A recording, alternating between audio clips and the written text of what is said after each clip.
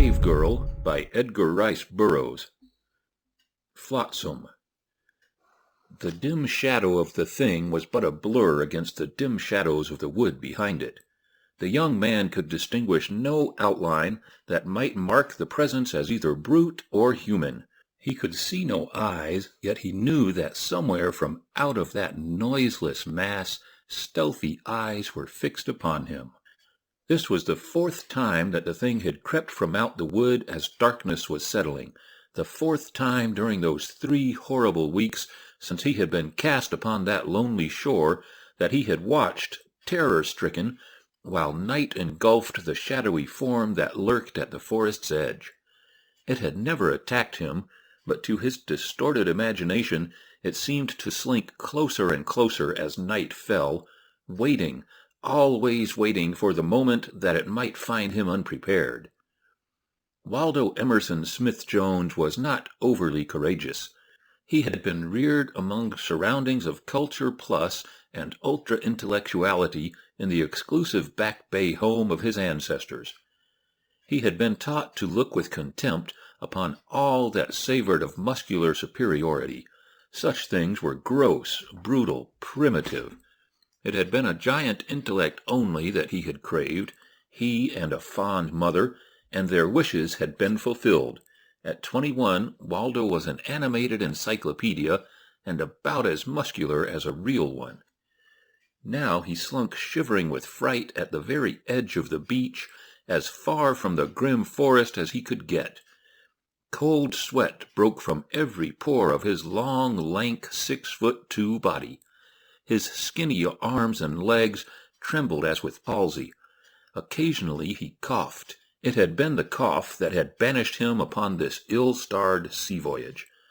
As he crouched in the sand, staring with wide, horror-dilated eyes into the black night, great tears rolled down his thin, white cheeks. It was with difficulty that he restrained an overpowering desire to shriek. His mind was filled with forlorn regrets that he had not remained at home to meet the wasting death that the doctor had predicted. A peaceful death, at least, not the brutal end which faced him now. The lazy swell of the South Pacific lapped his legs, stretched upon the sand, for he had retreated before that menacing shadow as far as the ocean would permit. As the slow minutes dragged into age-long hours, the nervous strain told so heavily upon the weak boy that toward midnight he lapsed into merciful unconsciousness. The warm sun awoke him the following morning, but it brought with it but a faint renewal of courage. Things could not creep to his side unseen now, but still they could come, for the sun would not protect him. Even now some savage beast might be lurking just within the forest. The thought unnerved him to such an extent that he dared not venture to the woods for the fruit that had formed the major portion of his sustenance.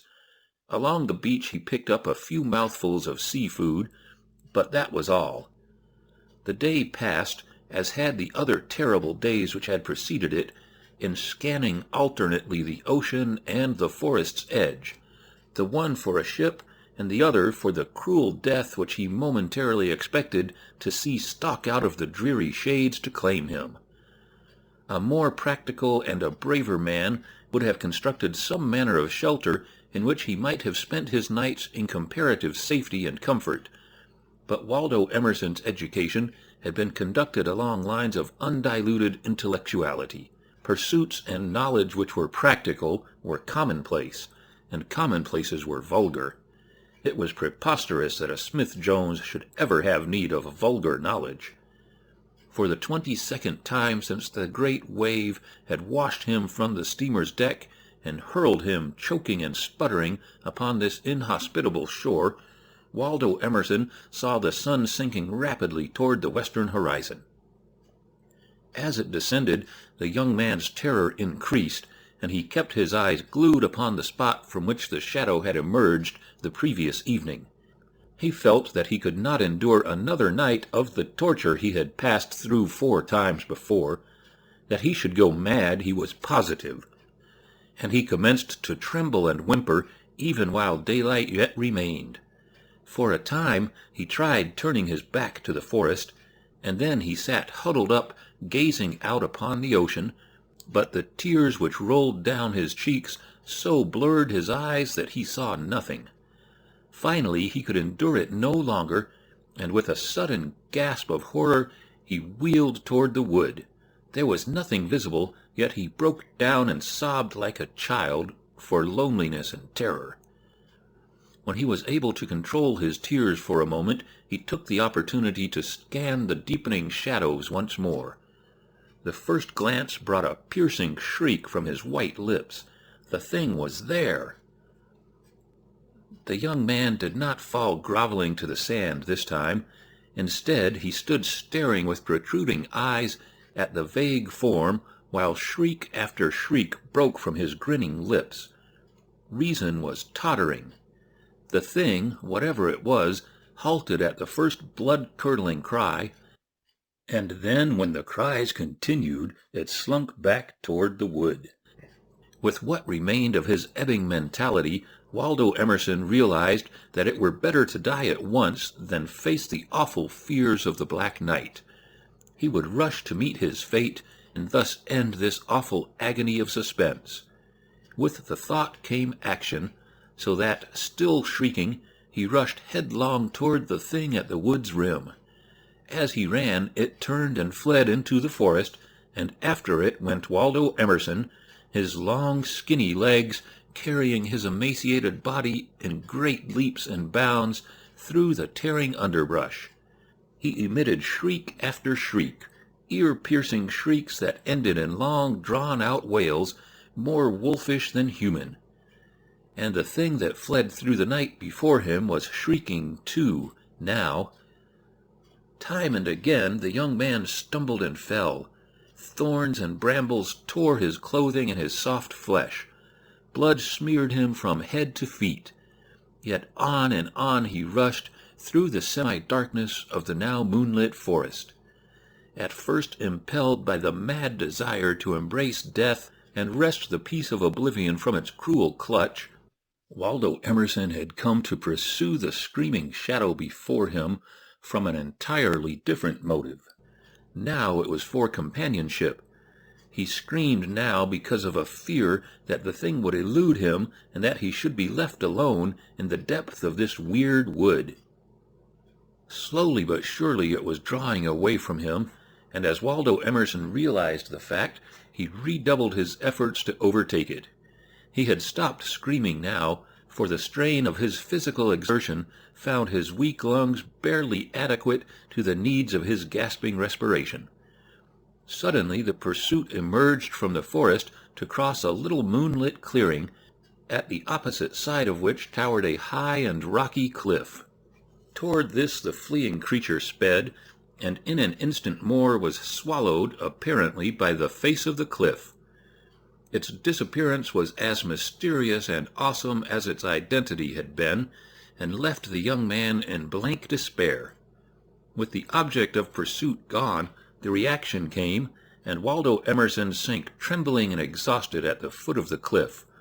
A paroxysm of coughing seized him, and thus he lay in an agony of apprehension, fright, and misery, until from very weakness he sank into a deep sleep. It was daylight when he awoke, stiff, lame, sore, hungry, and miserable, but withal refreshed and sane. His first consideration was prompted by the craving of a starved stomach, yet it was with the utmost difficulty that he urged his cowardly brain to direct his steps toward the forest where hung fruit in abundance. At every little noise he halted in tense silence, poised to flee. His knees trembled so violently that they knocked together, but at length he entered the dim shadows and presently was gorging himself with ripe fruits. To reach some of the more luscious viands, he had picked from the ground a piece of fallen limb, which tapered from a diameter of 4 inches at one end to a trifle over an inch at the other. It was the first practical thing that Waldo Emerson had done since he had been cast upon the shore of his new home. In fact, it was, in all likelihood, the nearest approximation to a practical thing which he had ever done in all his life.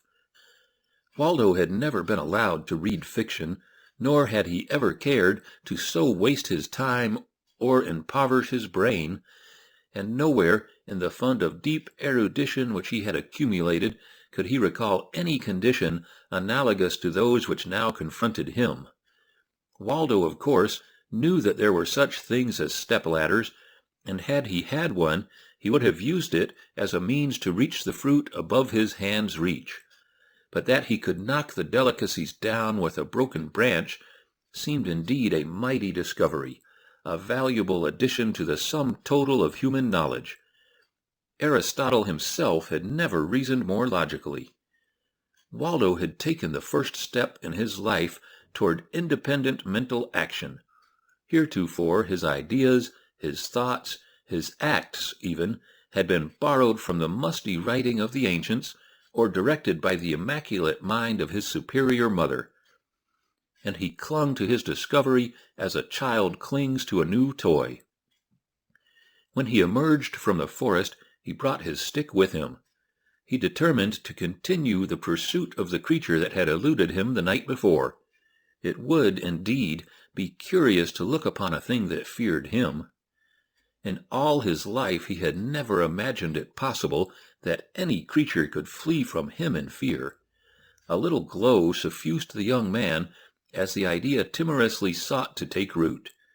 Could it be that there was a trace of swagger in that long, bony figure as Waldo directed his steps toward the cliff? Perish the thought! Pride and vulgar physical prowess, a long line of Smith-Joneses would have risen in their graves and rent their shrouds at the veriest hint of such an idea. For a long time Waldo walked back and forth along the foot of the cliff, searching for the avenue of escape used by the fugitive of yesternight. A dozen times he passed a well-defined trail that led, winding, up the cliff's face, but Waldo knew nothing of trails. He was looking for a flight of steps or a doorway. Finding neither, he stumbled by accident into the trail, and, although the evident signs that marked it as such revealed nothing to him, yet he followed it upward for the simple reason that it was the only place upon the cliffside where he could find a foothold. Some distance up he came to a narrow cleft in the cliff into which the trail led. Rocks dislodged from above had fallen into it, and, becoming wedged a few feet from the bottom, left only a small cave-like hole into which Waldo peered. There was nothing visible, but the interior was dark and forbidding. Waldo felt cold and clammy. He began to tremble. Then he turned and looked back toward the forest. The thought of another night spent within sight of that dismal place almost overcame him. No, 1,000 times no. Any fate were better than that. And so, after several futile efforts, he forced his unwilling body through the small aperture. He found himself on a path between two rocky walls, a path that rose before him at a steep angle. At intervals the blue sky was visible above through openings that had not been filled with debris. To another it would have been apparent that the cleft had been kept open by human beings, that it was a thoroughfare which was used, if not frequently, at least sufficiently often to warrant considerable labor having been expended upon it to keep it free from the debris which must be constantly falling from above. Where the path led, or what he expected to find at the other end, Waldo had not the remotest idea. He was not an imaginative youth, but he kept on up the ascent in the hope that at the end he would find the creature which had escaped him the night before. As it had fled for a brief instant across the clearing beneath the moon's soft rays, Waldo had thought that it bore a remarkable resemblance to a human figure, but of that he could not be positive. At last his path broke suddenly into the sunlight. The walls on either side were but little higher than his head, and a moment later he emerged from the cleft onto a broad and beautiful plateau. Before him stretched a wide, grassy plain, and beyond towered a range of mighty hills. Between them and him lay a belt of forest. A new emotion welled in the breast of Waldo Emerson Smith-Jones. It was akin to that which Balboa may have felt when he gazed for the first time upon the mighty Pacific from the Sierra de Quaregua. For the moment, as he contemplated this new and beautiful scene of rolling meadowland, distant forest, and serrated hilltops, he almost forgot to be afraid. And on the impulse of the instant he set out across the tableland to explore the unknown which lay beyond the forest. Well it was for Waldo Emerson's peace of mind that no faint conception of what lay there entered his unimaginative mind. To him, a land without civilization, without cities and towns peopled by humans with manners and customs similar to those which obtain in Boston, was beyond belief. As he walked, he strained his eyes in every direction for some indication of human habitation, a fence, a chimney, anything that would be man-built, but his efforts were unrewarded. At the verge of the forest he halted, fearing to enter, but at last, when he saw that the wood was more open than that near the ocean, and that there was but little underbrush, he mustered sufficient courage to step timidly within. On careful tiptoe he threaded his way through the park-like grove, stopping every few minutes to listen, and ready at the first note of danger to fly screaming toward the open plain. Notwithstanding his fears, he reached the opposite boundary of the forest without seeing or hearing anything to arouse suspicion, and, emerging from the cool shade, found himself a little distance from a perpendicular white cliff, the face of which was honeycombed with the mouths of many caves. There was no living creature in sight, nor did the very apparent artificiality of the caves suggest to the impractical Waldo that they might be the habitations of perhaps savage human beings. With the spell of discovery still upon him, he crossed the open toward the cliffs, but he had by no means forgotten his chronic state of abject fear. Ears and eyes were alert for hidden dangers. Every few steps were punctuated by a timid halt and a searching survey of his surroundings. It was during one of these halts, when he had crossed half the distance between the forest and the cliff, that he discerned a slight movement in the wood behind him. For an instant he stood staring and frozen, unable to determine whether he had been mistaken or really had seen a creature moving in the forest. He had about decided that he had but imagined a presence when a great hairy brute of a man stepped suddenly from behind the bole of a tree. End of Chapter 1.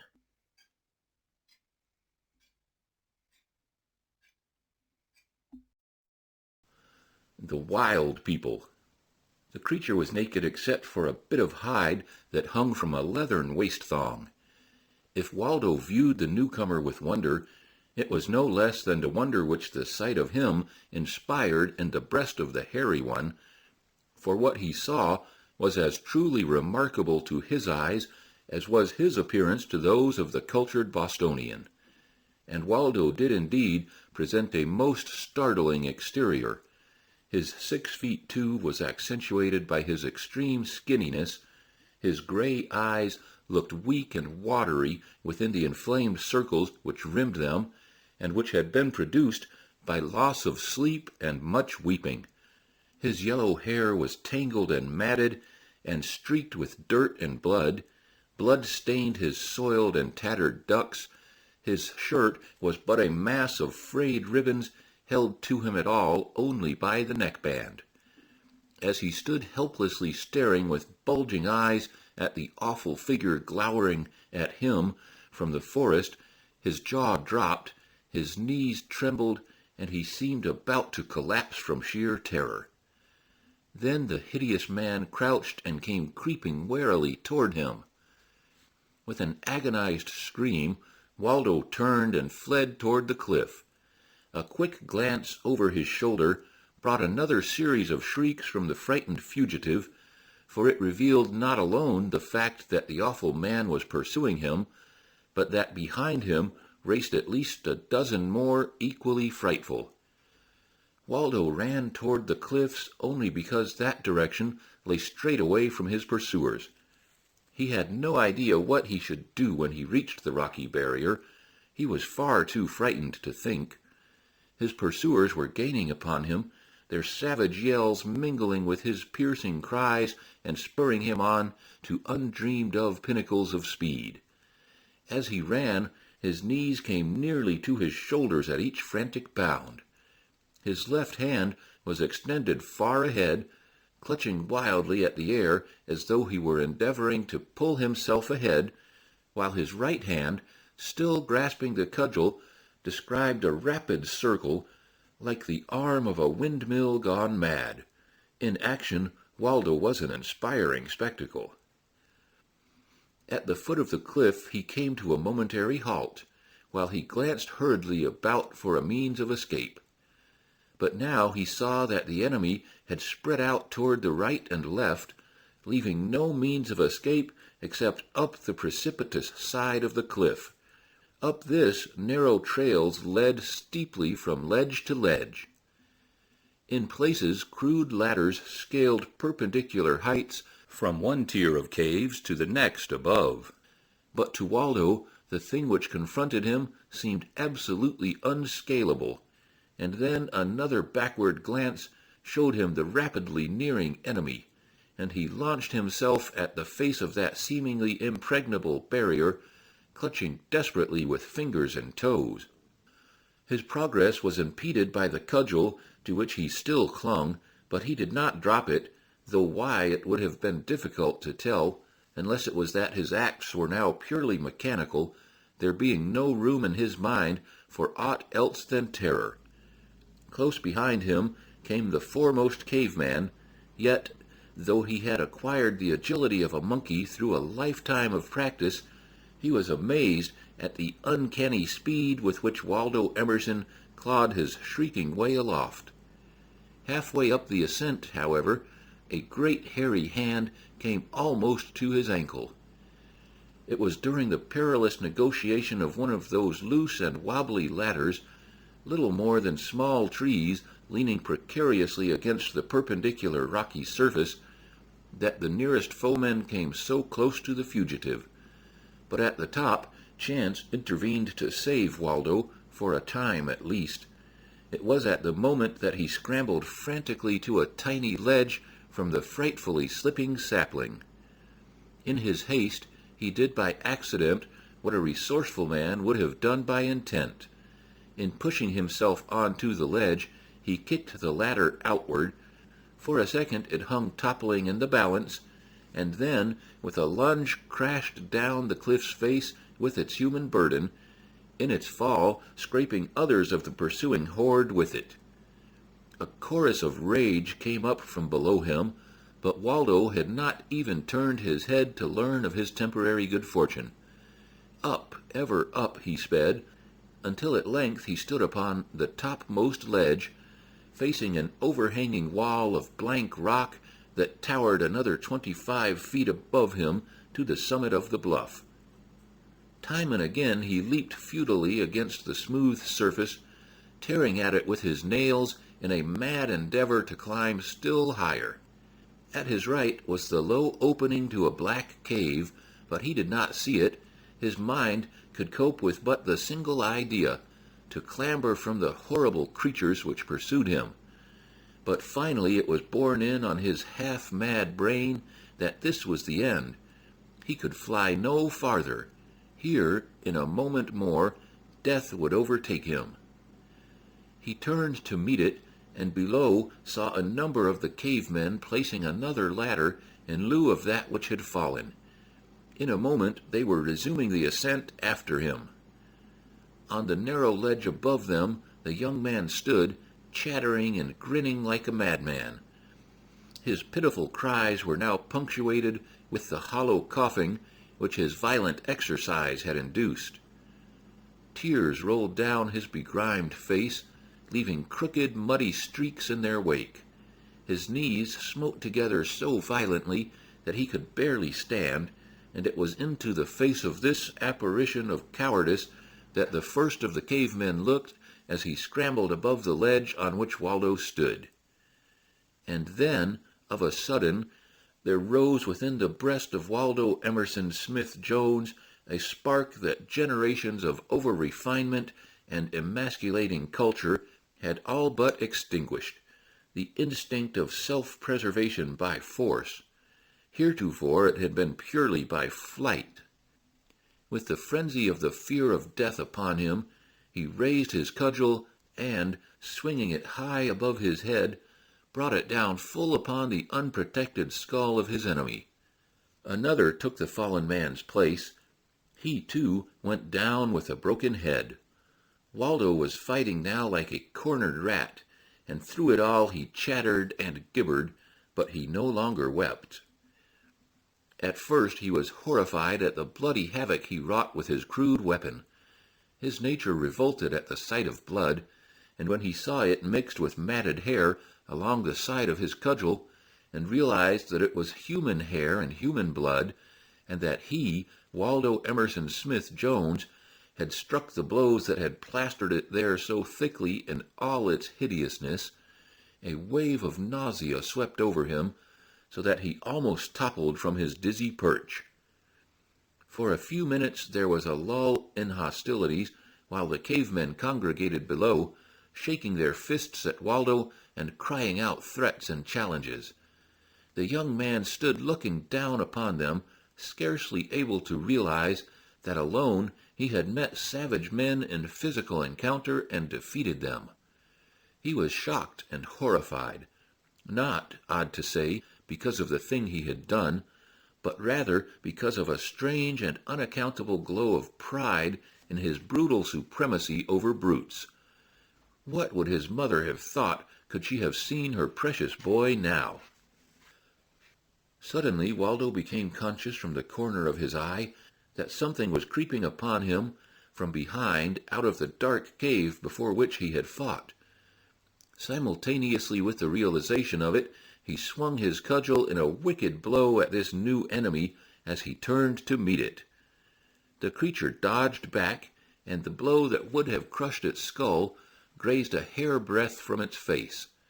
Waldo struck no second blow, and the cold sweat sprang to his forehead when he realized how nearly he had come to murdering a young girl. She crouched now in the mouth of the cave, eyeing him fearfully. Waldo removed his tattered cap, bowing low. "I crave your pardon," he said. "I had no idea that there was a lady here. I am very glad that I did not injure you." There must have been something either in his tone or manner that reassured her, for she smiled and came out upon the ledge beside him. As she did so, a scarlet flush mantled Waldo's face and neck and ears. He could feel them burning. With a nervous cough, he turned and became intently occupied with the distant scenery. Presently he cast a surreptitious glance behind him. Shocking! She was still there. Again he coughed nervously. "Excuse me," he said, "but, you... I am a total stranger, you know. Hadn't you better go back in and, get your clothes?" She made no reply, and so he forced himself to turn toward her once more. She was smiling at him. Waldo had never been so horribly embarrassed in all his life before. It was a distinct shock to him to realize that the girl was not embarrassed at all. He spoke to her a second time, and at last she answered, but in a tongue which he did not understand. It bore not the slightest resemblance to any language, modern or dead, with which he was familiar, and Waldo was more or less master of them all, especially the dead ones. He tried not to look at her after that, for he realized that he must appear very ridiculous. But now his attention was required by more pressing affairs. The cavemen were returning to the attack. They carried stones this time, and, While some of them threw the missiles at Waldo, others attempted to rash his position.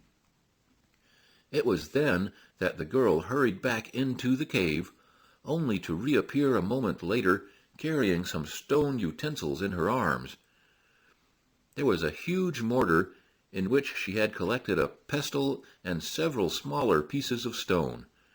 She pushed them along the ledge to Waldo. At first he did not grasp the meaning of her act, but presently she pretended to pick up an imaginary missile and hurl it down upon the creatures below. Then she pointed to the things she had brought and to Waldo. He understood, so she was upon his side. He did not understand why, but he was glad. Following her suggestion, he gathered up a couple of the smaller objects and hurled them down upon the men beneath. But on and on they came. Waldo was not a very good shot. The girl was busy now gathering such of the cavemen's missiles as fell upon the ledge. These she placed in a pile beside Waldo. Occasionally the young man would strike an enemy by accident, and then she would give a little scream of pleasure, clapping her hands and jumping up and down. It was not long before Waldo was surprised to find that this applause fell sweetly upon his ears. It was then that he began to take better aim. In the midst of it all there flashed suddenly upon him a picture of his devoted mother and select coterie of intellectual young people with which she had always surrounded him. Waldo felt a new pang of horror as he tried to realize with what emotions they would look upon him now as he stood upon the face of a towering cliff beside an almost naked girl, hurling rocks down upon the heads of hairy men who hopped about, screaming with rage below him. It was awful. A great billow of mortification rolled over him. He turned to cast a look of disapprobation at the shameless young woman behind him. She should not think that he countenanced such coarse and vulgar proceedings. Their eyes met. In hers he saw the sparkle of excitement and the joy of life, and such a look of comradeship as he never before had seen in the eyes of another mortal. Then she pointed excitedly over the edge of the ledge. Waldo looked. A great brute of a caveman had crawled unseen almost to their refuge. He was but 5 feet below them, and at the moment that he looked up, Waldo dropped a 50-pound stone mortar full upon his upturned face. The young woman emitted a little shriek of joy, and Waldo Emerson Smith-Jones, his face bisected by a broad grin, turned toward her. End of Chapter 2.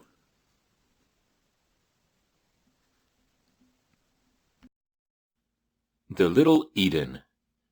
The mortar ended hostilities, temporarily at least, but the cavemen loitered about the base of the cliff during the balance of the afternoon, occasionally shouting taunts at the two above them. These the girl answered, evidently in kind. Sometimes she would point to Waldo and make ferocious signs, doubtless indicative of the horrible slaughter which awaited them at his hands if they did not go away and leave their betters alone. When the young man realized the significance of her pantomime, he felt his heart swell with an emotion which he feared was pride in brutal, primitive, vulgar physical prowess. As the long day wore on, Waldo became both very hungry and very thirsty. In the valley below he could see a tiny brooklet purling, clear and beautiful, toward the south. The sight of it drove him nearly mad, as did also that of the fruit which he glimpsed hanging ripe for eating at the edge of the forest. By means of signs he asked the girl if she too were hungry, for he had come to a point now where he could look at her almost without visible signs of mortification.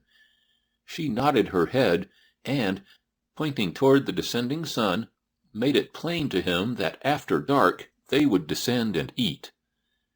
The cavemen had not left when darkness came, and it seemed to Waldo a very foolhardy thing to venture down while they might be about. But the girl made it so evident that she considered him an invincible warrior that he was torn with the conflicting emotions of cowardice and an unaccountable desire to appear well in her eyes, that he might by his acts justify her belief in him. It seemed very wonderful to Waldo that anyone should look upon him in the light of a tower of strength and a haven of refuge. He was not quite certain in his own mind but that the reputation might lead him into most uncomfortable and embarrassing situations. Incidentally, he wondered if the girl was a good runner. He hoped so. It must have been quite near midnight when his companion intimated that the time had arrived when they should fare forth and dine. Waldo wanted her to go first, but she shrank close to him, timidly, and held back. There was nothing else for it, then, than to take the plunge, though had the sun been shining, it would have revealed a very pale and wide-eyed champion, who slipped gingerly over the side of the ledge to grope with his feet for a foothold below. Halfway down, the moon rose above the forest, a great, full, tropic moon that lighted the face of the cliff almost as brilliantly as might the sun itself. It shone into the mouth of a cave upon the ledge that Waldo had just reached in his descent, revealing to the horrified eyes of the young man a great hairy form stretched in slumber not a yard from him. As he looked, the wicked little eyes opened and looked straight into his. With difficulty Waldo suppressed a shriek of dismay as he turned to plunge madly down the precipitous trail. The girl had not yet descended from the ledge above.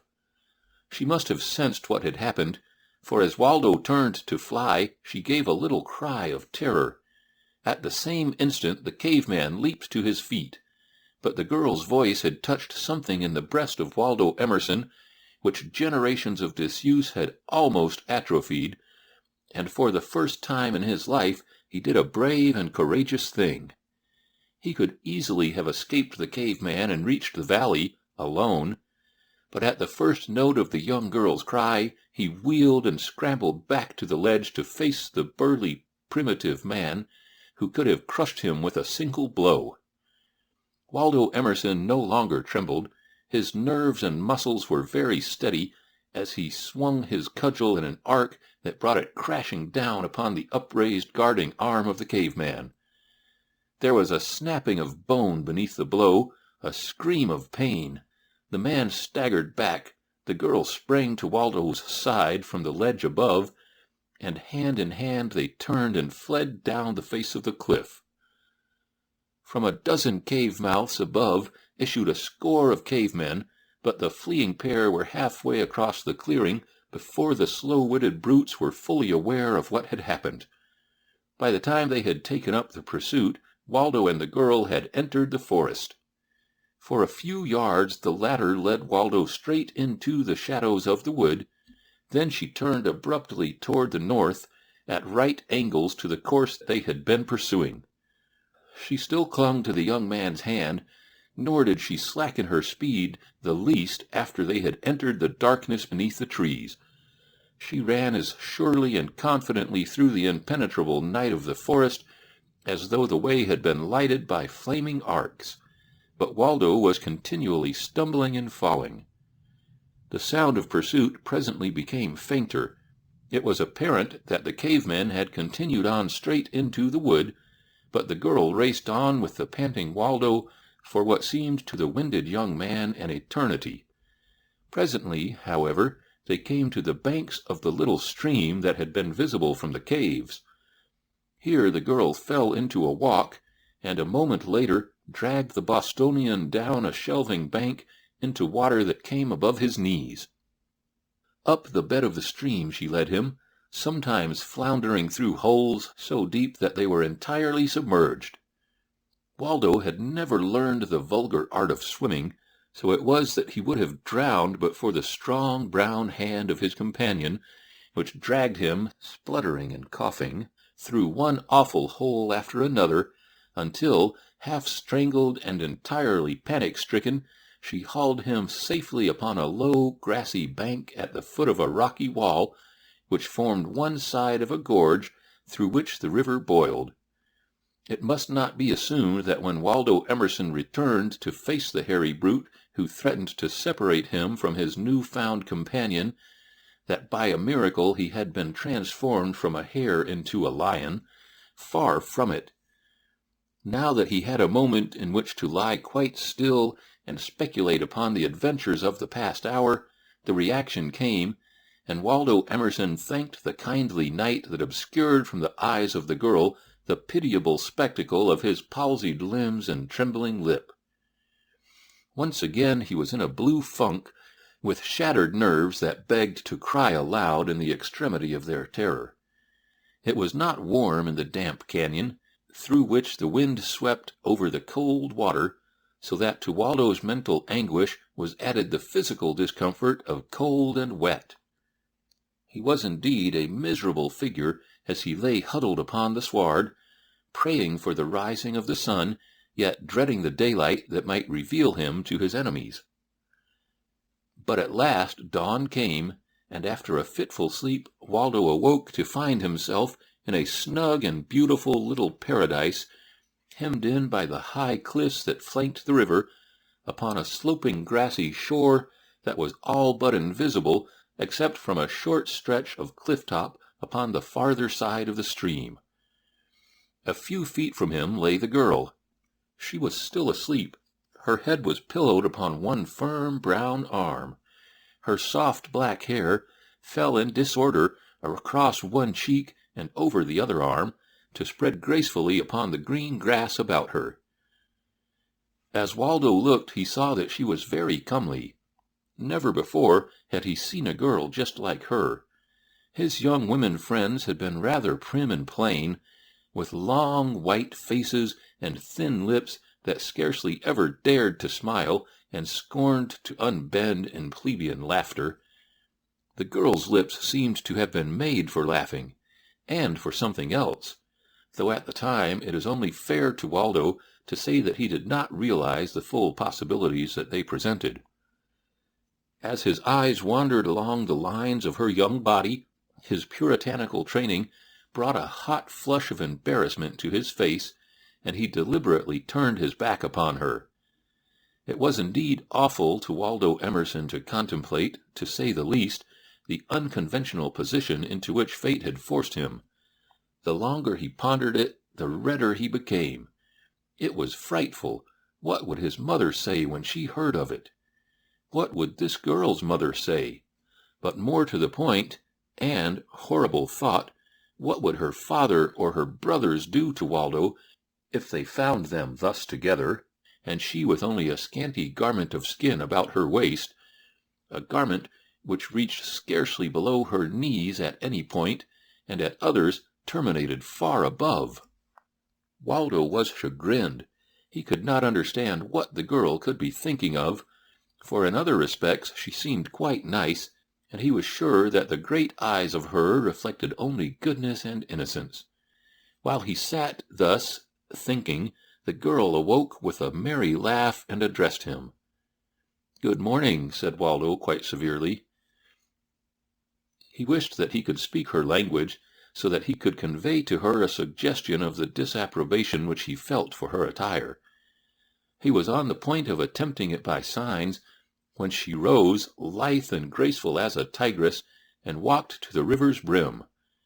With a deft movement of her fingers she loosened the thong that held her single garment, and as it fell to the ground, Waldo, with a horrified gasp, turned upon his face, burying his tightly closed eyes in his hands.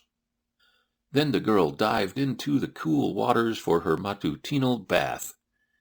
She called to him several times to join her, but Waldo could not look at the spectacle presented. His soul was scandalized. It was some time after she emerged from the river before he dared risk a hesitating glance. With a sigh of relief, he saw that she had donned her single garment, and thereafter he could look at her unashamed when she was thus clothed. He felt that by comparison it constituted a most modest gown. Together they strolled along the river's edge, gathering such fruits and roots as the girl knew to be edible. Waldo Emerson gathered those she indicated. With all his learning, he found it necessary to depend upon the untutored mind of this little primitive maiden for guidance. Then she taught him how to catch fish with a bent twig and a lightning-like movement of her brown hands. Or rather, tried to teach him, for he was far too slow and awkward to succeed. Afterward they sat upon the soft grass beneath the shade of a wild fig tree to eat the fish she had caught. Waldo wondered how in the world the girl could make fire without matches, for he was quite sure that she had none, and even should she be able to make fire, it would be quite useless, since she had neither cooking utensils nor stove. He was not left long in wonderment. She arranged the fish in a little pile between them, and with a sweet smile motioned to the man to partake. Then she selected one for herself, and while Waldo Emerson looked on in horror, sunk her firm white teeth into the raw fish. Waldo turned away in sickening disgust. The girl seemed surprised and worried that he did not eat. Time and again she tried to coax him by signs to join her, but he could not even look at her. He had tried, after the first wave of revolt had subsided, but when he discovered that she ate the entire fish, without bothering to clean it or remove the scales, he became too ill to think of food. Several times during the following week they ventured from their hiding place, and at these times it was evident from the girl's actions that she was endeavoring to elude their enemies and reach a place of safety other than that in which they were concealed. But at each venture her quick ears or sensitive nostrils warned her of the proximity of danger, so that they had been compelled to hurry back into their little Eden. During this period she taught Waldo many words of her native tongue, so that by means of signs to bridge the gaps between, they were able to communicate with a fair degree of satisfaction. Waldo's mastery of the language was rapid. On the 10th day the girl was able to make him understand that she wished to escape with him to her own people, that these men among whom he had found her were enemies of her tribe, and that she had been hiding from them when Waldo stumbled upon her cave. "I fled," she said. "My mother was killed. My father took another mate, always cruel to me. But when I had wandered into the land of these enemies, I was afraid, and would have returned to my father's cave. But I had gone too far. I would have to run very fast to escape them. Once I ran down a narrow path to the ocean. It was dark. As I wandered through the woods, I came suddenly out upon a beach, and there I saw a strange figure on the sand. It was you. I wanted to learn what manner of man you were, but I was very much afraid, so that I dared only watch you from a distance. 5 times I came down to look at you. You never saw me until the last time. Then you set out after me, roaring in a horrible voice. I was very much afraid, for I knew that you must be very brave to live all alone by the edge of the forest without any shelter, or even a stone to hurl at Nagula should he come out of the woods to devour you." Waldo Emerson shuddered. "Who is Nagula?" he asked. "You do not know Nagula?" the girl exclaimed in surprise. "Not by that name," replied Waldo. "He is as large," she began in description, "as 2 men, and black with glossy coat. He has 2 yellow eyes, which see as well by night as by day. His great paws are armed with mighty claws. A rustling from the bushes which fringed the opposite cliff top caused her to turn, instantly alert. "Ah," she whispered, "there is Nagula now." Waldo looked in the direction of her gaze. It was well that the girl did not see his pallid face and popping eyes as he looked into the evil mask of the great black panther that crouched watching them from the river's further bank. Into Waldo's breast came great panic. It was only because his fear-prostrated muscles refused to respond to his will that he did not scurry screaming from the sight of that ferocious countenance. Then, through the fog of his cowardly terror, he heard again the girl's sweet voice. "I knew that you must be very brave to live all alone by the edge of that wicked forest. For the first time in his life, a wave of shame swept over Waldo Emerson. The girl called in a taunting voice to the panther, and then turned, smiling, toward Waldo. "How brave I am now," she laughed. "I am no longer afraid of Nagula. You are with me." "No," said Waldo Emerson, in a very weak voice. "You need not fear while I am with you." "Oh," she cried, "slay him! How proud I should be to return to my people with one who vanquished Nagula and wore his hide about his loins as proof of his prowess." "Yes," acquiesced Waldo faintly. "But," continued the girl, "you have slain many of Nagula's brothers and sisters. It is no longer sport to kill one of his kind."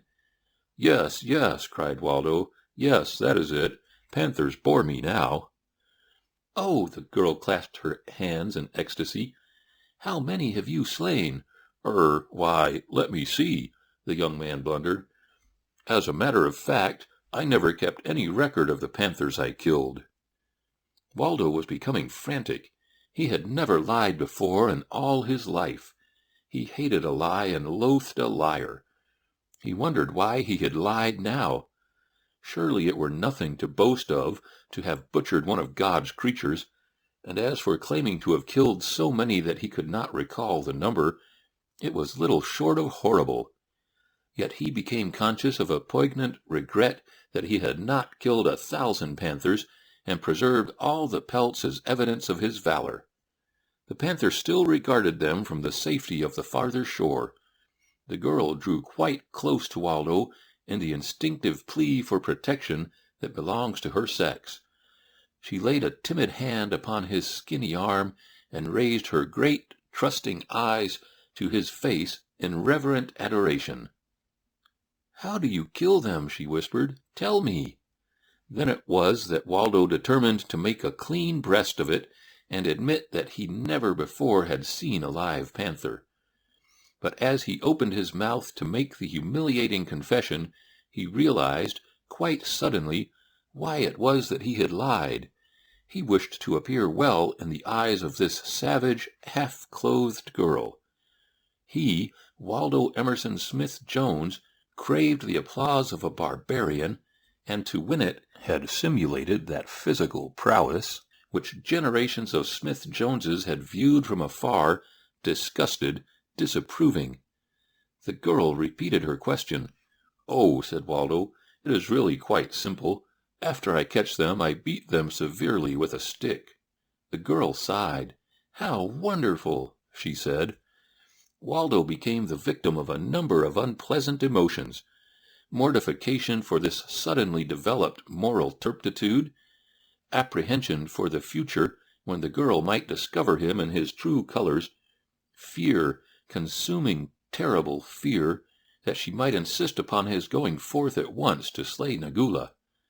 But she did nothing of the kind, and presently the panther tired of watching them and turned back into the tangle of bushes behind him. It was with a sigh of relief that Waldo saw him depart. End of Chapter 3.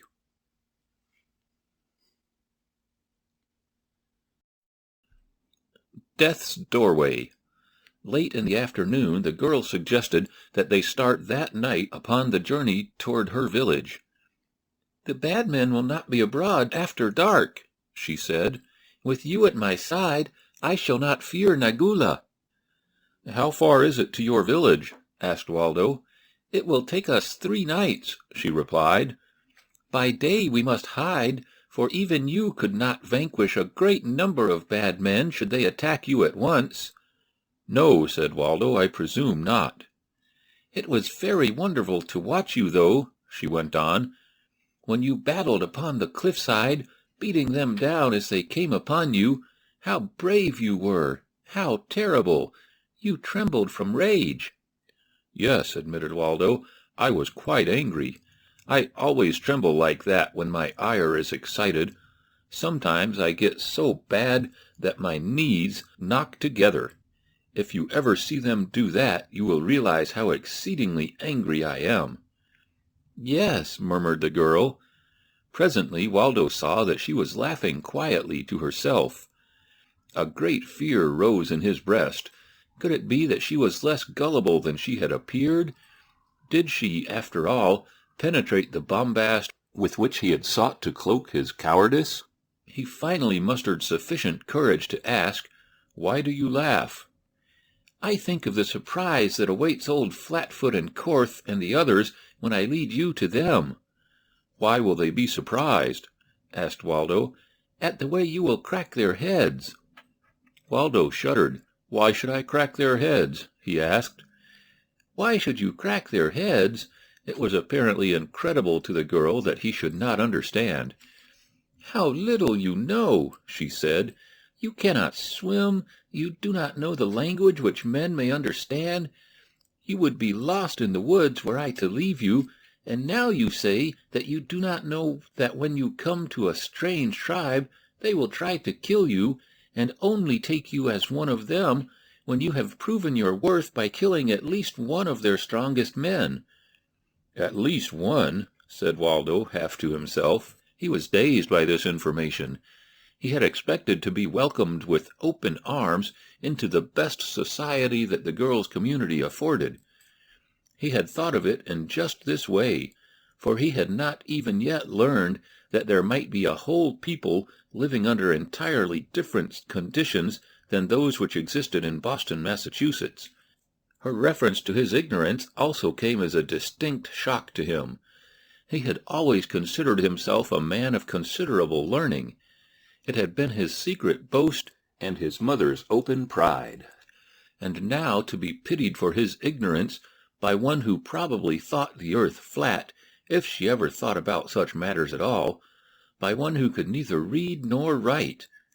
And the worst of it all was that her indictment was correct, only she had not gone far enough.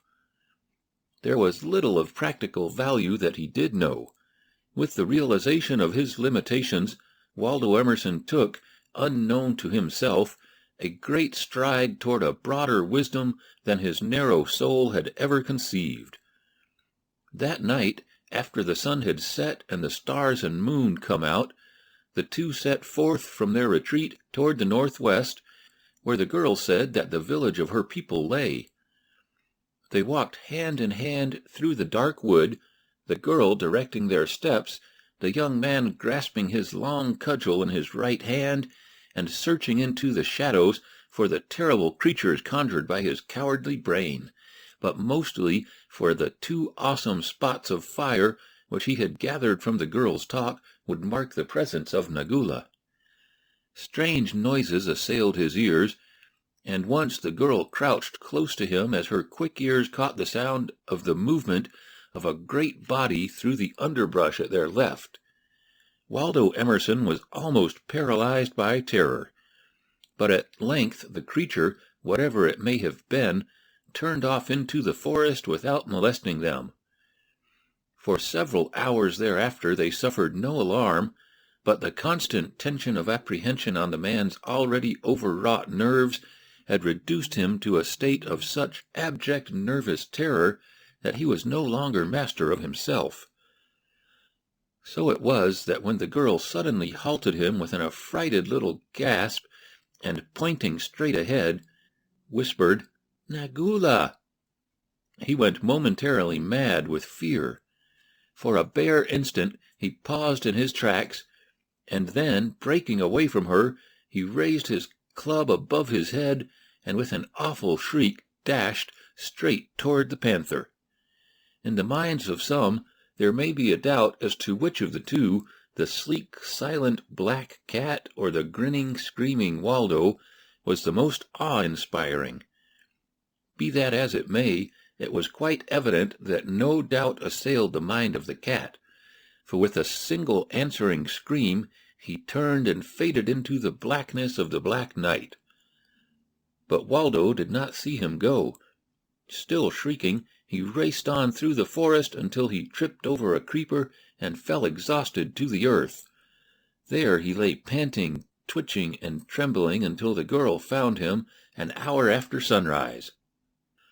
At the sound of her voice he would have struggled to his feet and dashed on into the woods, for he felt that he could never face her again after the spectacle of cowardice with which he had treated her a few hours before. But even as he gained his feet, her first words reassured him and dissipated every vestige of his intention to elude her. "Did you catch him?" she cried. "No," panted Waldo Emerson quite truthfully. "He got away." They rested a little while, and then Waldo insisted that they resume their journey by day instead of by night. He had positively determined that he never should or could endure another such night of mental torture. He would much rather take the chance of meeting with the bad men than suffer the constant feeling that unseen enemies were peering out of the darkness at him every moment. In the day they would at least have the advantage of seeing their foes before they were struck. He did not give these reasons to the girl, however. Under the circumstances, he felt that another explanation would be better adapted to her ears. "You see," he said, "if it hadn't been so dark, Nagula might not have escaped me. It is too bad, too bad."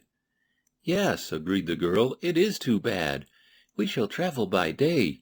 It will be safe now. We have left the country of the bad men, and there are few men living between us and my people." That night they spent in a cave they found in the steep bank of a small river.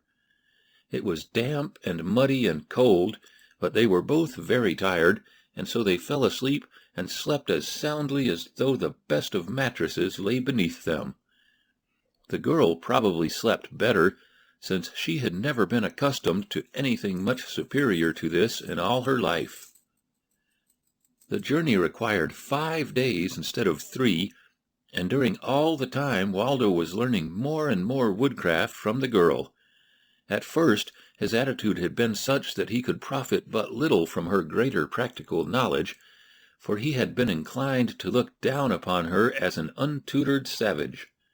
Now, however, he was a willing student, and when Waldo Emerson elected to study, there was nothing that he could not master and retain in a remarkable manner.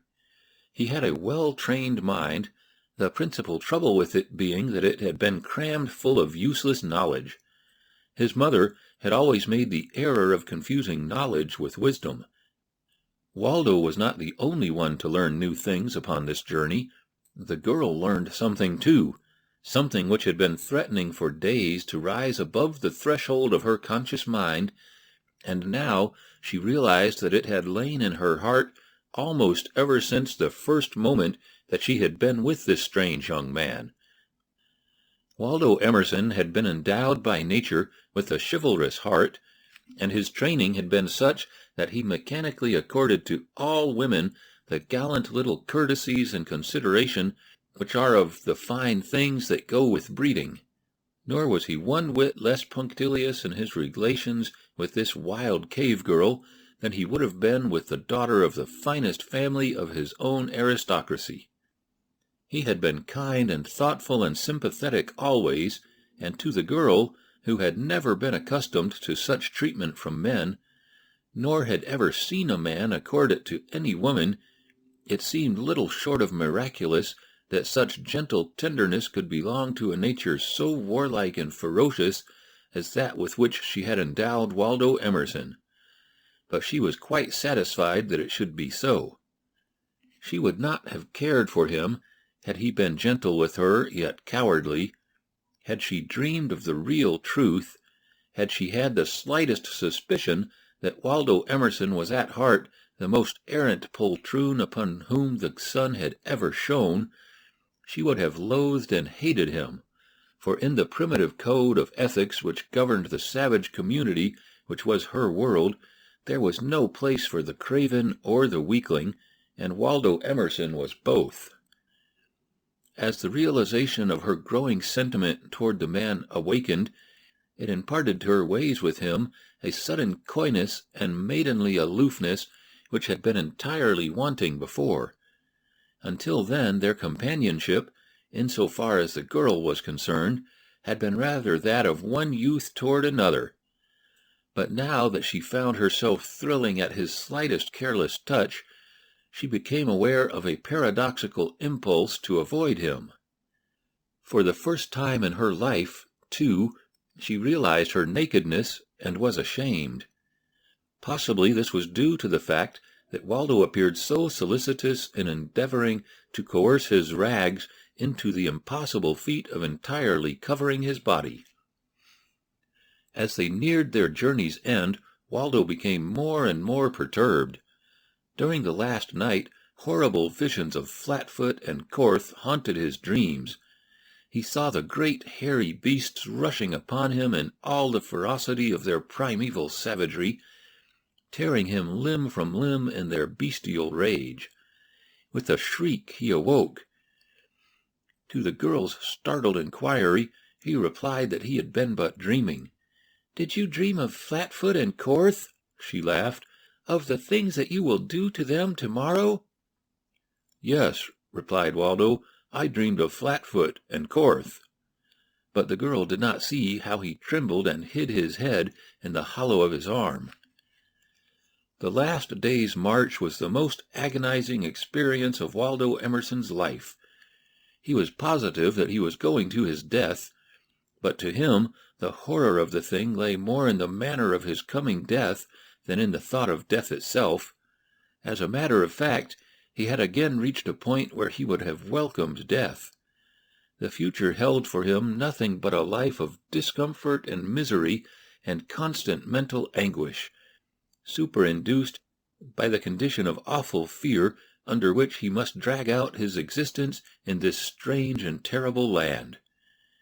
Waldo had not the slightest conception as to whether he was upon some mainland or an unknown island. That the tidal wave had come upon them somewhere in the South Pacific was all that he knew. But long since he had given up hope that succor would reach him in time to prevent him perishing miserably far from his home and his poor mother. He could not dwell long upon this dismal theme, because it always brought tears of self-pity to his eyes, and for some unaccountable reason Waldo shrunk from the thought of exhibiting this unmanly weakness before the girl. All day long he racked his brain for some valid excuse whereby he might persuade his companion to lead him elsewhere than to her village. 1,000 times better would be some secluded little garden such as that which had harbored them for the 10 days following their escape from the cavemen.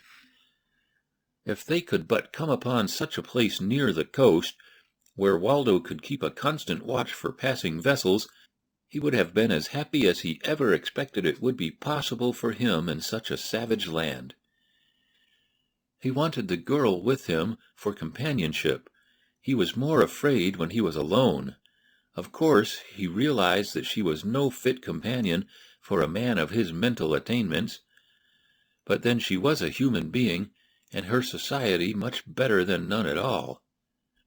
While hope had still lingered that he might live to escape and return to his beloved Boston, he had often wondered whether he would dare tell his mother of his unconventional acquaintance with this young woman. Of course it would be out of the question for him to go at all into details. He would not, for example, dare to attempt a description of her toilet to his prim parent. The fact that they had been alone together day and night for weeks was another item which troubled Waldo considerably. He knew that the shock of such information might prostrate his mother, and for a long time he debated the wisdom of omitting any mention of the girl whatever. At length he decided that a little white lie would be permissible, inasmuch as his mother's health and the girl's reputation were both at stake. So he had decided to mention that the girl's aunt had been with them in the capacity of chaperone. That fixed it nicely, and on this point Waldo's mind was more at ease. Late in the afternoon they wound down a narrow trail that led from the plateau into a narrow, beautiful valley. A tree-bordered river meandered through the center of the level plain that formed the valley's floor, while beyond rose precipitous cliffs which trailed off in either direction as far as the eye could reach. "There live my people," said the girl, pointing toward the distant barrier. Waldo groaned inwardly. "Let us rest here," he said, "until tomorrow, that we may come upon your home rested and refreshed."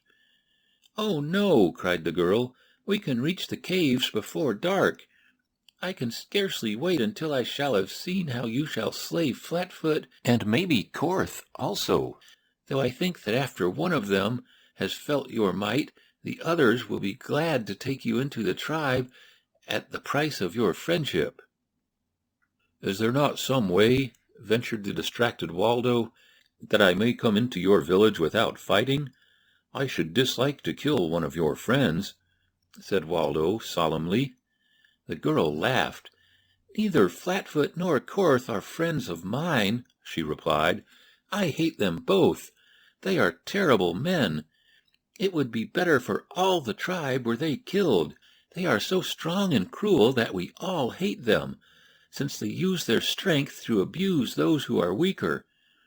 They make us all work very hard for them. They take other men's mates, and if the other men object, they kill them. There is scarcely a moon passes that does not see either Korth or Flatfoot kill someone. Nor is it always men they kill. Often when they are angry, they kill women and little children just for the pleasure of killing. But when you come among us, there will be no more of that, for you will kill them both if they be not good." Waldo was too horrified by this description of his soon-to-be antagonists to make any reply. His tongue clave to the roof of his mouth. All his vocal organs seemed paralyzed. But the girl did not notice. She went on joyously, ripping Waldo's nervous system out of him and tearing it into shreds. "You see," she continued, "Flatfoot and Korth are greater than the other men of my tribe. They can do as they will. They are frightful to look upon, and I have often thought that the hearts of others dried up when they saw either of them coming for them. And they are so strong. I have seen Korth crush the skull of a full-grown man with a single blow from his open palm, while one of Flatfoot's amusements is the breaking of men's arms and legs with his bare hands." They had entered the valley now, and in silence they continued on toward the fringe of trees which grew beside the little river. Nadara led the way toward a ford, which they quickly crossed. All the way across the valley Waldo had been searching for some avenue of escape. He dared not enter that awful village and face those terrible men, and he was almost equally averse to admitting to the girl that he was afraid. He would gladly have died to have escaped either alternative, but he preferred to choose the manner of his death. The thought of entering the village and meeting a horrible end at the hands of the brutes who awaited him there, and of being compelled to demonstrate before the girl's eyes that he was neither a mighty fighter nor a hero, was more than he could endure. Occupied with these harrowing speculations, Waldo and Nadara came to the farther side of the forest, whence they could see the towering cliffs rising steeply from the valley's bed 300 yards away. Along their face and at their feet Waldo descried a host of half-naked men, women, and children, moving about in the consummation of their various duties. Involuntarily he halted. The girl came to his side. Together they looked out upon the scene, the like of which Waldo Emerson never before had seen. It was as though he had been suddenly snatched back through countless ages to a long-dead past and dropped into the midst of the prehistoric life of his Paleolithic progenitors. Upon the narrow ledges before their caves, women with long flowing hair ground food in rude stone mortars. Naked children played about them, perilously close to the precipitous cliff edge. Hairy men squatted gorilla-like before pieces of flat stone, upon which green hides were stretched, while they scraped with the sharp edge of smaller bits of stone. There was no laughter and no song. Occasionally Waldo saw one of the fierce creatures address another, and sometimes one would raise his thick lips in a nasty snarl that exposed his fighting fangs, but they were too far away for their words to reach the young man. End of Chapter 4.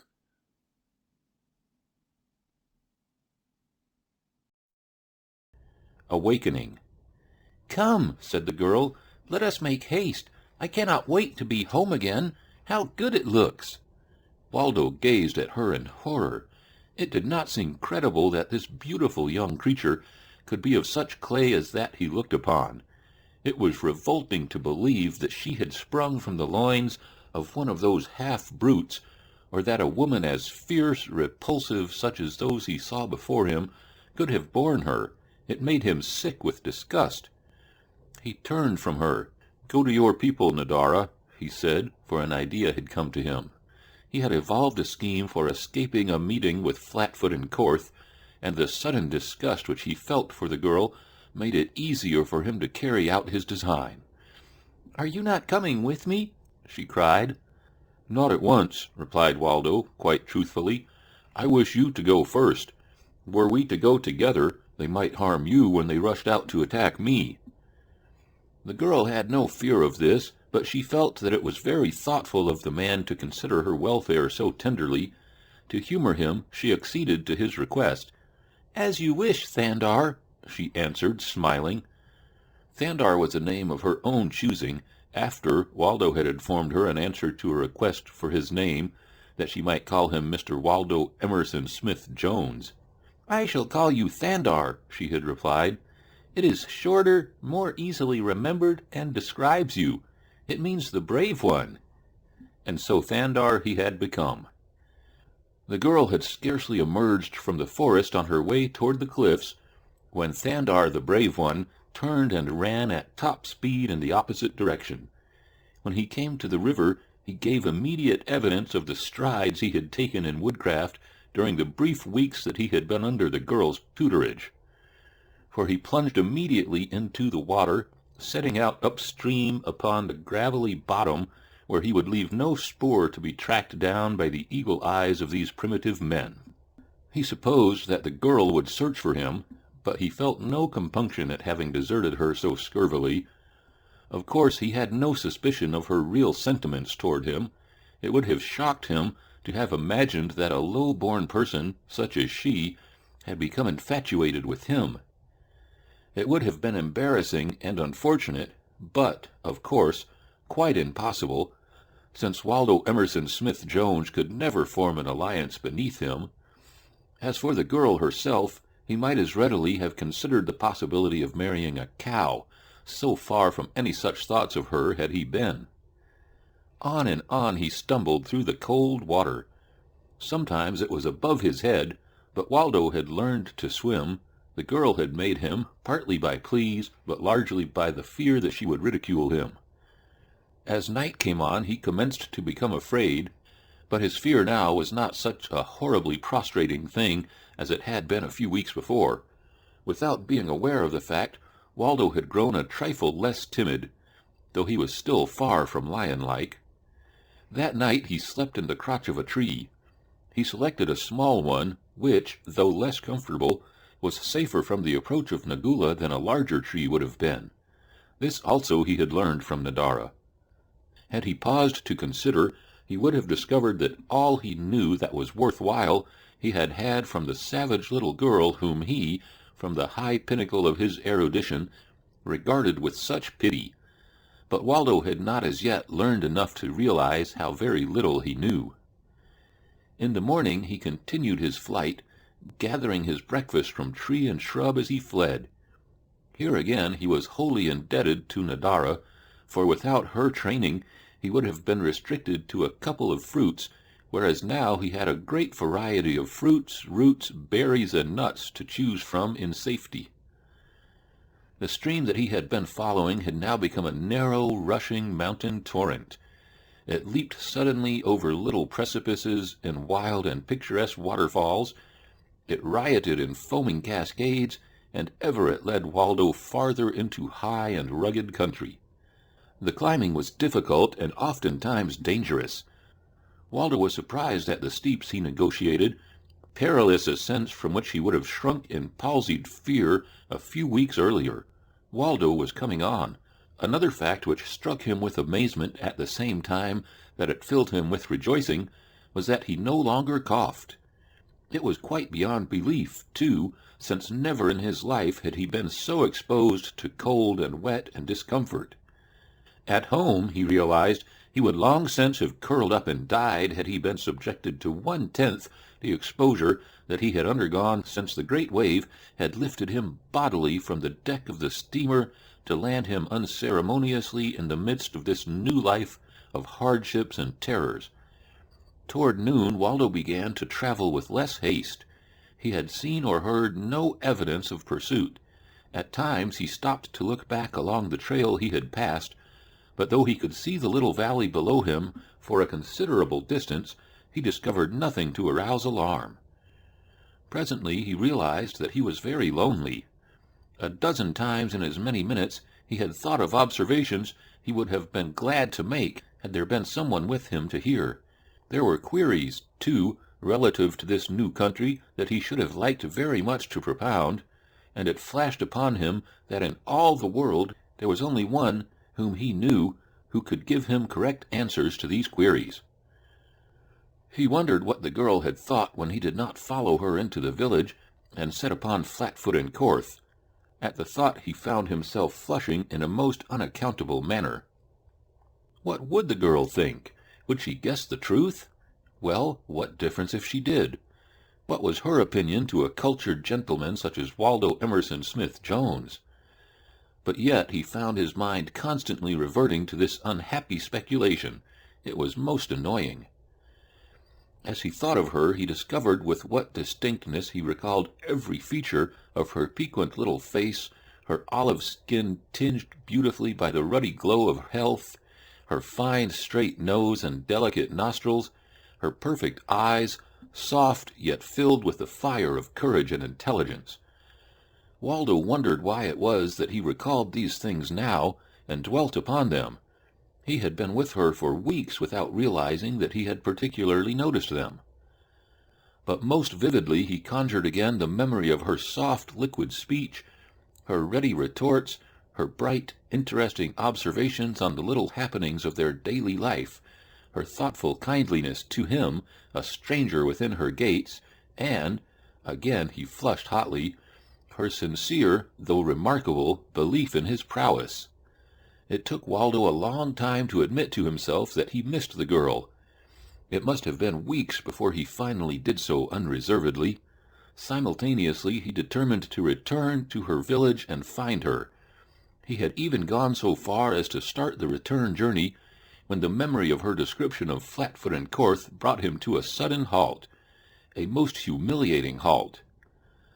The blood surged to his face. He could feel it burning there. And then Waldo did two things which he had never done before. He looked at his soul and saw himself as he was, and he swore. "Waldo Emerson Smith-Jones," he said aloud, "you're a darned coward. Worse than that, you're an unthinkable cad. That girl was kind to you. She treated you with the tender solicitude of a mother. And how have you returned her kindness? By looking down upon her with arrogant condescension, by pitying her. Pitying her, you miserable weakling, ingrate, pitying that fine, intelligent, generous girl, you, with your pitiful little store of second-hand knowledge, pitying that girl's ignorance.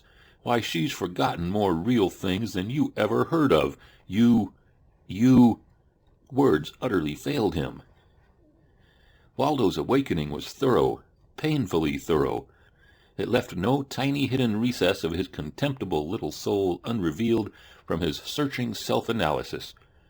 Looking back over the 21 years of his uneventful life, he failed to resurrect but a single act of which he might now be proud, and that, strange to say, in the light of his past training, had to do neither with culture, intellect, birth, breeding, nor knowledge. It was a purely gross physical act. It was hideously, violently, repulsively animal. It was no other than the instant of heroism in which he had turned back upon the cliff's face to battle with the horrible, hairy man who had threatened to prevent Nadara's escape. Even now Waldo could not realize that it had been he who ventured so foolhardy an act. But none the less his breast swelled with pride as he recalled it. It put into the heart of the man a new hope, and into his head a new purpose, a purpose that would have caused his Back Bay mother to seek an early grave, could she have known of it. Nor did Waldo Emerson lose any time in initiating the new regime which was eventually to fit him for the consummation of his splendid purpose. He thought of it as splendid now, though a few weeks before the vulgar atrocity of it would have nauseated him. Far up in the hills, near the source of the little river, Waldo had found a rocky cave. This he had chosen as his new home. He cleaned it out with scrupulous care, littering the floor with leaves and grasses. Before the entrance he piled a dozen large boulders, so arranged that 3 of them could be removed or replaced either from within or without, thus forming a means of egress and ingress which could be effectually closed against intruders. From the top of a high promontory, a half-mile beyond his cave, Waldo could obtain a view of the ocean some 8 or 10 miles distant. It was always in his mind that some day a ship would come, and Waldo longed to return to the haunts of civilization, but he did not expect the ship before his plans had properly matured and been put into execution. He argued that he could not sail away from this shore forever without first seeing Nadara and restoring the confidence in him which he felt his recent desertion had unquestionably shaken to its foundations. As part of his new regime, Waldo required exercise, and to this end he set about making a trip to the ocean at least once each week. The way was rough and hazardous, and the first few times Waldo found it almost beyond his strength to make even one leg of the journey between sunrise and dark. This necessitated sleeping out overnight, but this too accorded with the details of the task he had set himself, and so he did it quite cheerfully and with a sense of martyrdom that he found effectually stilled his most poignant fits of cowardice. As time went on, he was able to cover the whole distance to the ocean and return in a single day. He never coughed now, nor did he glance fearfully from side to side as he strode through the woods and open places of his wild domain. His eyes were bright and clear, his head and shoulders were thrown well back, and the mountain climbing had expanded his chest to a degree that appalled him, the while it gave him much secret satisfaction. It was a very different Waldo from the miserable creature which had been vomited up by the ocean upon the sand of that distant beach. The days that Waldo did not make a trip to the ocean he spent in rambling about the hills in the vicinity of his cave.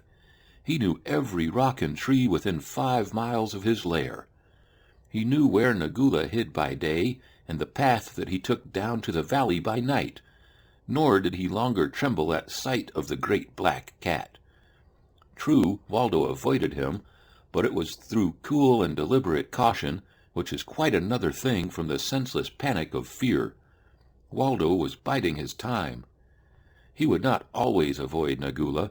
Nagula was a part of Waldo's great plan, but Waldo was not ready for him yet. The young man still bore his cudgel, and in addition he had practiced throwing rocks until he could almost have hit a nearby bird upon the wing. Besides these weapons, Waldo was working upon a spear. It had occurred to him that a spear would be a mighty handy weapon against either man or beast, and so he had set to work to fashion one. He found a very straight young sapling, a little over 1 inch in diameter and 10 feet long. By means of a piece of edged flint, he succeeded in tapering it to a sharp point. A rawhide thong, plaited from many pieces of small bits of hide taken from the little animals that had fallen before his missiles, served to sling the crude weapon across his shoulders when he walked. With his spear he practiced hour upon hour each day, until he could transfix a fruit the size of an apple 3 times out of 5 at a distance of 50 feet, and at 100 hit a target the size of a man almost without a miss. 6 months had passed since he had fled from an encounter with Flatfoot and Korth. Then Waldo had been a skinny, cowardly weakling. Now his great frame had filled out with healthy flesh, while beneath his skin hard muscles rolled as he bent to one of the many Herculean tasks he had set for himself. For 6 months he had worked with a single purpose in view, but still he felt that the day was not yet come when he might safely venture to put his new-found manhood to the test. Down, far down in the depth of his soul, he feared that he was yet a coward at heart, and he dared not take the risk. It was too much to expect, he told himself, that a man should be entirely metamorphosed in a brief half-year. He would wait a little longer. It was about this time that Waldo first saw a human being after his last sight of Nadara. It was while he was on his way to the ocean, on one of the trips that had by this time become thrice-weekly affairs, that he suddenly came face to face with a skulking, hairy brute. Waldo halted to see what would happen. The man eyed him with those small, cunning, red-rimmed eyes that reminded Waldo of the eyes of a pig. Finally, Waldo spoke in the language of Nadara. "Who are you?" he asked. "Sag the killer," replied the man. "Who are you?" "Thandar," answered Waldo. "I do not know you," said Sag, "but I can kill you." He lowered his bull head and came for Waldo like a battering ram. The young man dropped the point of his ready spear, bracing his feet. The point entered Sag's breast, below the collarbone, stopping only after it had passed entirely through the savage heart. Waldo had not moved. The momentum of the man's body had been sufficient to impale him. As the body rolled over, stiffening after a few convulsive kicks, Waldo withdrew his spear from it. Blood smeared its point for a distance of a foot, but Waldo showed no sign of loathing or disgust. Instead, he smiled. It had been so much easier than he had anticipated. Leaving Sag where he had fallen, he continued toward the ocean. An hour later he heard unusual noises behind him. He stopped to listen. He was being pursued. From the sounds he estimated that there must be several in the party, and a moment later, as he was crossing a clearing, he got his first view of them as they emerged from the forest he had just quitted. There were at least 20 powerfully muscled brutes. In skin bags thrown across their shoulders, each carried a supply of stones, and these they began to hurl at Waldo as they raced toward him. For a moment the man held his ground, but he quickly realized the futility of pitting himself against such odds. Turning, he ran toward the forest upon the other side of the clearing, while a shower of rocks whizzed about him. Once within the shelter of the trees there was less likelihood of his being hit by one of the missiles, but occasionally a well-aimed rock would strike him a glancing blow. Waldo hoped that they would tire of the chase before the beach was reached, for he knew that there could be but one outcome of a battle in which one man faced 20. As the pursued and the pursuers raced on through the forest, one of the latter, fleeter than his companions, commenced to close up the gap which had existed between Waldo and the 20. On and on he came, until a backward glance showed Waldo that in another moment his swift foeman would be upon him. He was younger than his fellows, and more active, and having thrown all his stones, was free from any burden of weight other than the single garment about his hips. Waldo still clung to his tattered ducks, which from lack of support and more or less rapid disintegration were continually slipping down from his hips, so that they tended to hinder his movements and reduce his speed. Had he been as naked as his pursuer, he would doubtless have distanced him, but he was not, and it was evident that because of this fact he must take a chance in a hand-to-hand encounter that might delay him sufficiently to permit the balance of the horde to reach him. That would be the end of everything. But Waldo Emerson neither screamed in terror nor trembled. When he wheeled to meet the now close savage, there was a smile upon his lips, for Waldo Emerson had killed his man, and there was no longer the haunting fear within his soul that at heart he was a coward. As he turned with couched spear, the caveman came to a sudden stop. This was not what Waldo had anticipated. The other savages were running rapidly toward him, but the fellow who had first overhauled him remained at a safe 20 feet from the point of his weapon. Waldo was being cleverly held until the remainder of the enemy could arrive and overwhelm him. He knew that if he turned to run, the fellow who danced and yelled just beyond his reach would plunge forward and be upon his back in an instant. He tried rushing the man, but the other retreated nimbly, drawing Waldo still closer to those who were coming on. There was no time to be lost.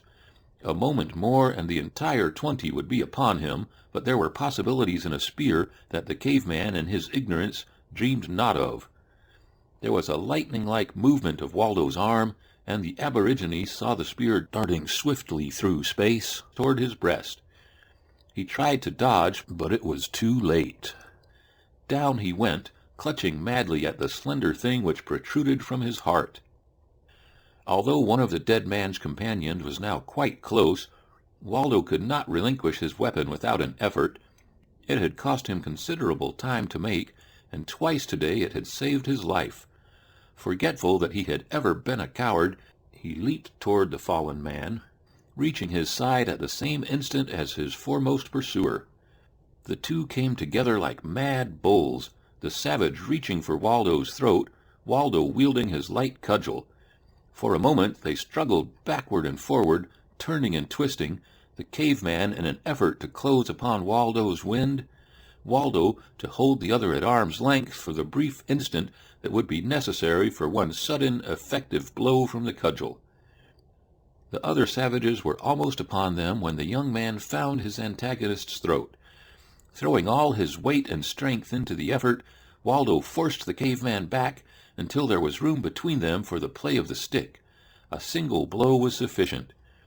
As the limp body of his foeman slipped from his grasp, Waldo snatched his precious spear from the heart of its victim, and with the hands of the infuriated pack almost upon him, turned once more into his flight toward the ocean. The howling band was close upon his heels now, nor could he greatly increase the distance that separated him from them. He wondered what the outcome of the matter was to be. He did not wish to die. His thoughts kept reverting to his boyhood home, to his indulgent mother, to the friends that had been his. He felt that at the last moment he was about to lose his nerve, that after all his hard-earned manliness was counterfeit. Then there came to him a vision of an oval olive face framed by a mass of soft black hair, and before it the fear of death dissolved into a grim smile. He did not pause to analyze the reason for it, nor could he have done so then had he tried. He only knew that with those eyes upon him he could not be aught else than courageous. A moment later he burst through the last fringe of underbrush to emerge upon the clearing that faced the sea. There, by a tiny rivulet, he saw a sight that filled him with thanksgiving, and farther out upon the ocean, that which he had been waiting and hoping for all these long, hard months, a ship. End of Chapter 5.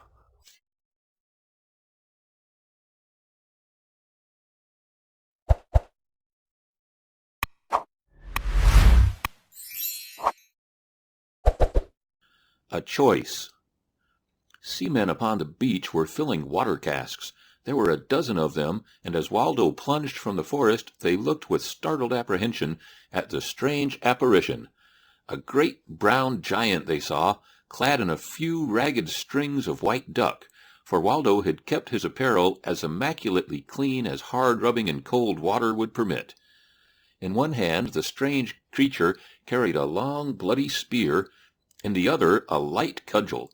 Long yellow hair streamed back over his broad shoulders. Several of the men, those who were armed, leveled guns and revolvers at him, but when, as he drew closer, they saw a broad grin upon his face, and heard, in perfectly good English, "Don't shoot, I'm a white man," they lowered their weapons and awaited him. He had scarcely reached them when they saw a swarm of naked men dash from the forest in his wake. Waldo saw their eyes directed past him, and knew that his pursuers had come into view. "You'll have to shoot at them, I imagine," he said. "They're not exactly domesticated. Try firing over their heads at first.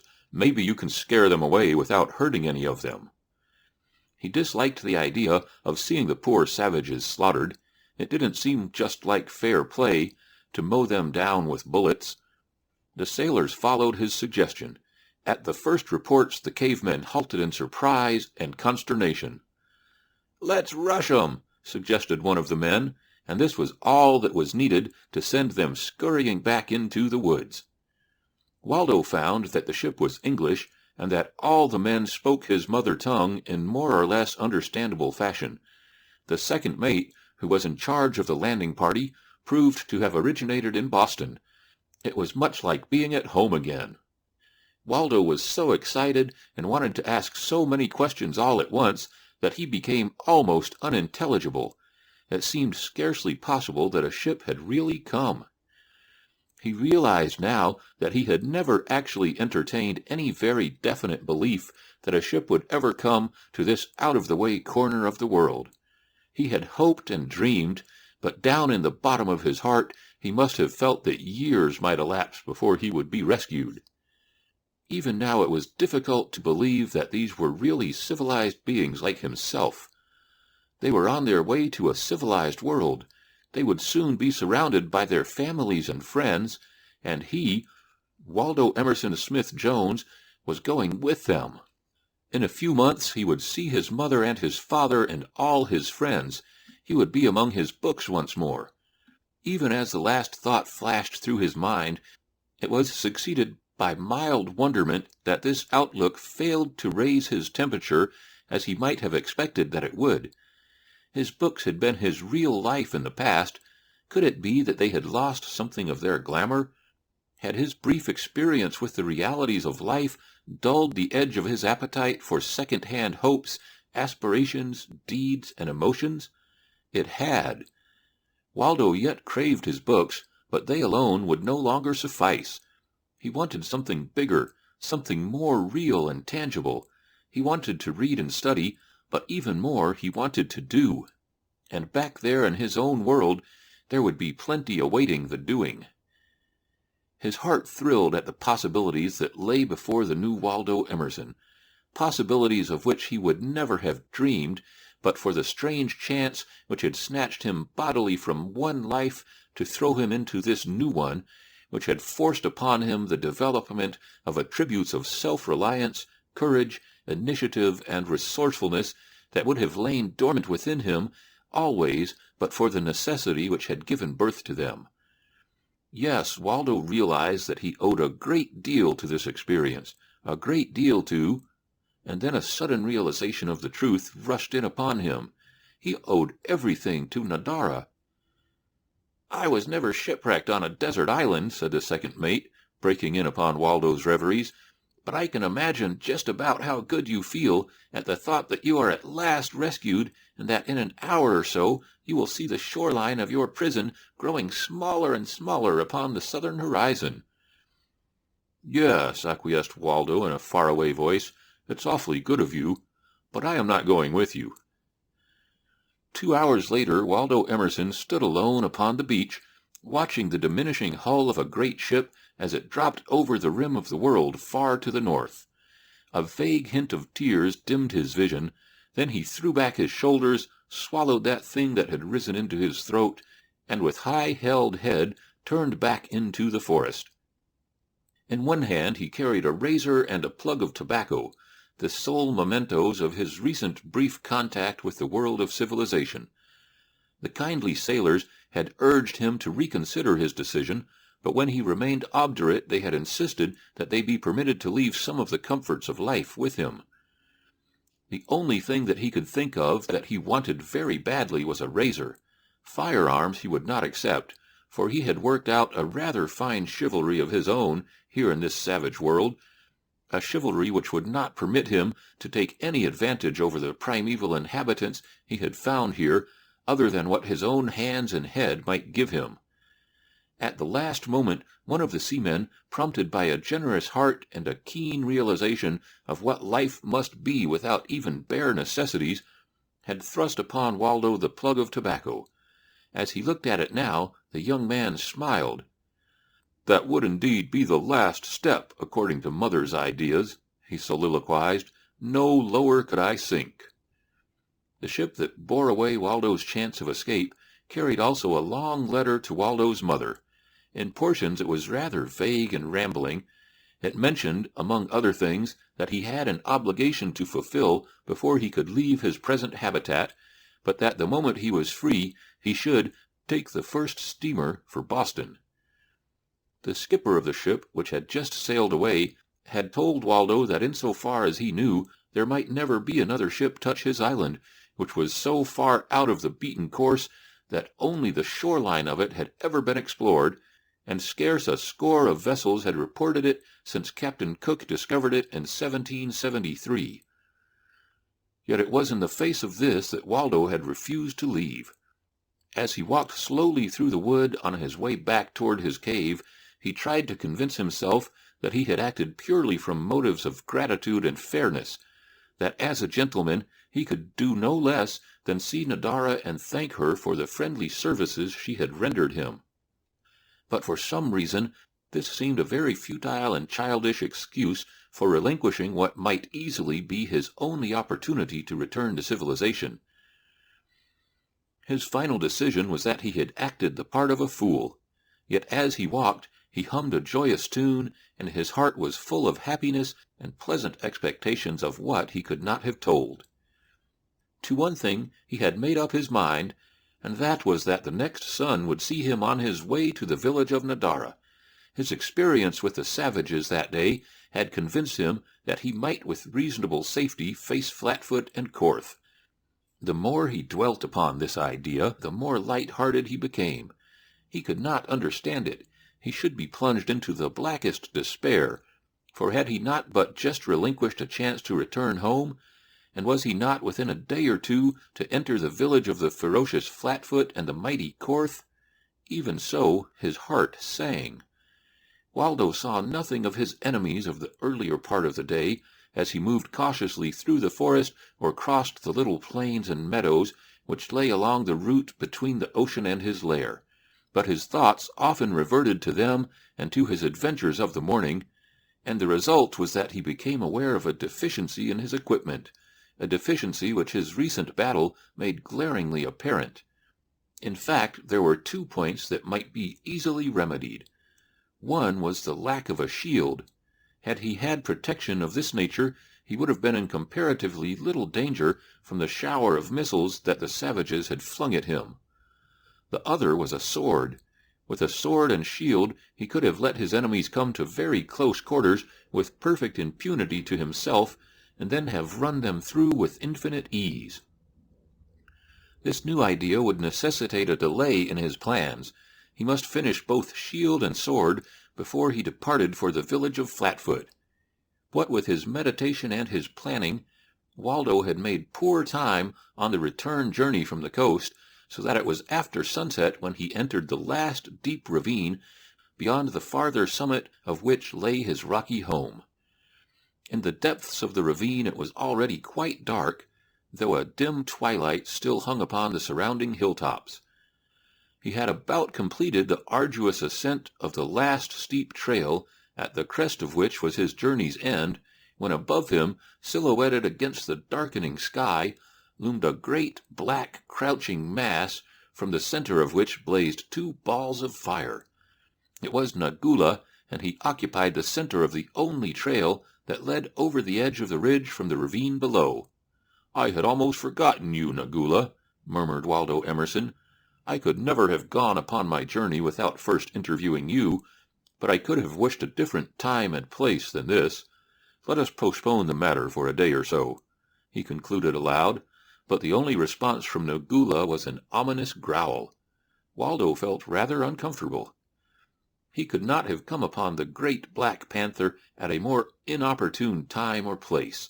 It was too dark for Waldo's human eyes, and the cat was above him, and Waldo upon a steep hillside that under the best of conditions offered but a precarious foothold. He tried to shoo the formidable beast away by shouts and menacing gesticulations, but Nagula would not shoo. Instead, he crept slowly forward, edging his sinuous body inch by inch along the rocky trail until it hung poised above the waiting man a dozen feet below him. 6 months before, Waldo would long since have been shrieking in meteor-like flight down the bed of the ravine behind him. That a wonderful transformation had been wrought within him was evident from the fact that no cry of fright escaped him, and that, far from fleeing, he edged inch by inch upward toward the menacing creature hanging there above him. He carried his spear with the point leveled a trifle below those baleful eyes. He had advanced but a foot or two, however, when, with an awful shriek, the terrible beast launched itself full upon him. As the heavy body struck him, Waldo went over backward down the cliff, and with him went Nagula. Clawing, tearing, and scratching, the two rolled and bounded down the rocky hillside until, near the bottom, they came to a sudden stop against a large tree. The growling and screeching ceased, the clawing paws and hands were still. Presently the tropic moon rose over the hilltop to look down upon a little tangled mound of man and beast that lay very quiet against the bole of a great tree near the bottom of a dark ravine. End of chapter 6.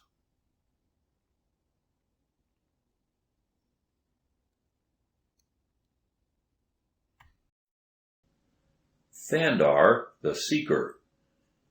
For a long time there was no sign of life in that strange pile of flesh and bone and brawn and glossy black fur and long yellow hair and blood. But toward dawn it moved a little, down near the bottom of the heap, and a little later there was a groan, and then all was still again for many minutes. Presently it moved again, this time more energetically, and after several efforts a yellow head streaked and matted with blood emerged from beneath. It required the better part of an hour for the stunned and lacerated Waldo to extricate himself from the entangling embrace of Nagula. When, finally, he staggered to his feet, he saw that the great cat lay dead before him, the broken shaft of the spear protruding from the sleek black breast. It was quite evident that the beast had lived but the barest fraction of an instant after it had launched itself upon the man. But during that brief interval of time it had wrought sore havoc with its mighty talons, though fortunately for Waldo the great jaws had not found him. From breast to knees, ghastly wounds were furrowed in the man's brown skin, where the powerful hind feet of the beast had raked him. That he owed his life to the chance that had brought about the encounter upon a steep hillside rather than on the level seemed quite apparent, for during their tumble down the declivity, Nagula had been unable to score with any degree of accuracy. As Waldo looked down upon himself, he was at first horrified by the frightful appearance of his wounds. But when a closer examination showed them to be superficial, he realized that the only danger lay in infection. Every bone and muscle in his body ached from the manhandling and the fall, and the wounds themselves were painful, almost excruciatingly so when a movement of his body stretched or tore them. But notwithstanding his suffering, he found himself smiling as he contemplated the remnants of his long-suffering ducks. There remained of their once stylish glory not a shred. The panther's sharp claws had finished what time and brambles had so well commenced. And of their linen partner, the white outing shirt, only the neckband remained, with a single fragment as large as one's hand depending behind. Nature is a wonderful leveler, thought Waldo. It is evident that she hates artificiality as she does a vacuum. I shall really need you now, he concluded, looking at the beautiful black coat of Nagula. Despite his suffering, Waldo crawled to his lair, where he selected a couple of sharp-edged stones from his collection and returned to the side of Nagula.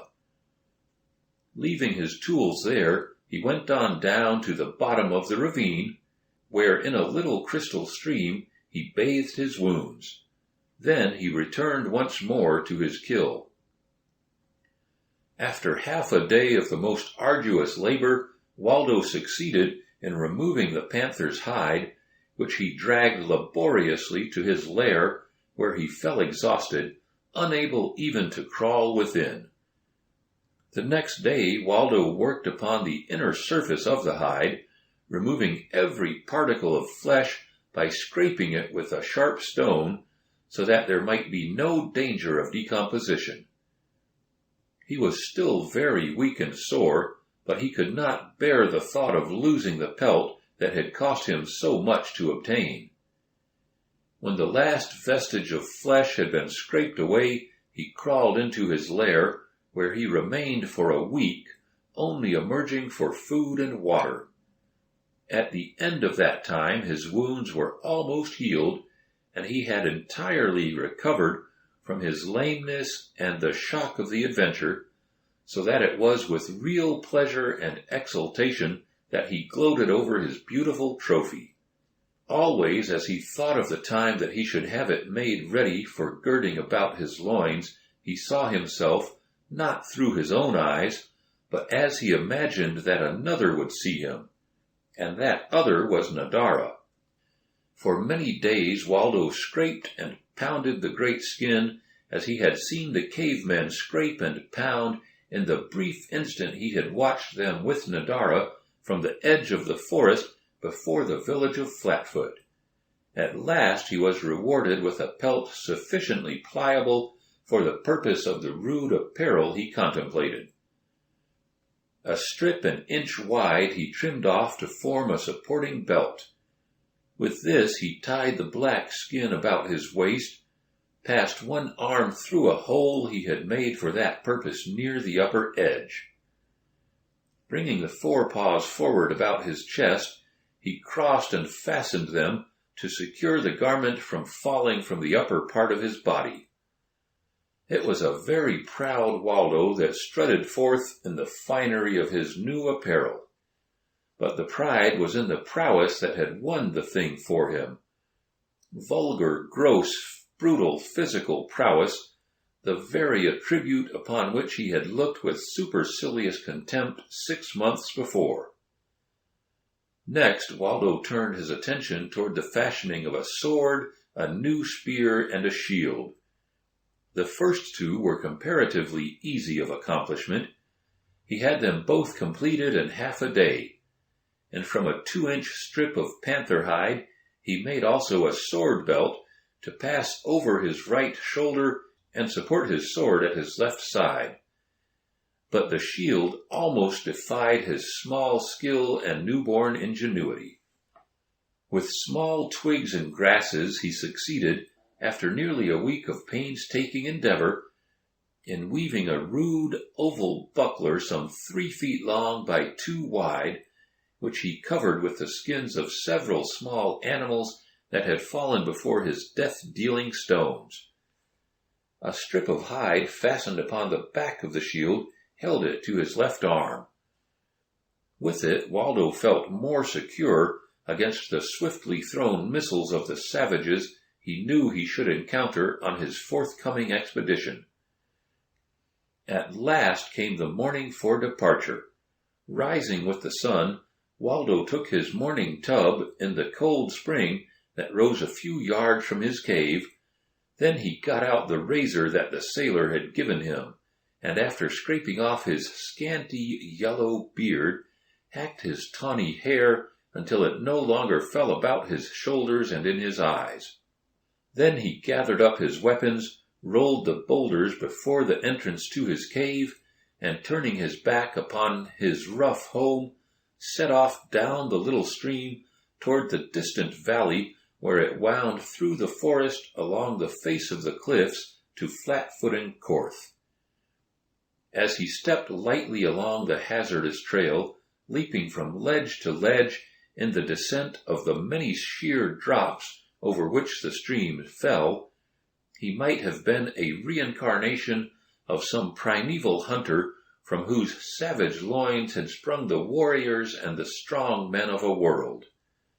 The tall, well-muscled brown body, the clear, bright eyes, the high-held head, the sword, the spear, the shield were all a far cry from the weak and futile thing that had lain groveling in the sand upon the beach, sweating and shrieking in terror 6 short months before. And yet it was the same. What one good but mistaken woman had smothered, another had brought out, and the result of the influence of both was a much finer specimen of manhood than either might have evolved alone. In the afternoon of the 3rd day, Waldo came to the forest opposite the cliffs where lay the home of Nadara. Cautiously he stole from tree to tree until he could look out unseen upon the honeycombed face of the lofty escarpment. All was lifeless and deserted. The cave mouths looked out upon the valley, sad and lonely. There was no sign of life in any direction as far as Waldo could see.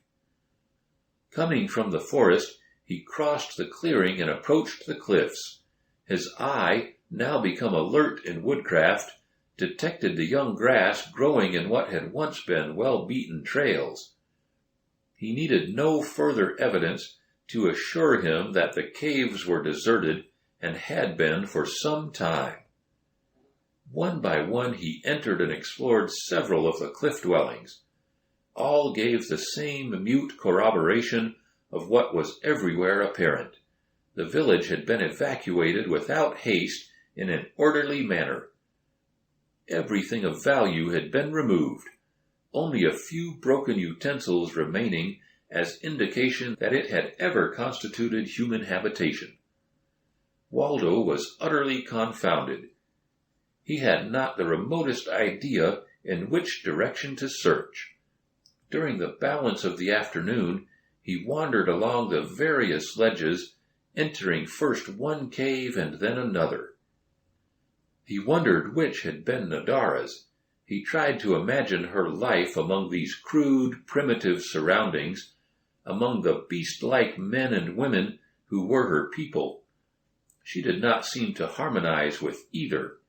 He was convinced that she was more out of place here than Flatfoot would have been in a Back Bay drawing-room. The more his mind dwelt upon her, the sadder he became. He tried to convince himself that it was purely disappointment in being thwarted in his desire to thank her for her kindness to him and demonstrate that her confidence in his prowess had not been misplaced. But always he discovered that his thoughts returned to Nadara rather than to the ostensible object of his adventure. In short, he began to realize, rather vaguely it is true, that he had come because he wanted to see the girl again. But why he wanted to see her he did not know. That night he slept in one of the deserted caves, and the next morning sat forth upon his quest for Nadara. For 3 days he searched the little valley, but without results. There was no sign of any other village within it. Then he passed over into another valley to the north. For weeks he wandered hither and thither without being rewarded by even a sight of a human being. Early one afternoon, as he was topping a barrier in search of other valleys, he came suddenly face to face with a great hairy man. Both stopped, the hairy one glaring with his nasty little eyes. "I can kill you," growled the savage. Waldo had no desire to fight. It was information he was searching, but he almost smiled at the ready greeting of the man. It was the same that Sag the Killer had accorded him that day he had gone down to the sea for the last time. It came as readily and as glibly from these primitive men as good morning falls from the lips of the civilized races. Yet among the latter he realized that it had its counterpart in the stony stares which Anglo-Saxon strangers vouchsafe one another. "I have no quarrel with you," replied Waldo, Let us be friends." "You are afraid," taunted the hairy one. Waldo pointed to his sable garment. "Ask Nagula," he said. The man looked at the trophy. There could be no mightier argument for a man's valor than that. He came a step closer that he might scrutinize it more carefully. "Full grown and in perfect health," he grunted to himself. "This is no worn and mangy hide peeled from the rotting carcass of one dead of sickness. How did you slay Nagula?" he asked suddenly. Waldo indicated his spear. Then he drew his garment aside and pointed to the vivid, new-healed scars that striped his body. "We met at dusk at a cliff top. He was above, I below. When we reached the bottom of the ravine, Nagula was dead.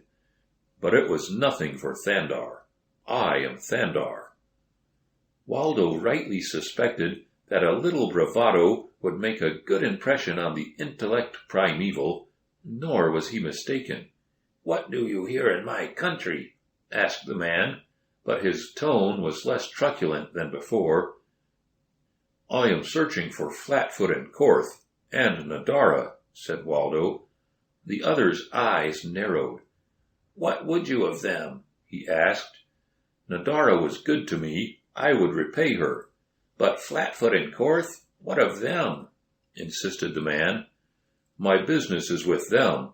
When I see them, I shall transact it," Waldo parried, for he had seen the cunning look in the man's eyes, and he did not like it.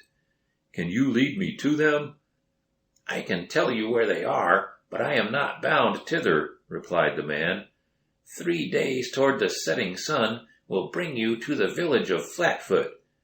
There you will find Korth also, and Nadara."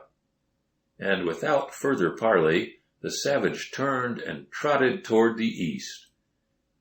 End of chapter 7.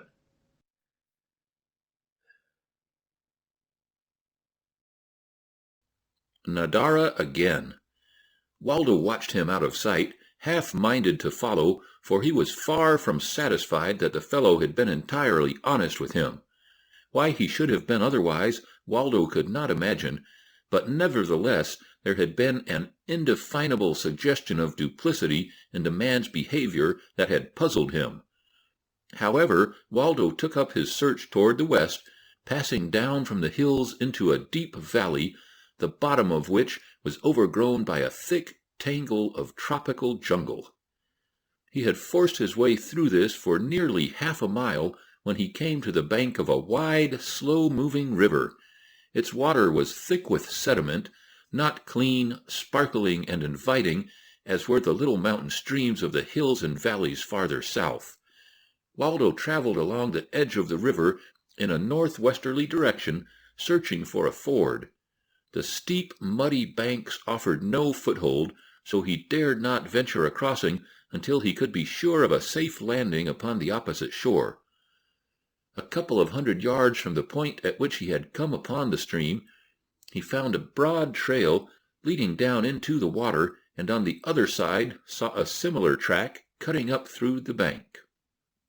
This evidently was the ford he sought, but as he started toward the river, he noticed the imprints of the feet of many animals, human and brute. Waldo stooped to examine them minutely. There were the broad pads of Nagula, the smaller imprints of countless rodents, but back and forth among them all were old and new signs of man. There were the great flat footprints of huge adult males, the smaller but equally flat-footed impresses of the women and children, but one there was that caught his eye particularly. It was the fine and dainty outline of a perfect foot, with the arch well defined. It was new, as were many of the others, and, like the other newer ones, it led down to the river and then back again, as though she who made it had come for water and then returned from whence she had come. Waldo knew that the tracks leading away from the river were the newer, because where the two trails overlapped, those coming up from the ford were always over those which led downward. The multiplicity of signs indicated a considerable community, and their newness the proximity of the makers.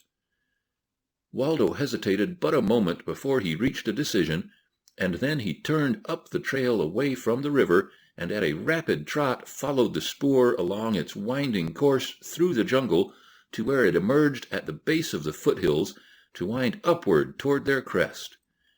He found that the trail he was following crossed the hills but a few yards from the spot at which he had met the caveman a short time before. Evidently the man had been returning from the river when he had espied Waldo. The young man could see where the fellow's tracks had left the main trail, and he followed them to the point where the man had stood during his conversation with Waldo. From there they led toward the east for a short distance, and then turned suddenly north to re-enter the main trail.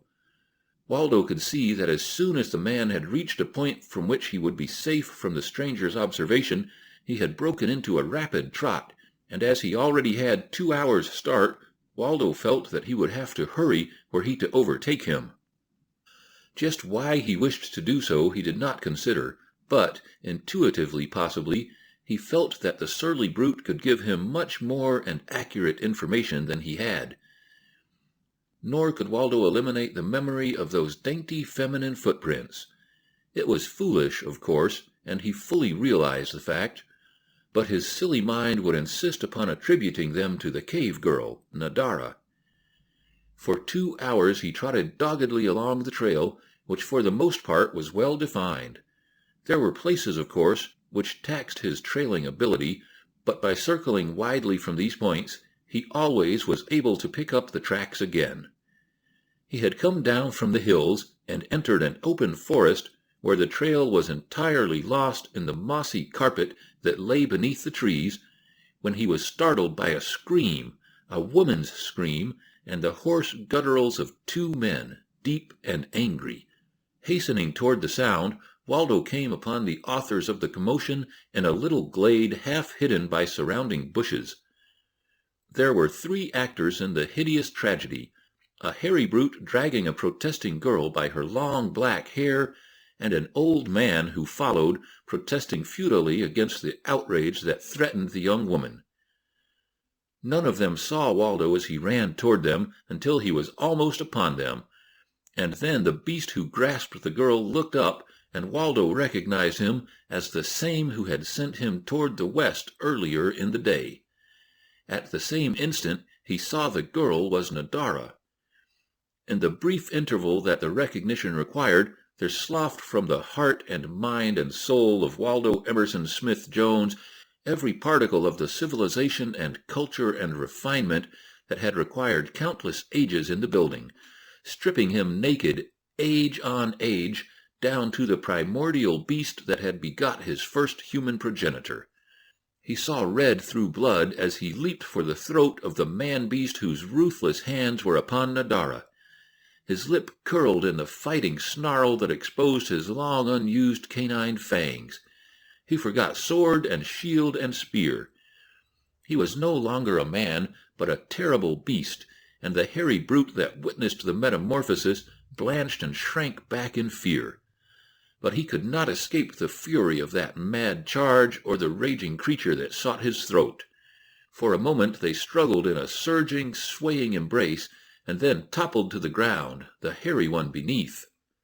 Rolling, tearing, and biting, they battled, each seeking a death hold upon the other. Time and again the gleaming teeth of the once fastidious Bostonian sank into the breast and shoulder of his antagonist, but it was the jugular his primal instinct sought.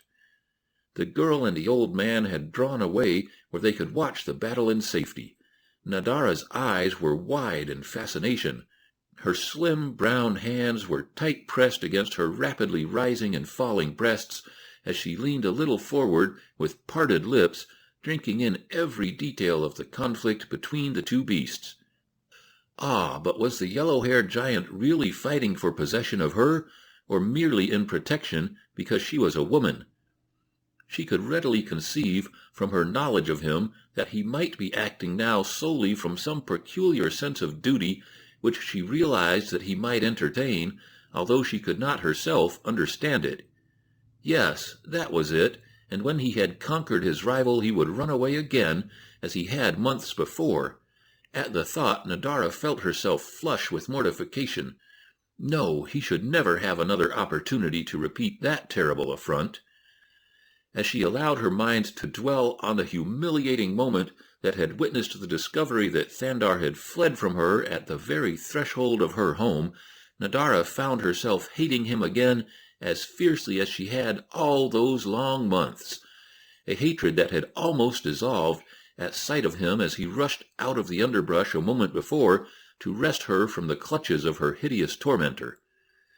Waldo and his antagonist were still tearing futilely at one another in mad efforts to maim or kill.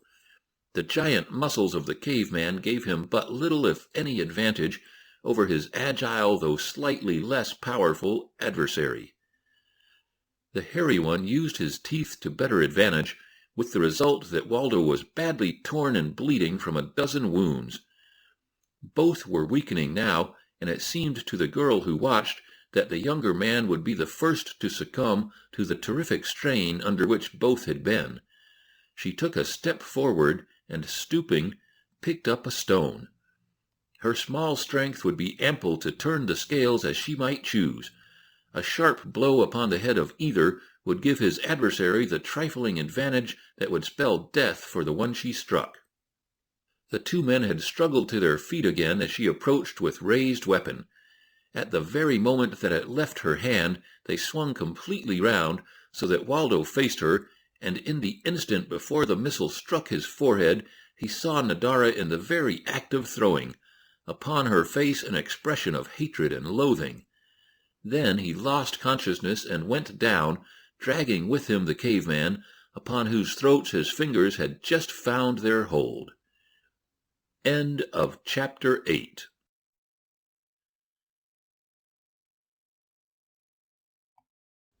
The Seeker. When the old man saw what had happened, he ran forward and grasped Nadara by the wrist. "Quick!" he cried. "Quick, my daughter! You have killed him who would have saved you, and now nothing but flight may keep Korth from having his way with you." As in a trance, the girl turned and departed with him.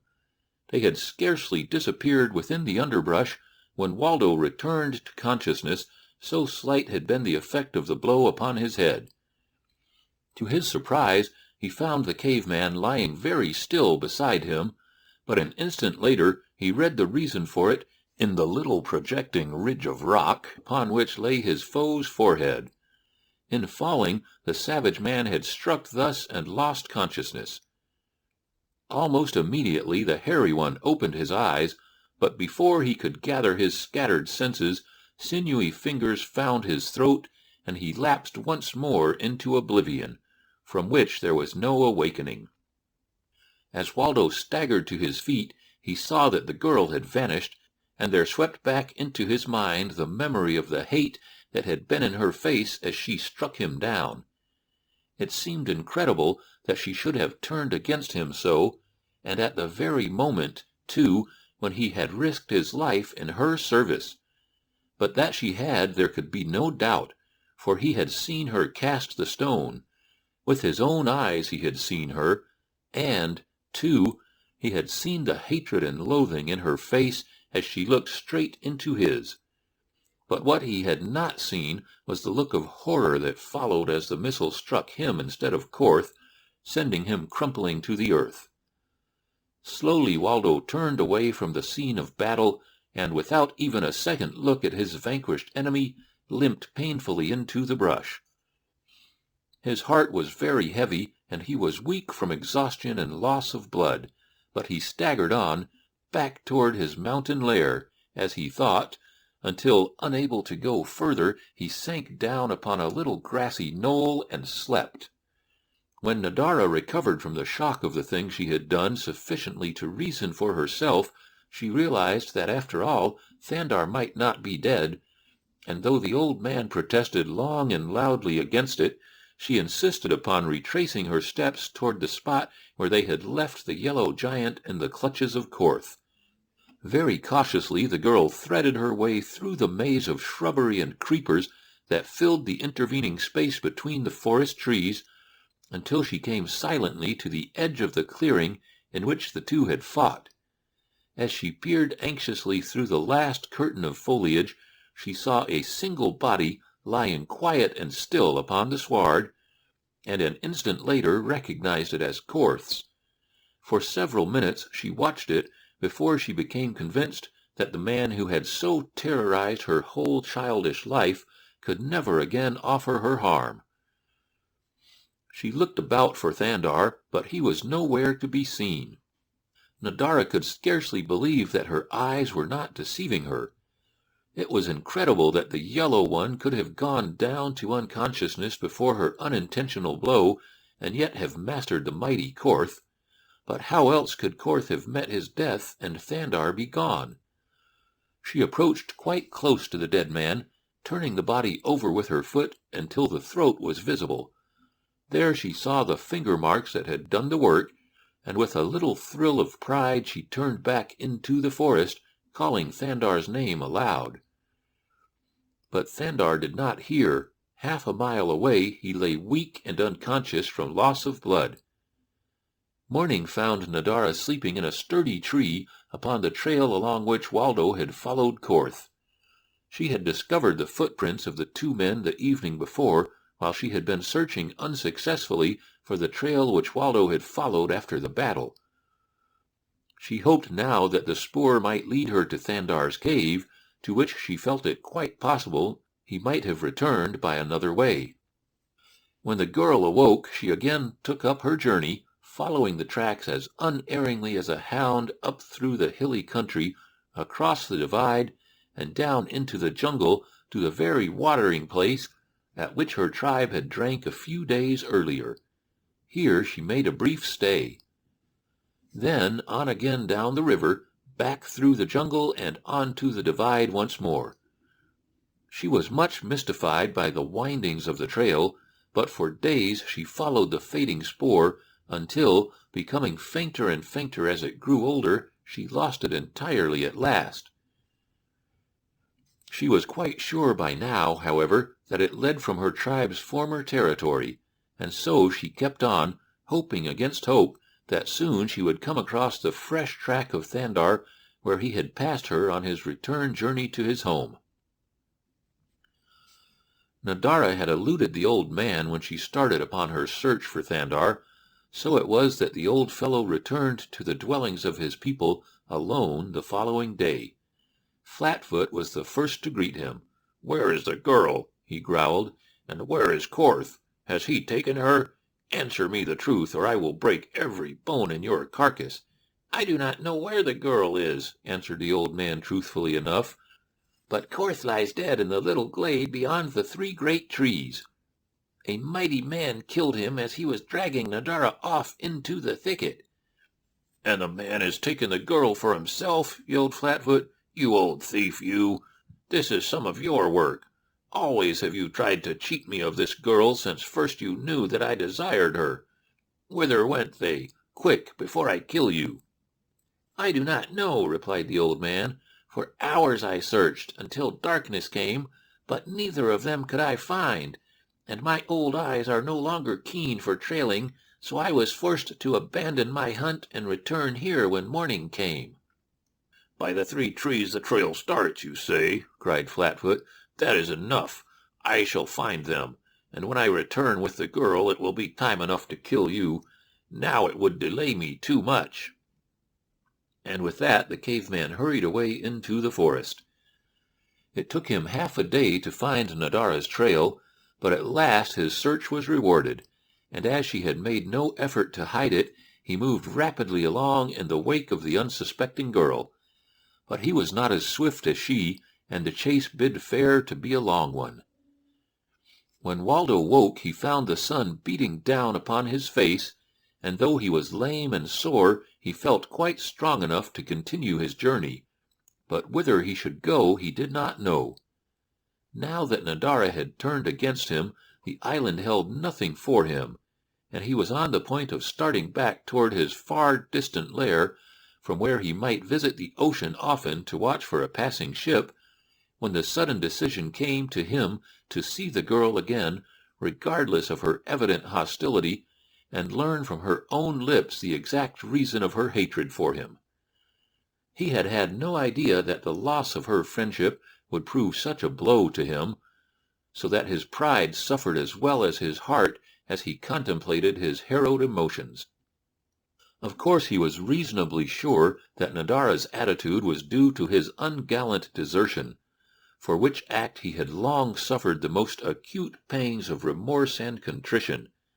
Yet he felt that her apparent vindictiveness was not warranted by even the grave offense against chivalry and gratitude of which he had been guilty. It presently occurred to him that by the traitorous act which he believed that she had made upon him while he was acting in her defense, she had forfeited every claim which her former kindness might have given her upon him. But with this realization came another, a humiliating thought. He still wished to see her. He, Waldo Emerson Smith-Jones, had become so devoid of pride that he would voluntarily search out one who had wronged and outraged his friendship, with the avowed determination of seeking a reconciliation. It was unthinkable, and yet, as he admitted the impossibility of it, he set forth in search of her. Waldo wondered not a little at the strange emotion, inherent gregarious instinct, he thought it, which drew him toward Nadara. It did not occur to him that during all the past solitary months he had scarcely missed the old companionship of his Back Bay friends, that for once that they had been the subject of his reveries, the cave girl had held the center of that mental stage 1,000 times. He failed to realize that it was not the companionship of the many that he craved, that it was not the community instinct, or that his strange longing could be satisfied by but a single individual. No, Waldo Emerson did not know what was the matter with him, nor was it likely that he ever would find out before it was too late. The young man attempted to retrace his steps to the battleground of the previous day, but he had been so dazed after the encounter that he had no clear recollection of the direction he had taken after he quitted the glade. So it was that he stumbled in precisely the opposite direction, presently emerging from the underbrush almost at the foot of a low cliff tunneled with many caves. All about were the morose, unhappy community whose savage lives were spent in almost continual wandering from one filthy, comfortless warren to another equally foul and wretched. At sight of them, Waldo did not flee in dismay, as most certainly would have been the case a few months earlier. Instead, he walked confidently toward them. As he approached, they ceased whatever work they were engaged upon and eyed him suspiciously. Then several burly males approached him warily. At 100 yards they halted. "What do you want?" they cried. "If you come to our village, we can kill you." Before Waldo could reply, an old man crawled from a cave near the base of the cliff, and as his eyes fell upon the stranger, he hurried as rapidly as his ancient limbs would carry him to the little knot of ruffians who composed the reception committee. He spoke to them for a moment in a low tone, and as he was talking, Waldo recognized him as the old man who had accompanied Nadara on the previous day at the battle in the glade.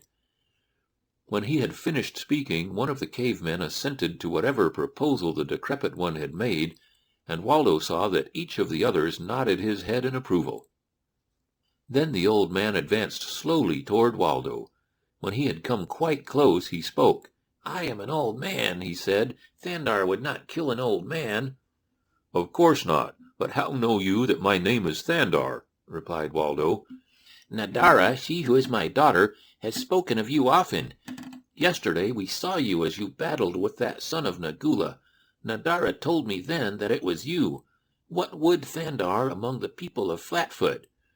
"I come as a friend," replied Waldo, "among the friends of Nadara. For Flatfoot I care nothing. He is no friend of Nadara, whose friends are Thandar's friends, and whose enemies are Thandar's enemies. Where is Nadara? But first, where is Flatfoot? I have come to kill him." The words and the savage challenge slipped as easily from the cultured tongue of Waldo Emerson Smith-Jones as though he had been born and reared in the most rocky and barren cave of this savage island. Nor did they sound strange or unusual to him. It seemed that he had said the most natural and proper thing under the circumstances that there was to say. "Flatfoot is not here," said the old man, "nor is Nadara. She—" But here Waldo interrupted him. "Korth, then," he demanded. "Where is Korth? I can kill him first, and Flatfoot when he returns." The old man looked at the speaker in unfeigned surprise. "Korth!" he exclaimed. "Korth is dead. Can it be that you do not know that he, whom you killed yesterday, was Korth?" Waldo's eyes opened as wide in surprise as had the old man's. Korth! He had killed the redoubtable Korth with his bare hands. Korth, who could crush the skull of a full-grown man with a single blow from his open palm. Clearly he recollected the very words in which Nadara had described this horrible brute that time she had harrowed his poor, coward nerves as they approached the village of Flatfoot. And now he, Waldo Emerson Smith-Jones, had met and killed the creature from whom he had so fearfully fled a few months ago. And, wonder of wonders, he had not even thought to use the weapons upon which he had spent so many hours of handicraft and months of practice in preparation for just this occasion. Of a sudden he recalled the old man's statement that Nadara was not there. "Where is she, Nadara?" he cried, turning so suddenly upon the Ancient One that the old fellow drew back in alarm. "I have done nothing to harm her," he cried. "I followed and would have brought her back, but I am old and could not find her. Once, when I was young, there was no better trailer or mighty warrior among my people than I. But—" "Yes, yes," exclaimed Waldo impatiently. "But Nadara, where is she?" "I do not know," replied the old man. "She has gone, and I could not find her. Well do I remember how, years ago, when the trail of an enemy was faint or the signs of game hard to find, men would come to ask me to help them. But now—" "Of course," interrupted Waldo. "But Nadara, do you not even know in what direction she has gone?" "No, but since Flatfoot has set forth upon her trail, it should be easy to track the two of them." "Flatfoot set out after Nadara?" cried Waldo. "Why?" "For many moons he has craved her for his mate, as has Korth," explained Nadara's father. "But I think that each feared the other, and because of that fact Nadara was saved from both. But at last Korth came upon us alone and away from the village, and then he grasped Nadara and would have taken her away, for Flatfoot was not about to prevent. You came then, and the rest you know. If I had been younger, neither Flatfoot nor Korth would have dared menace Nadara.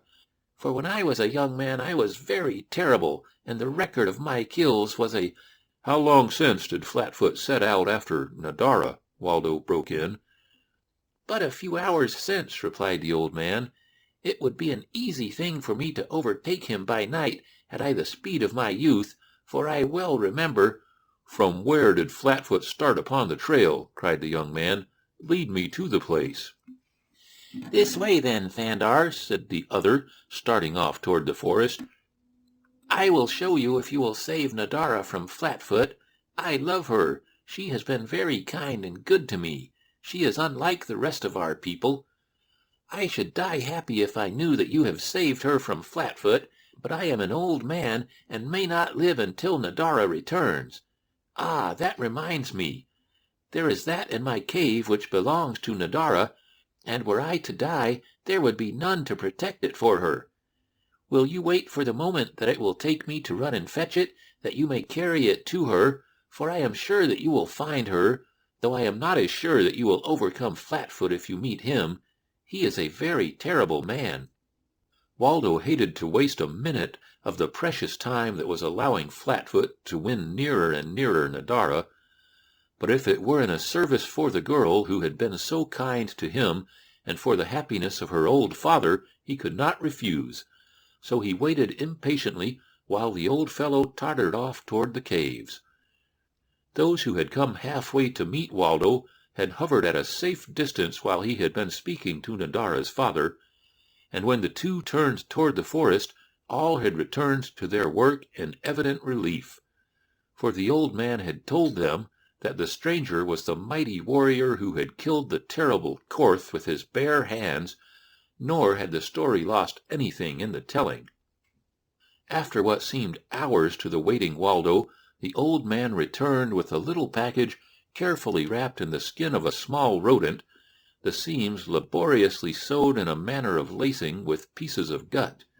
"This is Nadara's," he said as they continued their way toward the forest.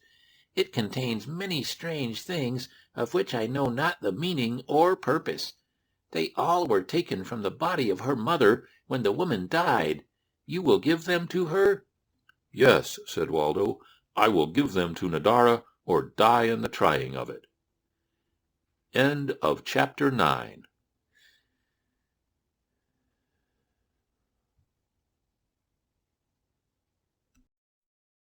The Trail's End. Soon they came upon the trail of Flatfoot in the glade by the 3 great trees. They had not searched for it sooner, for the old man knew that it would start from that point upon its quest for the girl. The tracks circled the glade a dozen times in widening laps until at last, at the point where Flatfoot must have picked up the spoor of Nadara, they broke suddenly away into the underbrush. Once the way was plain, Waldo bid the old man be of good heart, for he would surely bring his daughter back to him unharmed if the thing lay in the power of man. Then he hurried off upon the new-made trail that lay as plain and readable before him as had the printed page of his former life. But never had he bent with such keen interest to the reading of his favorite author as he did to this absorbing drama written in the turned leaves, the scattered twigs, and the soft mud of a primeval forest by the feet of a savage man and a savage maid. Toward mid-afternoon Waldo became aware that he was much weaker from the effects of his battle with Korth than he had supposed. He had lost much blood from his wounds, and the exertion of following the trail at a swift pace had reopened some of the worse ones, so that now, as he ran, he was leaving a little trail of blood behind him. The discovery made him almost frantic, for it seemed to presage failure. His condition would handicap him in the race after the 2 along whose track he pursued, so that it would be a miracle were he to reach Flatfoot before the brute overtook Nadara. And if he did overtake him in time, what then? Would he be physically able to cope with the brawny monster? He feared that he would not, but that he kept doggedly to the grueling chase argued well for the new manhood that had been so recently born within him.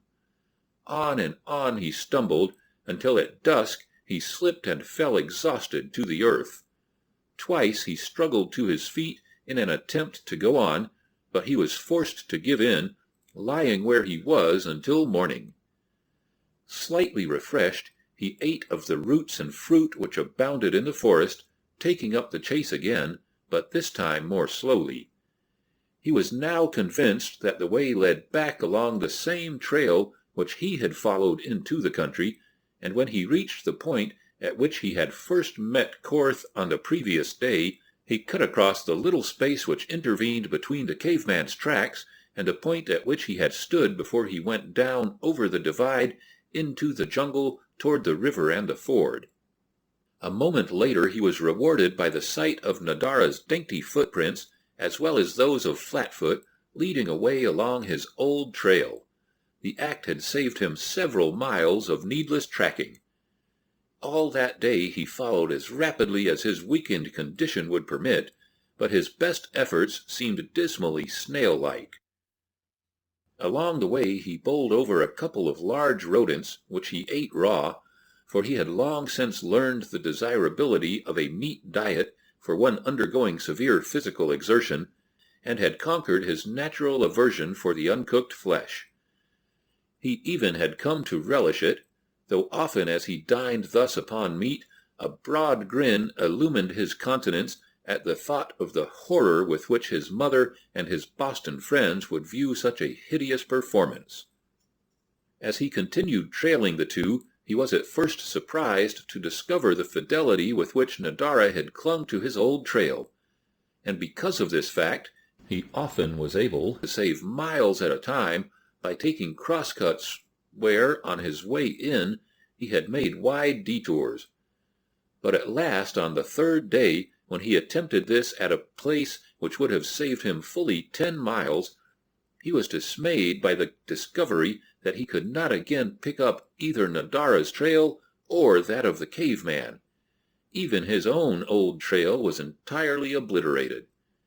It was this fact which caused him the greatest concern, for it meant that if Nadara really had been following it, she must now be wandering rather aimlessly, possibly in an attempt to again locate it, in which event her speed would be materially reduced and the probability of her capture by Flatfoot much enhanced. It was possible, too, that the beast already had overtaken her. This, in fact, might be the true cause of the cessation of the pursuit along the way which it had proceeded up to this point. The thought set Waldo back along his former route, which he was able to follow by recollection, though the spoor was seldom visible.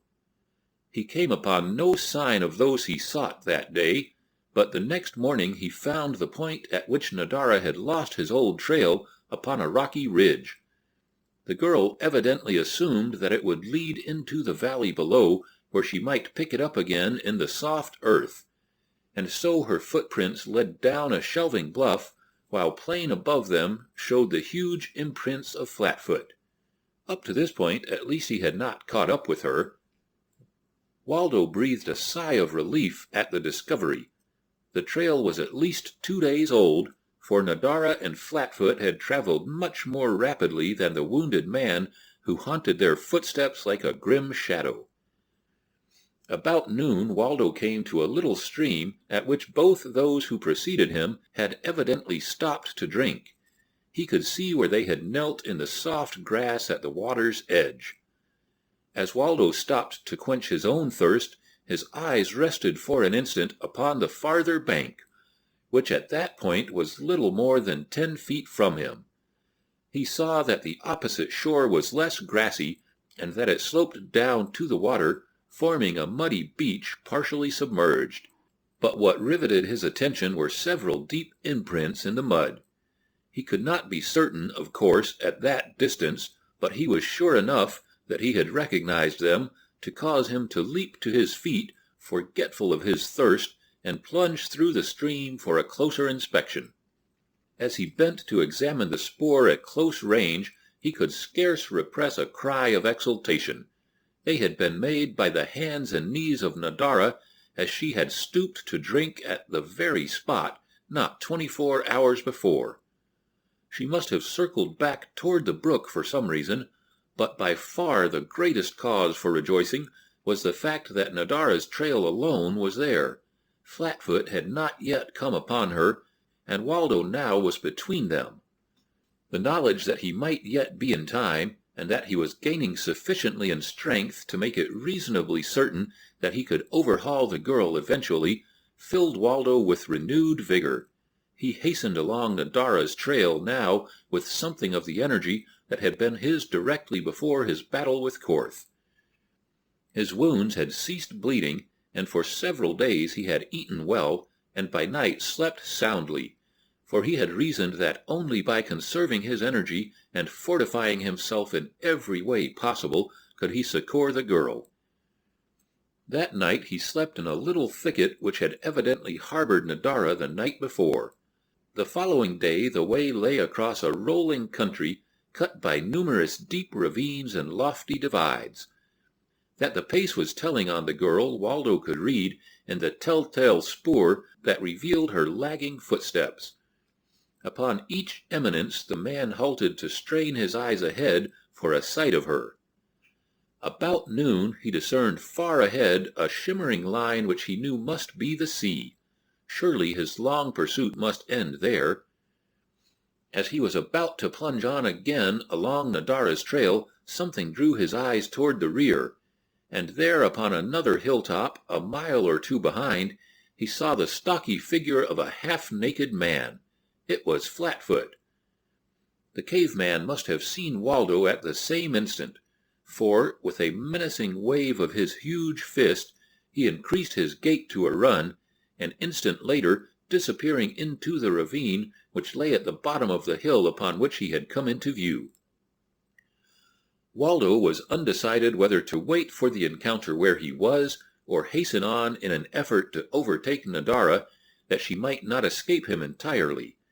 He knew that he stood a good chance of being killed in the conflict, and he also knew that were he victorious, it might easily be at such a terrible price that he would be physically incapable of continuing his search for the girl for many days.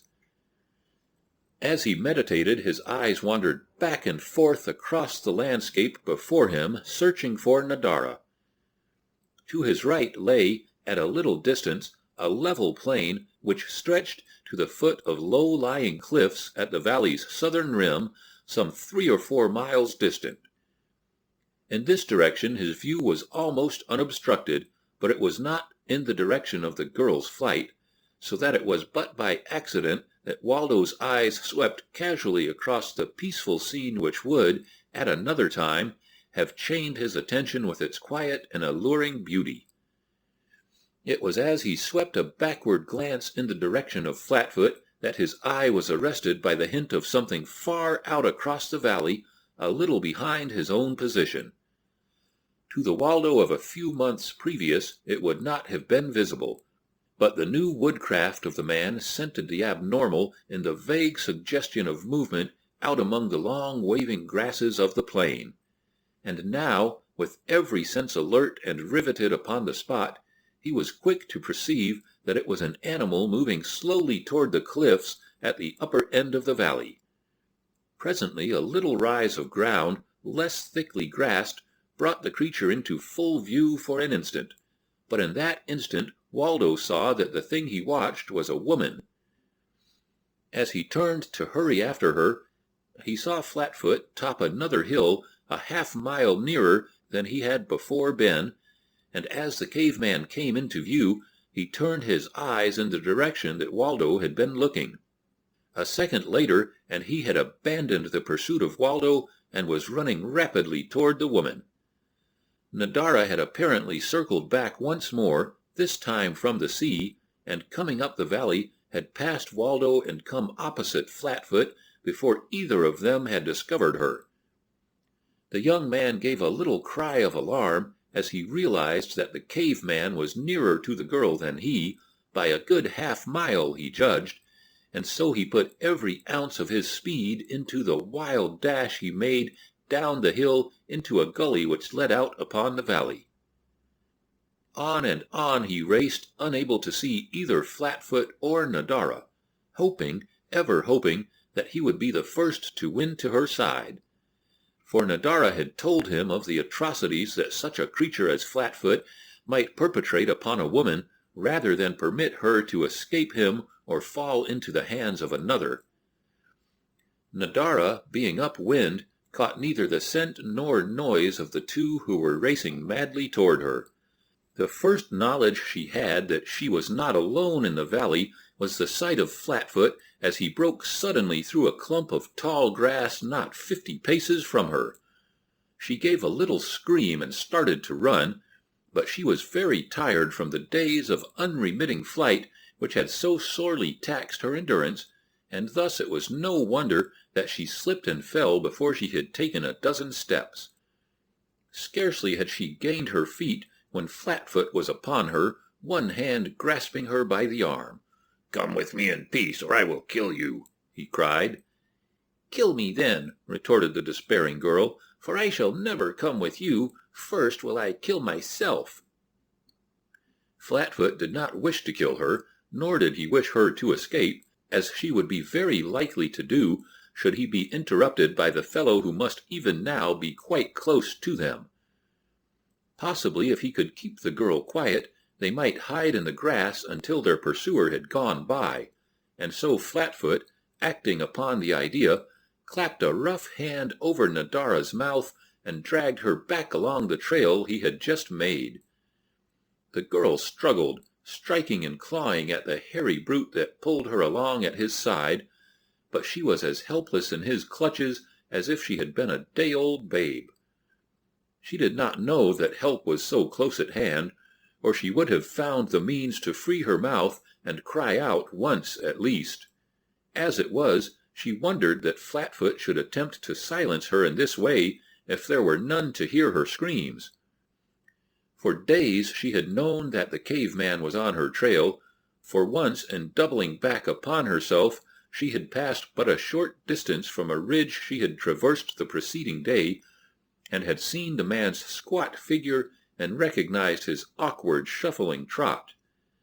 It was this knowledge that had turned her away from the old village toward which she had been traveling since she lost Thandar's trail, and sent her in search of a new country in which she might lose herself from Flatfoot.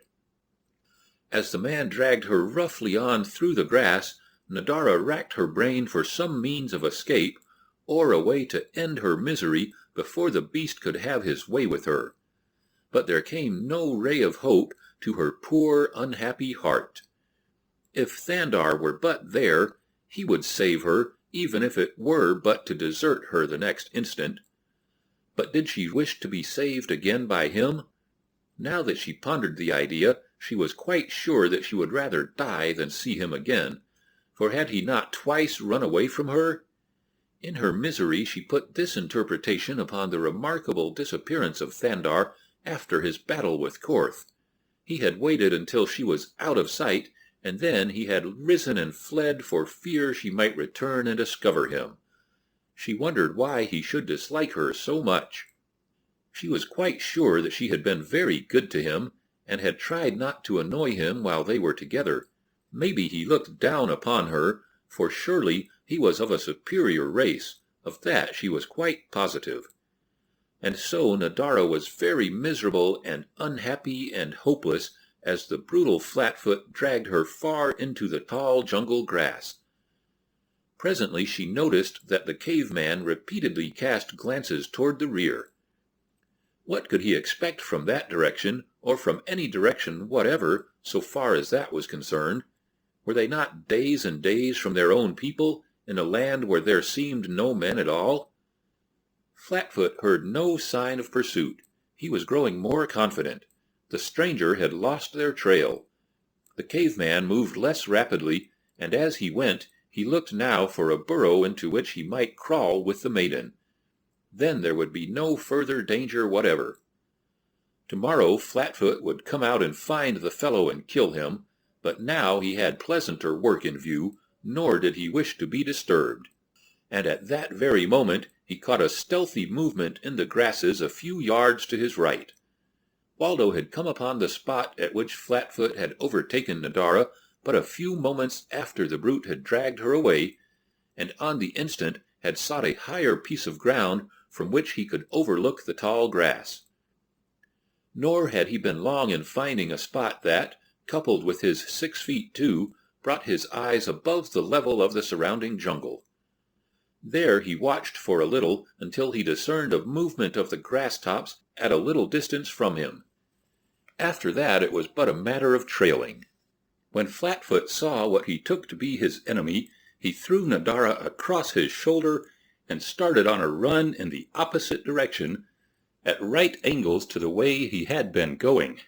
The ruse proved good, for when Waldo came to the point at which he had figured his path would cross the caveman's, he found no sign of the latter, and in searching about to locate the trail, lost many minutes of valuable time. But at last he came upon that which he sought, and with redoubled speed set out at a rapid run through the tall grasses. He had proceeded but a short distance when the trail broke suddenly into the open, close by the base of the cliffs that he had seen from the hill that had given him his fleeting glimpse of Nadara. Ahead of him he saw the two he sought, Nadara across the burly shoulders of Flatfoot, and the caveman was making for the caves that dotted the face of the cliff. Were he to reach these, he might defend one of them against a single antagonist indefinitely. End of Chapter 10.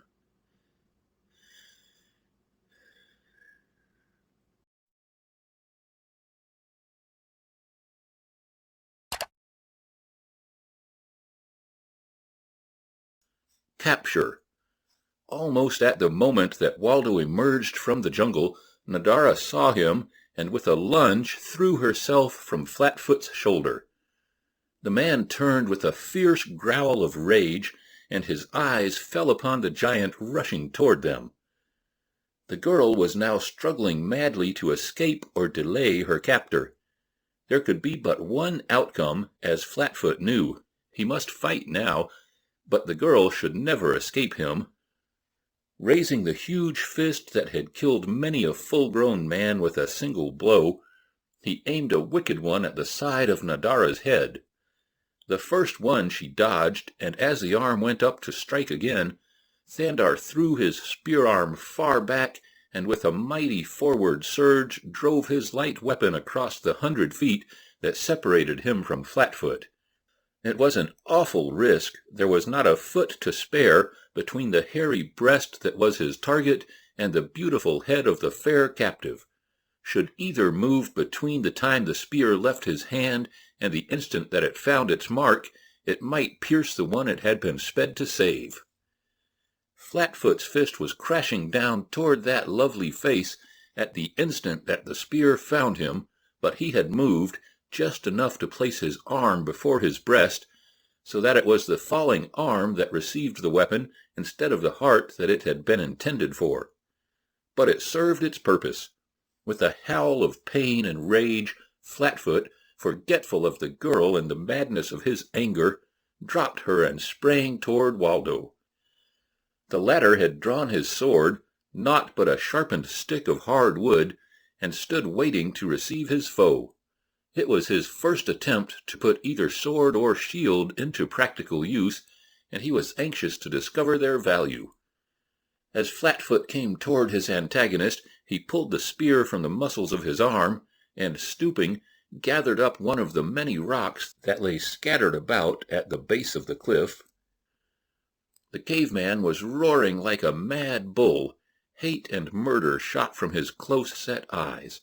His upper lip curled back, showing his fighting fangs, and a light froth flecked his bristling beard. Waldo was sure there had never existed a more fearsome creature, and he marveled that he was not afraid. The very thought of what the effect of this terrible monster's mad charge would have been upon him a short while ago brought a smile to his lips. At sight of that taunting smile, Flatfoot hurled the rock full at the maddening face. With a quick movement of his left arm, Waldo caught the missile on his buckler, from whence it dropped harmlessly to the ground. Flatfoot did not throw again, and an instant later he was upon the Bostonian, the pride and hope of the cultured and aristocratic Back Bay Smith-Joneses. When he reached for the agile blond giant, he found a thin sheet of hide-covered twigs in his way, and when he tried to tear down this barrier, the point of a sharpened stick was thrust into his abdomen. This was no way to fight. Flatfoot was scandalized. He jumped back a few feet and glared at Waldo. Then he lowered his head and came at him once more, with the very evident intention of rushing him off his feet by the very weight and impetuosity of his charge. This time the sharp stick slipped quickly over the top of the hide-covered atrocity and pierced Flatfoot's neck just where it joined his thick skull. Burying a foot of its point beneath the muscles of the shoulder, it brought a scream of pain and rage from the hairy beast. Before Waldo could withdraw his weapon from the tough sinews, Flatfoot had straightened up with a sudden jerk that snapped the sword short, leaving but a short stub in his antagonist's hand. Nadara had been watching the battle breathlessly, ready to flee should it turn against her champion, yet at the same time searching for an opportunity to aid him. Like Flatfoot, the girl had never before seen spear or sword or shield in use, and while she marveled at the advantage which they gave Thandar, she became dubious as to the result of the encounter when she saw the sword broken, for the spear had been snapped into kindling wood by Flatfoot when he tore it from his arm. But Waldo still had his cudgel fastened by a thong to his sword belt, and as the caveman rushed upon him again, he swung a mighty blow to the low, brutal forehead. Momentarily stunned, The fellow reeled backward for a step, and again Waldo wielded his new weapon. Flatfoot trembled, his knees smote together, and he staggered drunkenly, and then, when Waldo looked to see him go down, the brute power that was in him, responding to nature's first law, sent him hurtling at the Bostonian's throat in the snarling blind rage of the death-smitten beast. Catapulted by all the enormous strength of his mighty muscles, the squat, bear-like animal bore Waldo to earth, and at the same instant each found the other's throat with sinewy, vice-like fingers. They lay very still now, choking with firm, relentless clutch. Every ounce of muscle was needed, every grain of endurance. Waldo was suffering agonies after a moment of that awful death grip. He could feel his gasping, pain-racked lungs struggling for air. He tried to wriggle free from those horrible fingers, but not once did he loosen his own hold upon the throat of Flatfoot.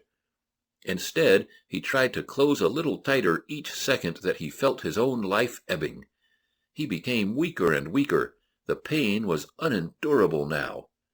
A haze obscured his vision. Everything became black.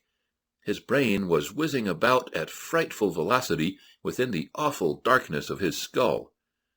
The girl was bending close above them now, for both were struggling less violently. She had been minded to come to Thandar's rescue, when suddenly she recalled his desertion of her, and all the wild hatred of the primitive mind surged through her. Let him die, she thought. He had spurned her, cast her off. He looked down upon her. Well, let him take care of himself then, and she turned deliberately away to leave the two men to decide the outcome of their own battle, and started back upon the trail in the direction of her tribe's village. But she had taken scarce a score of steps when something flamed up in her heart that withered the last remnant of her malice toward Thandar. As she turned back again toward the combatants, she attempted to justify this new weakness by the thought that it was only fair that she should give the Yellow One aid in return for the aid that he had rendered her. That done, she could go on her way with a clear conscience. She wished never to see him again, but she could not have his blood upon her hands. At that thought she gave a little cry and ran to where the men lay. Both were almost quiet now. Their struggles had nearly ceased.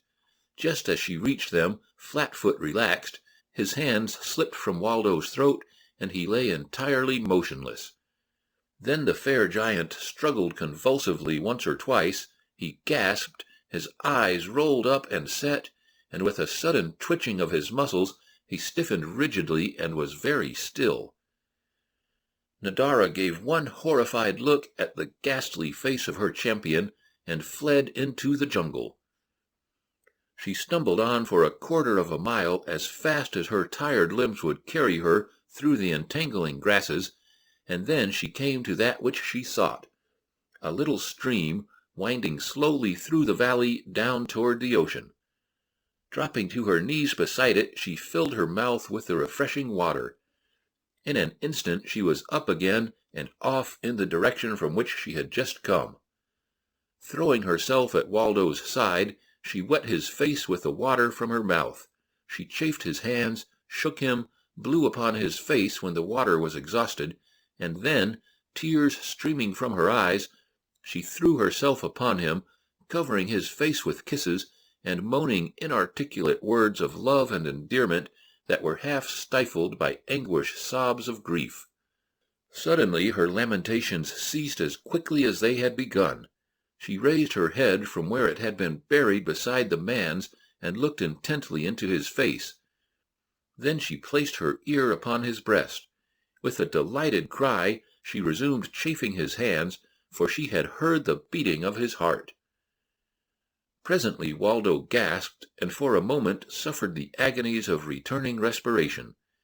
When he opened his eyes in consciousness, he saw Nadara bending over him, a severely disinterested expression upon her beautiful face. He turned his head to one side.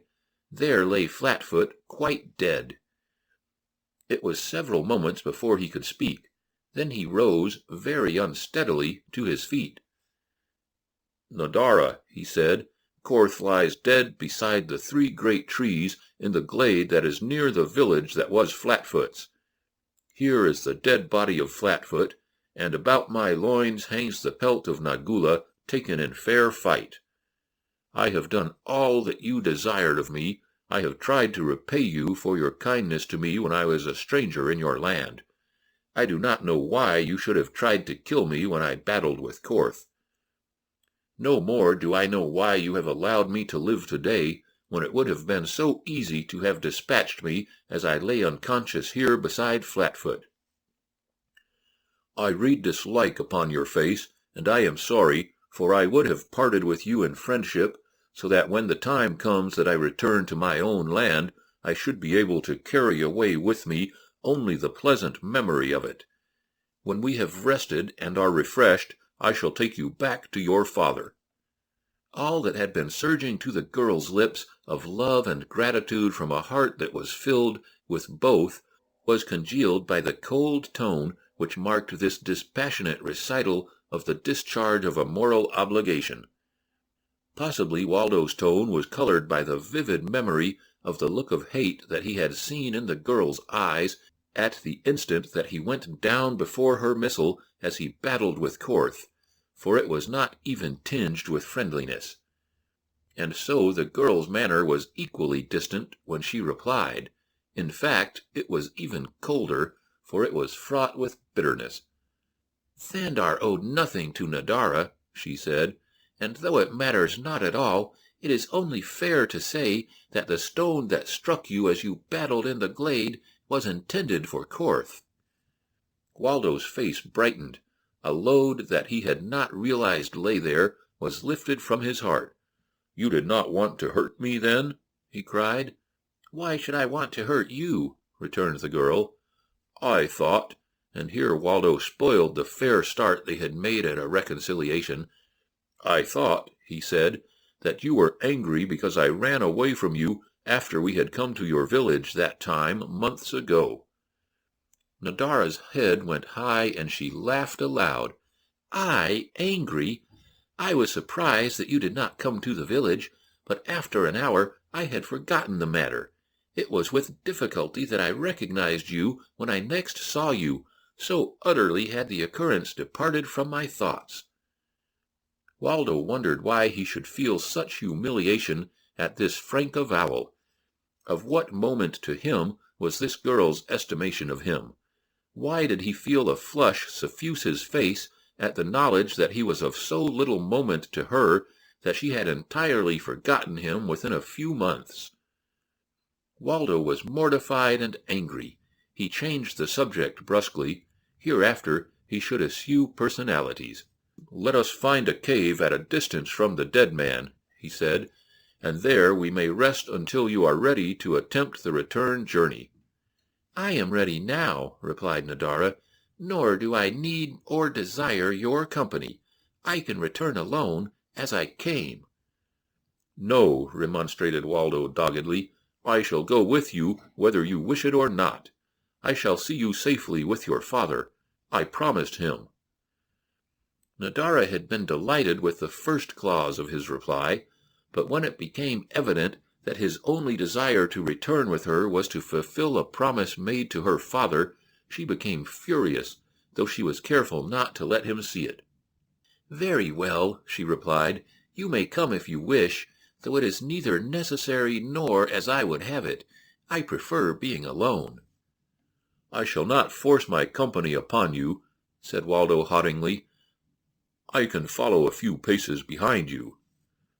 There was an injured air in his last words which did not escape the girl. She wondered if he really deserved the harsh attitude she had maintained.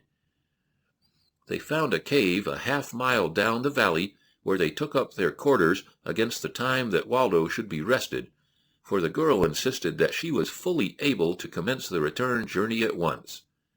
The man knew better, and so he let her have it that the delay was on his account rather than hers, for he doubted her ability to cope with the hardships of the long journey without an interval for recuperation. The next morning found them both rested and in better spirits, so that there was no return to their acrimonious encounter of the previous day. As they walked out toward the forest that lay down the valley in the direction of the ocean, Waldo dropped a few paces behind the girl in polite deference to her expressed wish of the day before. As he walked, he watched the graceful movements of her lithe figure and the lines of her clear-cut profile as she turned her head this way and that in search of food. How beautiful she was! It was incredible that this wild cave girl should have greater beauty and a more regal carriage than the queens and beauties of civilization, and yet Waldo was forced to admit that he had never even dreamed, much less seen, such absolute physical perfection. He wished that he could say as much for her disposition. That was atrocious. It was unbelievable that such a wondrous exterior could harbor so much ingratitude and coldness. Presently they came among the trees where the ripe fruit hung, and as Waldo climbed nimbly among the branches and tossed the most luscious down to her, the girl, in her turn, watched him. She noted more closely the marvelous change that a few months had wrought. She had thought him wonderful before, but now he was a very god. She did not think just this, for she knew nothing of gods, other than the demons that were supposed to enter the bodies of the sick, but she thought of him as some superior creature, and then she ceased to feel aggrieved that he should care so little for her. He was not a man, he was something more than a man, and she had been very wicked to have treated him so shamefully. She would make amends. She tried to be more kind thereafter, though there still remained a trace of aloofness. Together they sat upon the turf and ate their fruit, and as they ate they talked a little, for it is difficult for two young people to harbor animosity for a great time, especially when there is none other for them to talk to. "When you have returned with me to my father, Thandar," the girl asked, "where shall you go then?" "I shall return to the sea, where I may watch for a ship to take me back to my own land," he replied. "I have seen but one ship in all my life," said Nadara, "and that was years ago. It was when we lived close by the big water that it stopped a long way from shore and sent many smaller boats to land. There were many men in the boats, and when they landed, my father and mother took me far into the forest, away from the sea, and there we stayed for many days until the strangers had sailed. They wandered up and down the coast and came back into the forests and the jungles for a few miles. My mother said that they were searching for me, and that if they found me, they would take me away. I was very much frightened." At the mention of her mother, Waldo recalled the little parcel that Nadara's father had given into his custody for the girl. He unfastened it from the thong that circled his waist, where it had hung beneath his panther-skin garment. "Here is something your father asked me to bring you," he said, handing the package to Nadara. The girl took it and examined it as though it was entirely unfamiliar. "What is it?" she asked. "Your father did not say, other than that it contained articles that your mother wore when she died," he said tenderly, for a great pity had welled up in his heart for this poor motherless girl. "That my mother wore?" Nadara repeated, her brows contracted in a puzzled frown. "When my mother died she wore nothing but a single garment of many small skins, very old and worn, and that was buried with her. I do not understand." She made no effort to open the package, but sat gazing far off toward the ocean, which was just visible through the trees, entirely absorbed in the reverie which Waldo's words had engendered. "Could the thing the old woman told me have been true?" the girl mused half aloud. "Could it have been because it was true that my mother fell upon her with tooth and nail until she had nearly killed her? I wonder if—" But here she stopped, her eyes riveted in sudden fear and hopelessness upon a thing that she had just espied in the distance. A great lump rose in her throat, tears came to her eyes, and with them the full measure of realization of what that thing beyond the forest meant to her. She turned her eyes toward the man. He was sitting with bowed head, playing idly with a large beetle that he had penned within a tiny palisade of small twigs. At length he made an opening in the barrier. "Go your way, poor thing," he murmured. "Heaven knows I realize too well the horrors of captivity to keep any other creature from its fellows and its home." A choking sigh that was almost a sob racked the girl. At the sound, Waldo looked up to see her pathetic, unhappy eyes upon him. Of a sudden there enveloped him a great desire to take her in his arms and comfort her. He knew not why she was unhappy, but her sorrow cried aloud to him, as he thought simply to the protective instinct that was merely an attribute of his sex. Nadara raised her hand slowly and pointed through the trees. It was as though she had torn her heart from her breast, so harrowing she felt the consequences of her act would be, but it was for his sake, for the sake of the man she loved. As Waldo's eyes followed the direction of her pointing finger, he came suddenly to his feet with a wild cry of joy.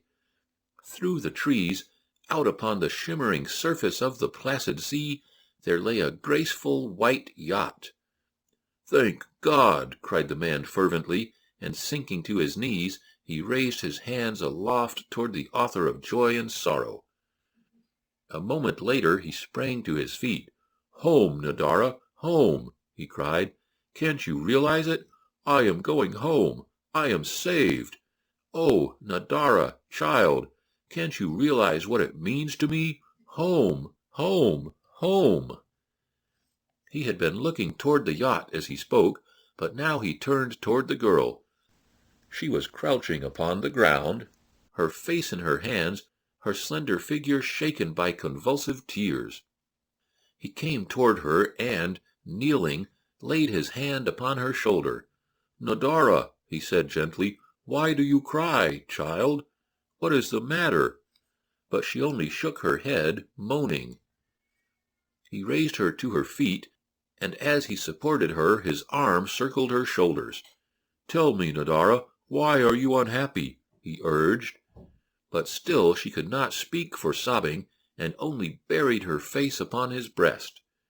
He was holding her very close now, and with the pressure of her body against his, a fire that, unknown, had been smoldering in his heart for months, burst into sudden flame.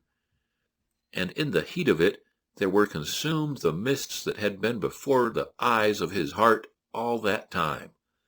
"Nadara," he asked in a very low voice, "is it because I am going that you cry?" But at that she pulled away from him, and through her tears her eyes blazed. "No," she cried, "I shall be glad when you have gone. I wish that you had never come. I hate you." She turned and fled back up the valley, forgetful of the little packet Thandar had brought her, which lay forgotten upon the ground where she had dropped it.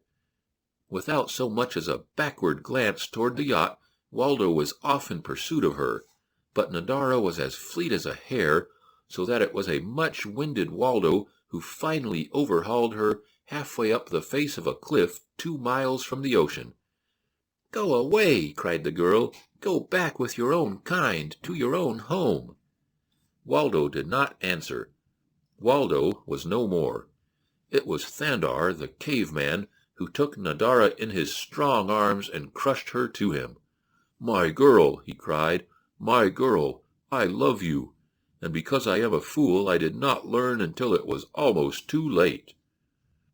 He did not ask if she loved him, for he was Thandar the caveman, nor, a moment later, did he need to ask, since her strong brown arms crept up about his neck and drew his lips down to hers.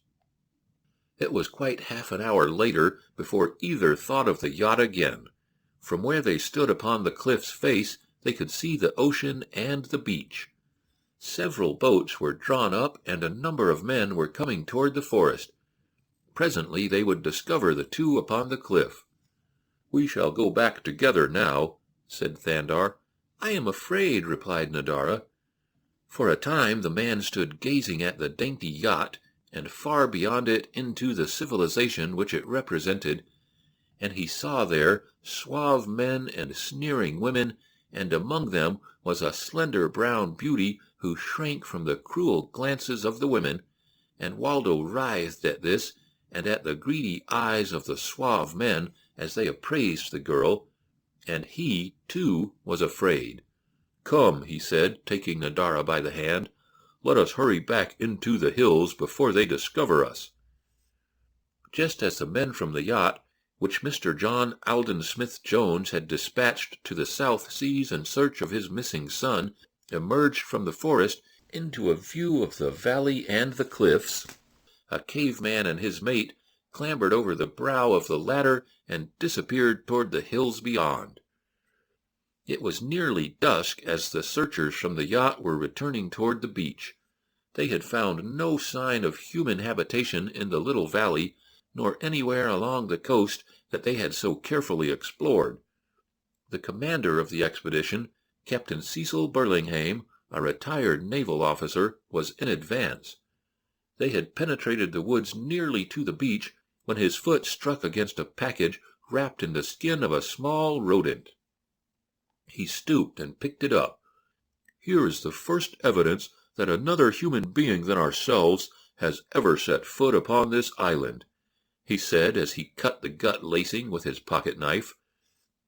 Within the first wrapping he found a chamois bag such as women sometimes use to carry jewels about their persons. From this he emptied into his palm a dozen priceless rings, a few old-fashioned brooches, bracelets, and lockets. In one of the latter he discovered the ivory miniature of a woman, a very beautiful woman. In the other side of the locket was engraved, "To Eugenie Marie Celeste de la Valois, Countess of Crécy, from Henry, her husband, 17th January, 18—" "Gad!" cried the old captain. "Now what do you make of that? The Count and Countess of Crécy were returning to Paris from their honeymoon trip round the world in the steam yacht Dolphin nearly 20 years ago, and after they touched at Australia were never heard of again. What tragedy, what mystery, what romance might not these sparkling gems disclose, had they but tongues?" End of chapter 11.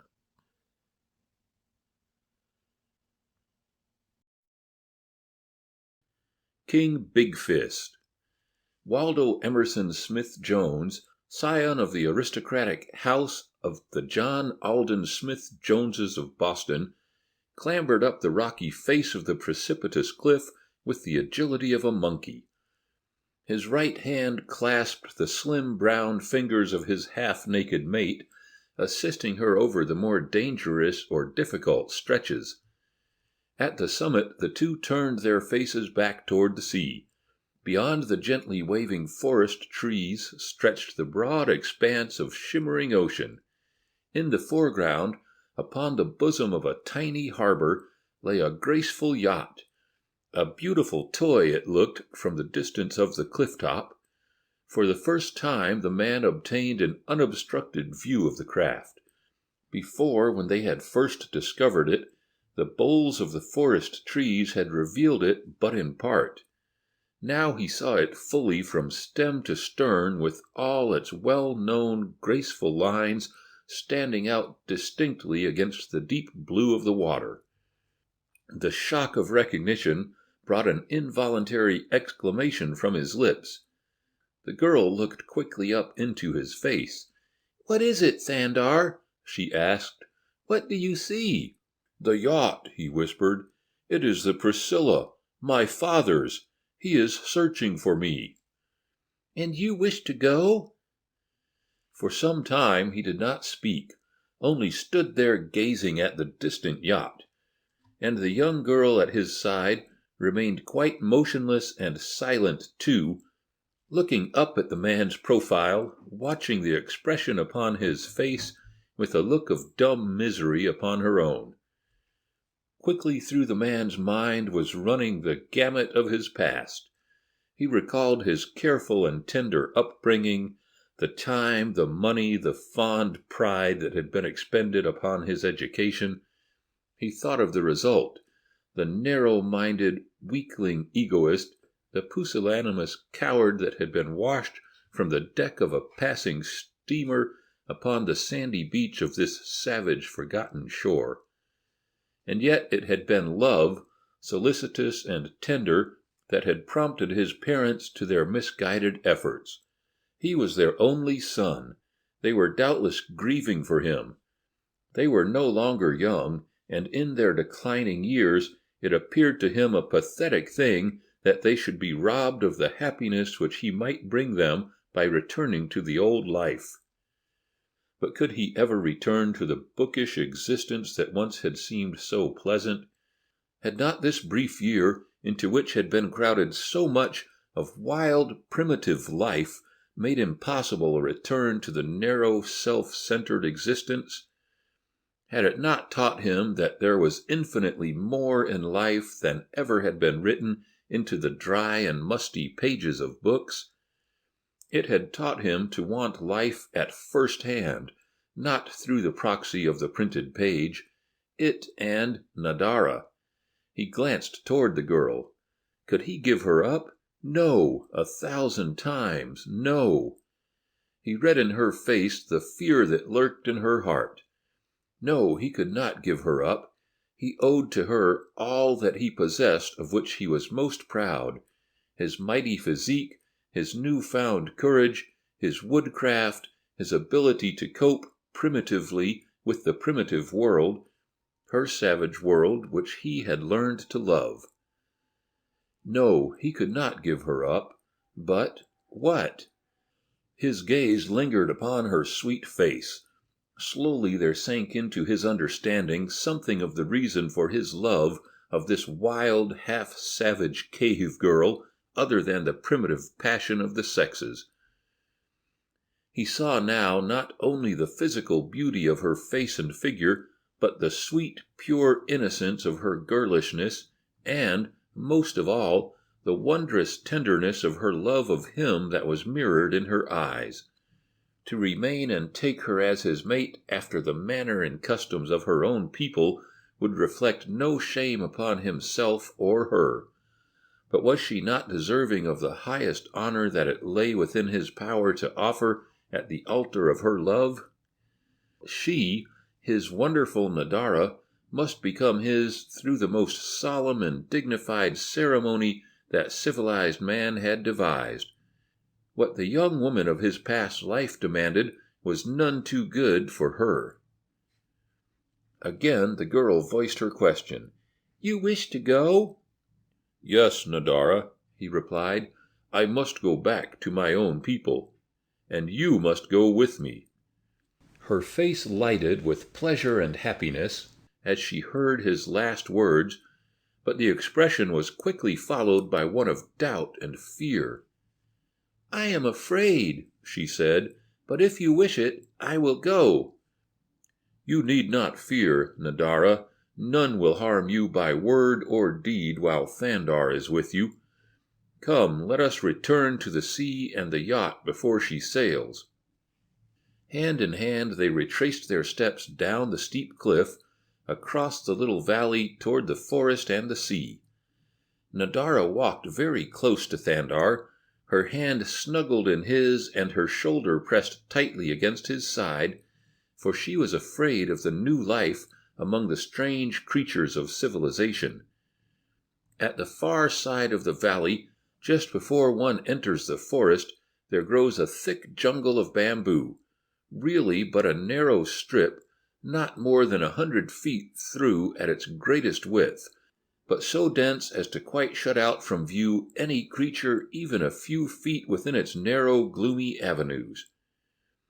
Into this the two plunged, Thandar in the lead, Nadara close behind him, stepping exactly in his footprints, an involuntary concession to training, for there was no need here either of deceiving a pursuer or taking advantage of easier going. The trail was well marked and smooth beaten by many a padded paw. It wound erratically, following the line of least resistance. It forked, and there were other trails which entered it from time to time, or crossed it. The 100 feet it traversed seemed much more when measured by the trail. The two had come almost to the forest side of the jungle when a sharp turn in the path brought Thandar face to face with a huge, bear-like man. The fellow wore a G-string of soft hide, and over one shoulder dangled an old and filthy leopard skin. Otherwise he was naked. His thick, coarse hair was matted low over his forehead. The balance of his face was covered by a bushy red beard. At the sight of Thandar, his close-set little eyes burned with sudden rage and cunning. From his thick lips burst a savage yell. It was the preliminary challenge. Ordinarily, a certain amount of vituperation and coarse insults must pass between strangers meeting upon this inhospitable isle before they fly at one another's throat. "I am Thurg," bellowed the brute. "I can kill you." And then followed a volley of vulgar allusions to Thandar's possible origin and the origin of his ancestors. "The bad men," whispered Nadara. With her words there swept into the man's memory the scene upon the face of the cliff that night a year before, when, even in the throes of cowardly terror, he had turned to do battle with a huge caveman that the fellow might not prevent the escape of Nadara. He glanced at the right forearm of the creature who faced him. A smile touched Thandar's lips. The arm was crooked as from the knitting of a broken bone, poorly set. "You would kill Thandar again?" he asked tauntingly, pointing toward the deformed member. Then came recognition to the red-rimmed eyes of Thurg as, with another ferocious bellow, he launched himself toward the author of his old hurt. Thandar met the charge with his short stick of pointed hard wood. His sword, he called it. It entered the fleshy part of Thurg's breast, calling forth a howl of pain and a trickling stream of crimson. Thurg retreated. This was no way to fight. He was scandalized. For several minutes he stood glaring at his foe, screaming hideous threats and insults at him. Then once more he charged. Again the painful point entered his body, but this time he pressed in, clutching madly at the goad and for a hold upon Thandar's body. The latter held Thurg at arm's length, prodding him with the fire-hardened point of his wooden sword. The caveman's little brain wondered at the skill and prowess of this stranger who had struck him a single blow with a cudgel many moons before and then run like a rabbit to escape his wrath. Why was it that he did not run now? What strange change had taken place in him? He had expected an easy victim when he finally had recognized his foe, but instead he had met with brawn and ferocity equal to his own, and with a strange weapon, the like of which he never before had seen. Thandar was puncturing him rapidly now, and Thurg was screaming in rage and suffering. Presently he could endure it no longer. With a sudden wrench, he tore himself loose and ran, bellowing, through the jungle. Thandar did not pursue. It was enough that he had rid himself of his enemy. He turned toward Nadara, smiling. "It will seem very tame in Boston," he said, but though she gave him an answering smile, she did not understand, for to her Boston was but another land of primeval forests and dense jungles, of hairy, battling men and fierce beasts. At the edge of the forest they came again upon Thurg, but this time he was surrounded by a score of his burly tribesmen. Thandar knew better than to pit himself against so many. Thurg came rushing down upon them, his fellows at his heels. In loud tones he screamed anew his challenge, and the beasts behind him took it up until the forest echoed to their hideous bellowing. He had seen Nadara, as he had battled with Thandar, and recognized her as the girl he had desired a year before, the girl whom this stranger had robbed him of. Now he was determined to wreak vengeance on the man and at the same time recapture the girl. Thandar and Nadara turned back into the jungle, where but a single enemy could attack them at a time in the narrow trails. Here they managed to elude pursuit for several hours, coming again into the forest nearly a mile below the beach where the Priscilla had lain at anchor. Thurg and his fellows had apparently given up the chase. They had neither seen nor heard aught of them for some time. Now the two hastened back through the wood to reach a point on the shore opposite the yacht. At last they came in sight of the harbor. Thandar halted. A look of horror and disappointment supplanted the expression of pleasurable anticipation that had lighted his countenance. The yacht was not there. A mile out they discerned her, steaming rapidly north. Thandar ran to the beach. He tore the black panther's hide from his shoulders, waving it frantically above his head, the while he shouted in futile endeavor to attract attention from the dwindling craft. Then, quite suddenly, he collapsed upon the beach, burying his face in his hands. Presently Nadara crept close to his side. Her soft arms encircled his shoulders as she drew his cheek close to hers in an attempt to comfort him. "Is it so terrible," she asked, "to be left here alone with your Nadara?" "It is not that," he answered. "If you were mine, I should not care so much. But you cannot be mine until we have reached civilization, and you have been made mine in accordance with the laws and customs of civilized men. And now who knows when another ship may come, if ever another will come." "But I am yours, Thandar," insisted the girl. "You are my man. You have told me that you love me, and I have replied that I would be your mate. Who can give us to each other better than we can give ourselves?" He tried as best he could to explain to her the marriage customs and ceremonies of his own world, but she found it difficult to understand how it might be that a stranger whom neither might possibly ever have seen before could make it right for her to love Thandar, or that it should be wrong for her to love him without the stranger's permission. To Thandar the future looked most black and hopeless. With his sudden determination to take Nadara back to his own people, he had been overwhelmed with a mad yearning for home. He realized that his past apathy to the idea of returning to Boston had been due solely to the recollection of Boston as he had known it, Boston without Nadara. But now that she was to have gone back with him, Boston seemed the most desirable spot in the world. As he sat pondering the unfortunate happenings that had so delayed them that the yacht had sailed before they reached the shore, he also cast about for some plan to mitigate their disappointment.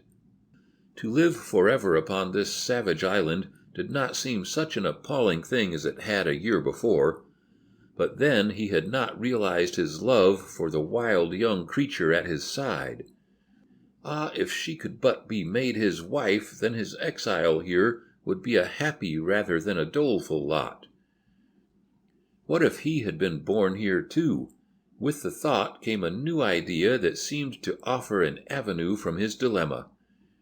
Had he, too, been native-born, how would he have wed Nadara? Why, through the ceremony of their own people, of course.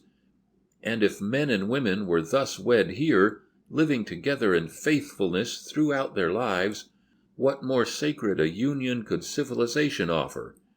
He sprang to his feet. "Come, Nadara," he cried. "We shall return to your people, and there you shall become my wife."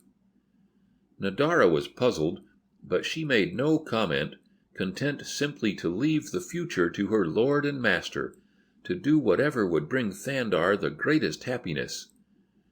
The return to the dwellings of Nadara's people occupied 3 never-to-be-forgotten days. How different this journey by comparison with that of a year since, when the cave girl had been leading the terror-stricken Waldo Emerson in flight from the bad men toward, to him, an equally horrible fate at the hands of Korth and Flatfoot. Then the forest glades echoed to the pads of fierce beasts and the stealthy passage of naked human horrors. No twig snapped that did not portend instant and terrifying death. Now Korth and Flatfoot were dead at the hands of the metamorphosed Waldo. The racking cough was gone. He had encountered the bad men and others like them and come away with honors. Even Nagula, the sleek black devil-cat of the hideous nights, no longer sent the slightest tremor through the rehabilitated nerves. Did not Thandar wear Nagula's pelt about his shoulder and loins, a pelt that he had taken in hand-to-hand encounter with the dread beast? Slowly they walked beneath the shade of giant trees, beside pleasant streams, or, again, across open valleys where the grass grew knee-high and countless perfumed wildflowers opened a pathway before their naked feet. At night they slept where night found them, sometimes in the deserted lair of a wild beast, or again perched among the branches of a spreading tree where parallel branches permitted the construction of rude platforms. And Thandar was always most solicitous to see that Nadara's couch was of the softest grasses, and that his own lay at a little distance from hers and in a position where he might best protect her from prowling beasts. Again was Nadara puzzled, but still she made no comment. Finally they came to her village. Several of the younger men came forth to meet them, but when they saw that the man was he who had slain Korth, they bridled their truculence. All but one, Big Fist, who had assumed the role of king since Flatfoot had left. "I can kill you," he announced by way of greeting, "for I am Big Fist, and until Flatfoot returns I am king. And maybe afterward, for some day I shall kill Flatfoot." "I do not wish to fight you," replied Thandar.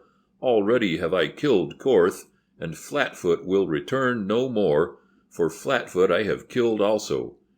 And I can kill Big Fist, but what is the use? Why should we fight? Let us be friends, for we must live together, and if we do not kill one another, there will be more of us to meet the bad men, should they come, and kill them." When Big Fist heard that Flatfoot was dead and by the hand of this stranger, he pined less to measure his strength with that of the newcomer.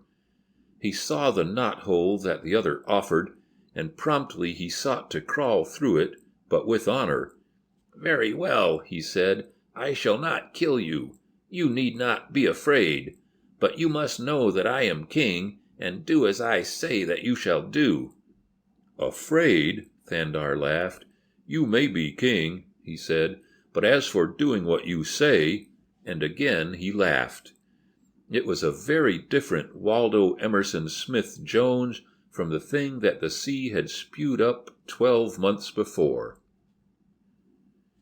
End of Part 2, Chapter 1.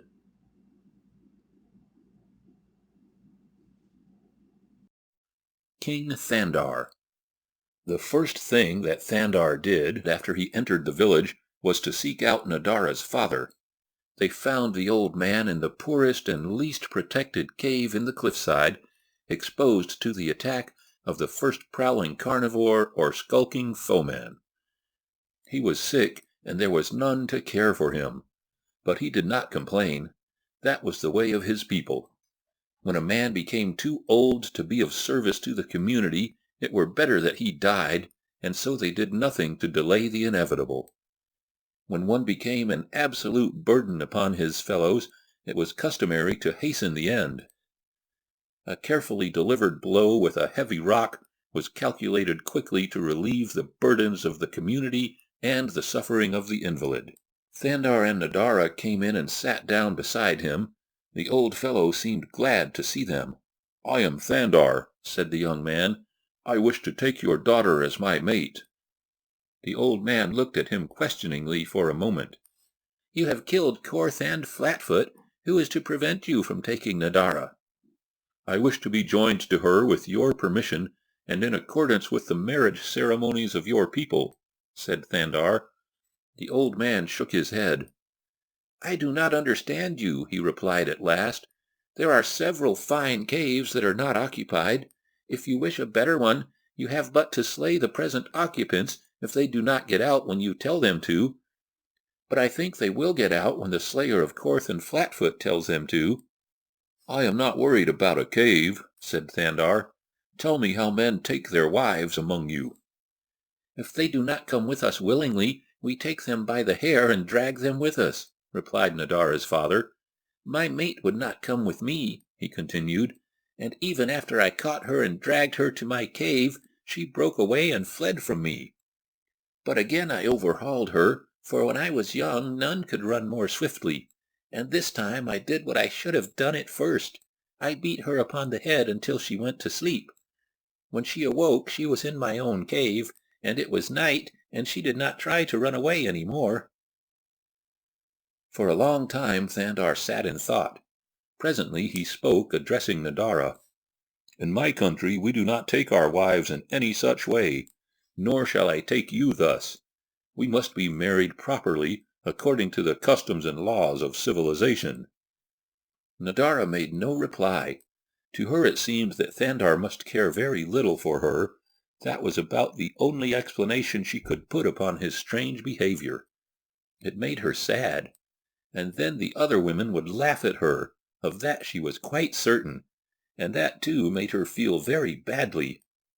They would see that Thandar did not want her. The old man, lying upon his scant bed of matted, filthy grasses, had heard the conversation.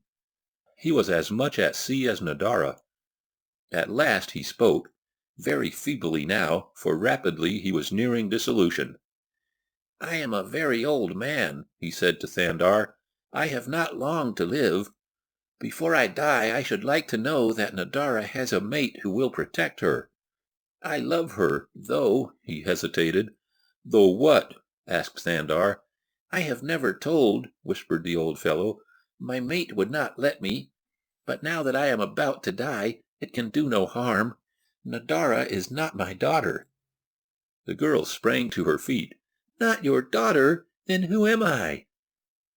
"I do not know who you are, except that you are not even of my people. All I know I will tell you now before I die. Come close, for my voice is dying faster than my body." The young man and the girl came nearer to his side, and squatting there leaned close that they might catch each faintly articulated syllable. "My mate and I," commenced the old man, "were childless, though many moons had passed since I took her to my cave. She wanted a little one, for thus only may women have aught upon which to lavish their love. We had been hunting together for several days alone and far from the village, for I was a great hunter when I was young. No greater ever lived among our people. And one day we came down to the great water, and there, a short distance from the shore, we saw a strange thing that floated upon the surface of the water, and when it was blown closer to us, we saw that it was hollow, and that in it were two people, a man and a woman. Both appeared to be dead. Finally I waded out to meet the thing, dragging it to shore, and there sure enough was a man and a woman, and the man was dead, quite dead. He must have been dead for a long time, but the woman was not dead. She was very fair, though her eyes and hair were black. We carried her ashore, and that night a little girl was born to her, but the woman died before morning.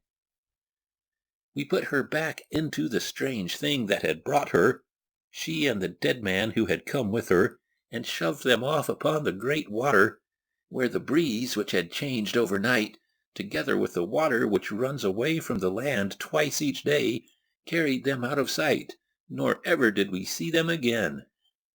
But before we sent them off, my mate took from the body of the woman her strange coverings and a little bag of skin which contained many sparkling stones of different colors and metals of yellow and white, made into things the purposes of which we could not guess.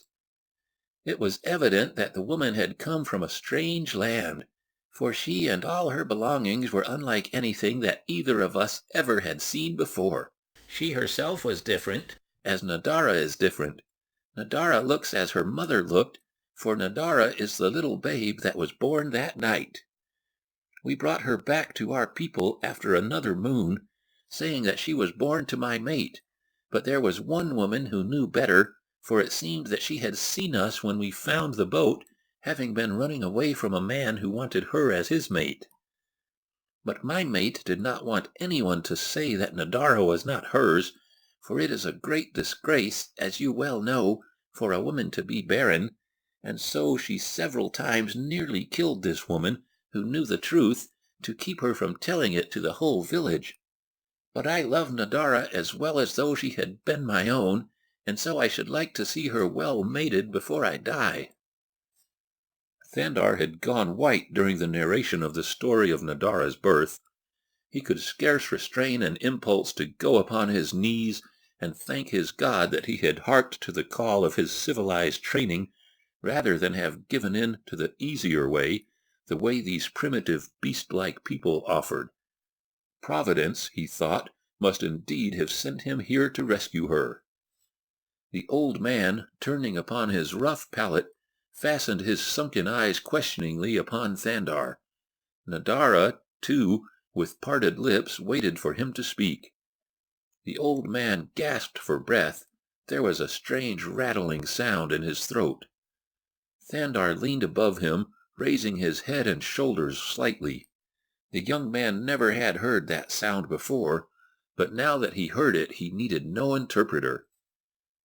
The locust, rubbing his legs along his wings, startles the uninitiated into the belief that a hidden rattler lurks in the pathway. But when the great diamondback breaks forth in warning, none mistakes him for a locust. And so it is with the death rattle in the human throat.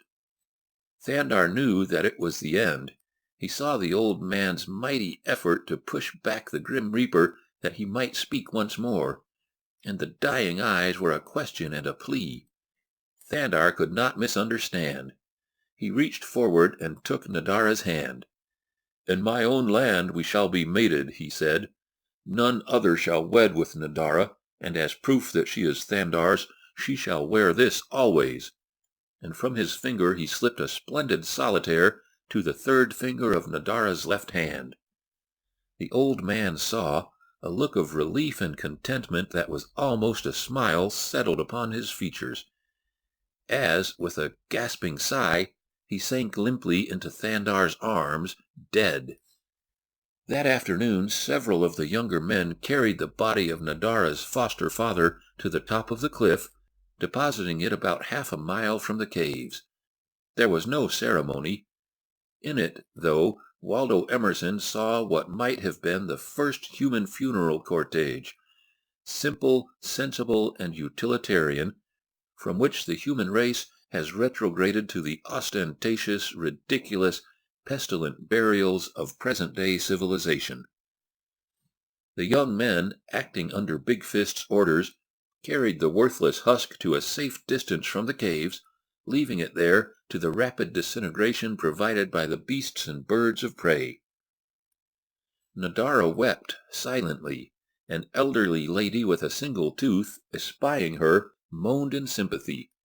Presently other females, attracted by the moaning, joined them, and, becoming affected by the strange hysteria to which womankind is heir, mingled their moans with those of the toothless one.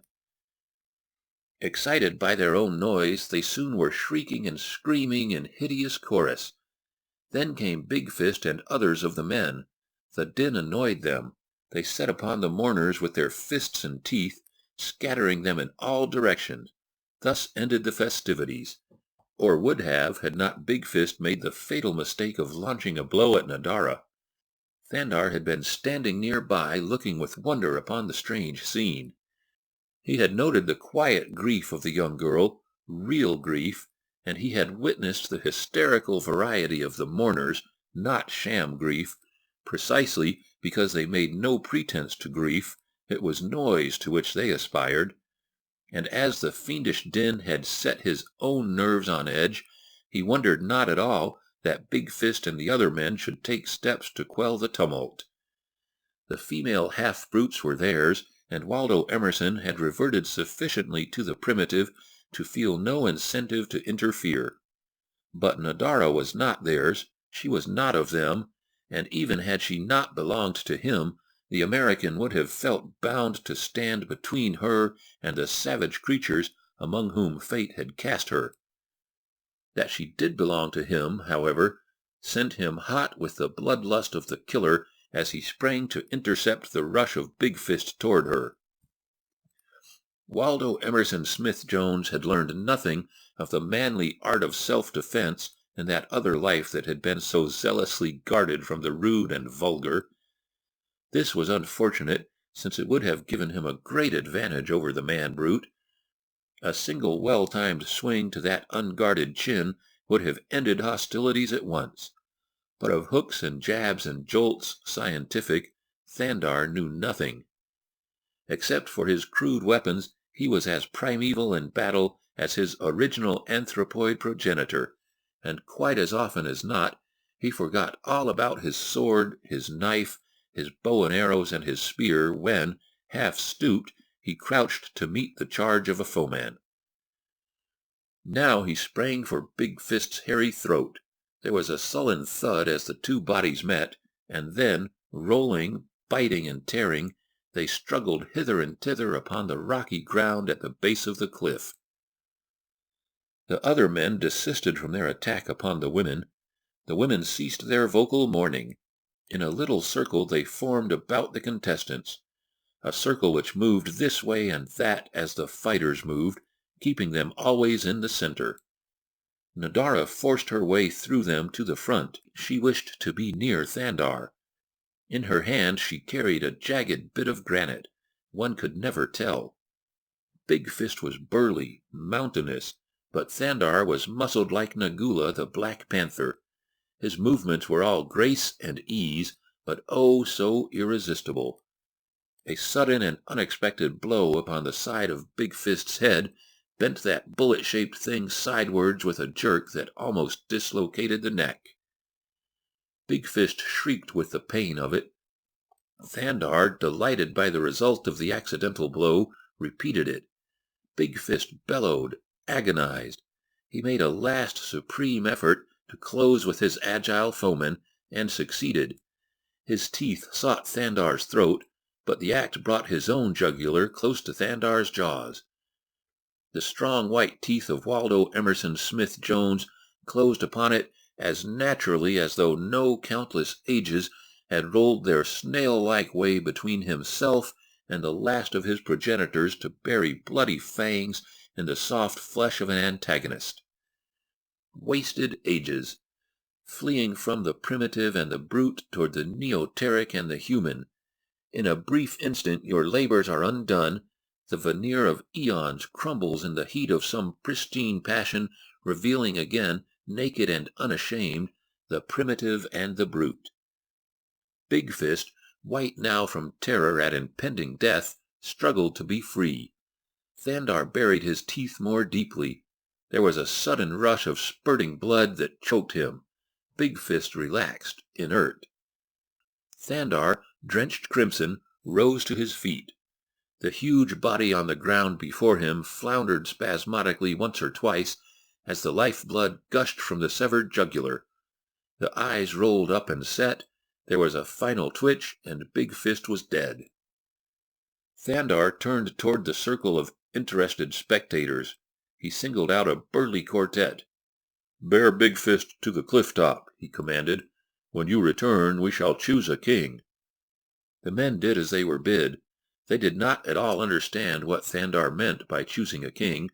Having slain Big Fist, Thandar was king, unless some ambitious one desired to dispute his right to reign. But all had seen him slay Big Fist, and all knew that he had killed Korth and Flatfoot, So who was there would dare question his kingship? When they had come back to the village, Thandar gathered them beneath a great tree that grew close to the base of the cliff. Here they squatted upon their haunches in a rough circle. Behind them stood the women and children, wide-eyed and curious. "Let us choose a king," said Thandar when all had come. There was a long silence. Then one of the older men spoke. "I am an old man. I have seen many kings. They come by killing, they go by killing. Thandar has killed 2 kings. Now he is king. Who wishes to kill Thandar and become king?" There was no answer. The old man arose. "It was foolish to come here to choose a king," he said, "when a king we already have." "Wait," commanded Thandar. "Let us choose a king properly. Because I have killed Flatfoot and Big Fist does not prove that I can make a good king. Was Flatfoot a good king?" "He was a bad man," replied the Ancient One. "Has a good man ever been king?" asked Thandar.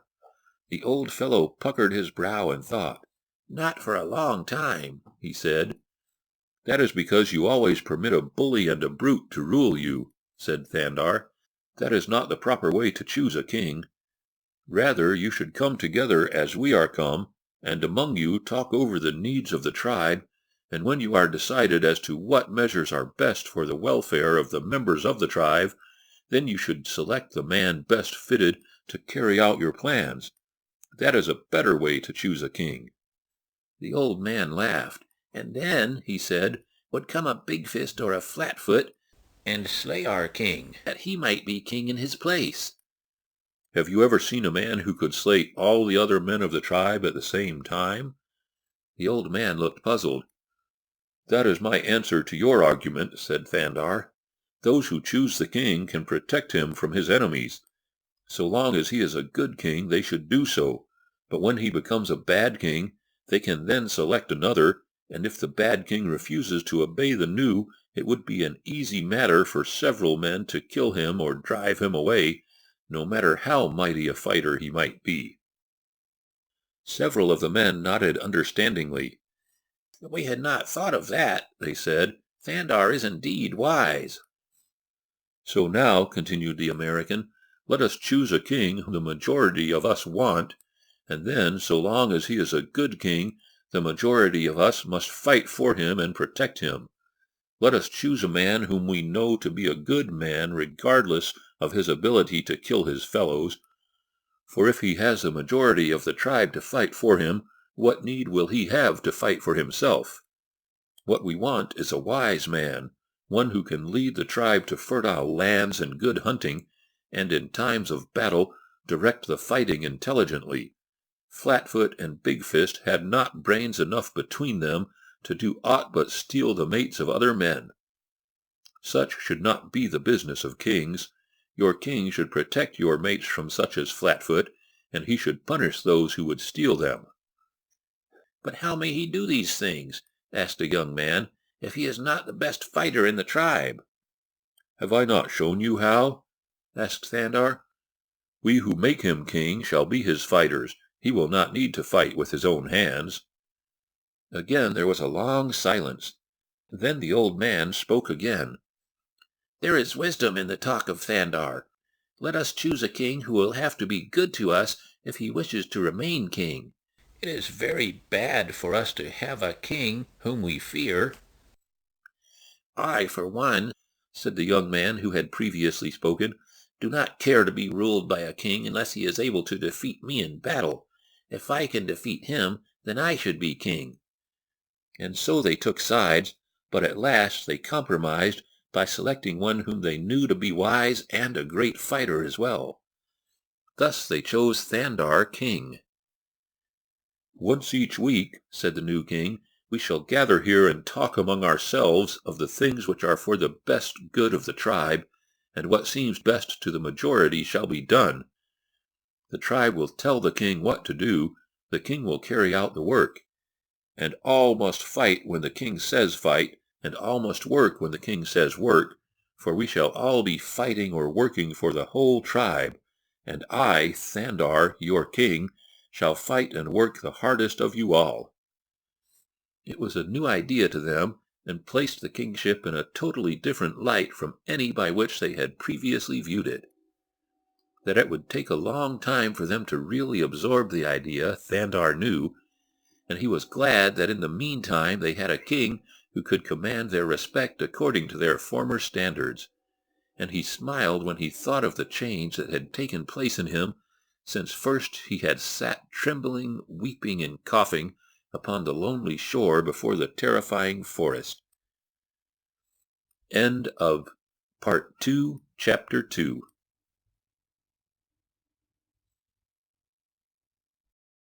The Great Nagula. Waldo Emerson Smith-Jones had gladly embraced the opportunity which chance had offered him to assume the kingship of the little tribe of troglodytes. First, because his position would assure Nadara greater safety, and second, because of the opening it would give him for the exercise of his new-found initiative. Where before he had shrunk from responsibility, he now found himself anxious to assume it. He longed to do where formerly he had been content to but read of the accomplishments of others. To his chagrin, however, he soon discovered that the classical education to which his earlier life had been devoted under the guidance of a fond and ultra-cultured mother was to prove a most inadequate foundation upon which to build a practical scheme of life for himself and his people. He wished to teach his tribe to construct permanent and comfortable houses, but he could not recollect any practical hints on carpentry that he had obtained from Ovid. His people lived by hunting small rodents, robbing birds' nests, and gathering wild fruits and vegetables. Thandar desired to institute a scheme of community farming, but the works of the cyclic poets, with which he was quite familiar, seemed to offer little of value along agricultural lines. He regretted that he had not matriculated at an agricultural college west of the Alleghenies rather than at Harvard. However, he determined to do the best he could with the meager knowledge he possessed of things practical, a knowledge so meager that it consisted almost entirely of the bare definition of the word agriculture. It was a germ, however, for it presupposed a knowledge of the results that might be obtained through agriculture. So Thandar found himself a step ahead of the earliest of his progenitors, who had thought to plant purposely the seeds that nature heretofore had distributed haphazard through the agencies of wind and bird and beast, but only a step ahead. He realized that he occupied a very remarkable position in the march of ages. He had known and seen and benefited by all the accumulated knowledge of ages of progression from the Stone Age to the 20th century, and now, suddenly, fate had snatched him back into the Stone Age, or possibly a few eons farther back, only to show him that all that he had from a knowledge of other men's knowledge was keen dissatisfaction with the Stone Age. He had lived in houses of wood and brick and looked through windows of glass. He had read in the light of gas and electricity, and he even knew of candles. But he could not fashion the tools to build a house. He could not have made a brick to have saved his life. Glass had suddenly become one of the wonders of the world to him, and as for gas and electricity and candles, they had become one with the mystery of the Sphinx. He could write verse in excellent Greek, but he was no longer proud of that fact. He would much rather that he had been able to tan a hide or make fire without matches. Waldo Emerson Smith-Jones had a year ago been exceedingly proud of his intellect and his learning, but for a year his ego had been shrinking until now he felt himself the most pitiful ignoramus on earth. "Criminally ignorant," he said to Nadara, "for I have thrown away the opportunities of a lifetime devoted to the accumulation of useless erudition, when I might have been profiting by the practical knowledge which has dragged the world from the black bit of barbarism to the light of modern achievement. I might not only have done this, but, myself, added something to the glory and welfare of mankind. I am no good, Nadara, worse than useless." The girl touched his strong brown hand caressingly, looking proudly into his eyes. "To me you are very wonderful, Thandar," she said. "With your own hands you slew Nagula, the most terrible beast in the world, and Korth and Flatfoot and Big Fist lie dead beneath the vultures because of your might. Single-handed you killed them all, 3 awesome men. No, my Thandar is greater than all other men." Nor could Waldo Emerson repress the swelling tide of pride that surged through him as the girl he loved recounted his exploits. No longer did he think of his achievements as vulgar physical prowess. The old Waldo Emerson, whose temperature had risen regularly at 3 o'clock each afternoon, whose pitifully skinny body had been racked by coughing continually, whose eyes had been terror-filled by day and by night at the rustling of dry leaves, was dead. In his place stood a great, full-blooded man, brown-skinned and steel-thewed, fearless, self-reliant, almost brutal in his pride of power, Thandar the caveman. The months that passed as Thandar led his people from one honeycombed cliff to another as he sought a fitting place for a permanent village were filled with happiness for Nadara and the king. The girl's happiness was slightly alloyed by the fact that Thandar failed to claim her as his own. She could not yet quite understand the ethics which separated them. Thandar tried repeatedly to explain to her that someday they were to return to his own world, and that that world would not accept her unless she had been joined to him according to the rites and ceremonies which it had originated. "Will this marriage ceremony of which you tell me make you love me more?" asked Nadara. Thandar laughed and took her in his arms. "I could not love you more," he replied. "Then of what good is it?" Thandar shook his head. "It is difficult to explain," he said, "especially to such a lovable little pagan as my Nadara. You must be satisfied to know, accept my word for it, that it is because I love you that we must wait." Now it was the girl's turn to shake her head. "I cannot understand," she said. "My people take their mates as they will, and they are satisfied, and everybody is satisfied, and all is well. But their king, who may mate as he chooses, waits until a man whom he does not know, and who lives across the great water where we may never go, gives him permission to mate with one who loves him, with one whom he says he loves." Thandar noticed the emphasis which Nadara put upon the word says. "Some day," he said, "when we have reached my world, you will know that I was right, and you will thank me. Until then, Nadara, you must trust me, and," he added half to himself, "God knows I have earned your trust, even if you do not know it." And so Nadara made believe that she was satisfied, but in her heart of hearts she still feared that Thandar did not really love her. Nor did the half-veiled comments of the women add at all to her peace of mind. During all the time that Thandar was with her, he had been teaching her his language, for he had set his heart upon taking her home, and he wished her to be as well prepared for her introduction to Boston and civilization as he could make her. Thandar's plan was to find a suitable location within sight of the sea, that he might always be upon the lookout for a ship. At last he found such a place, a level meadow land upon a low plateau overlooking the ocean. He had come upon it while he wandered alone several miles from the temporary cliff dwellings the tribe was occupying. The soil, when he dug into it, he found to be rich and black. There was timber upon one side, and upon the other overhanging cliffs of soft limestone.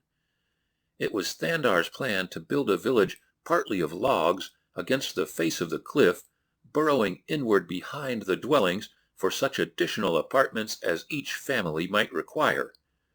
The caves alone would have proved sufficient shelter, but the man hoped, by compelling his people to construct a portion of each dwelling of logs, to engender within each family a certain feeling of ownership and pride in personal possession, as would make it less easy for them to give up their abodes than in the past, when it had been necessary but to move to another cliff to find caves equally as comfortable as those which they so easily abandoned.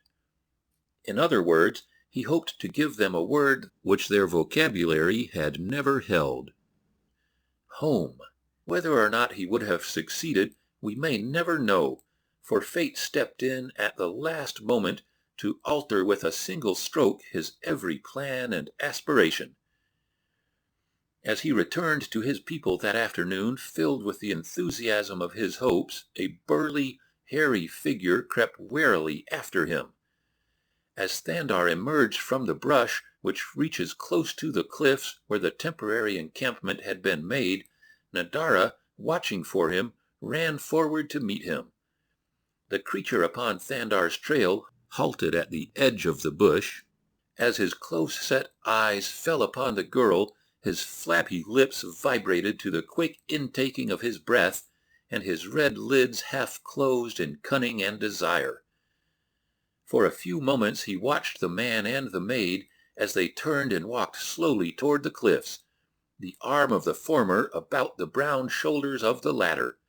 Then he too turned and melted into the tangled branches behind him. That evening Thandar gathered the members of the tribe about him at the foot of the cliff. They sat around a great fire while Thandar, their king, explained to them in minutest detail the future that he had mapped out for them. Some of the old men shook their heads, for here was an unheard-of thing, a change from the accustomed ordering of their lives, and they were loath to change regardless of the benefits which might accrue. But for the most part the people welcomed the idea of comfortable and permanent habitations, though their anticipatory joy, Thandar reasoned, was due largely to a childish eagerness for something new and different. Whether their enthusiasm would survive the additional labors which the new life was sure to entail was another question, so Thandar laid down the new laws that were to guide his people thereafter. The men were to make all implements and weapons, for he had already taught them to use arrows and spears. The women were to keep all edged tools sharp. The men were to hew the logs and build the houses. The women make garments, cook, and keep the houses in order.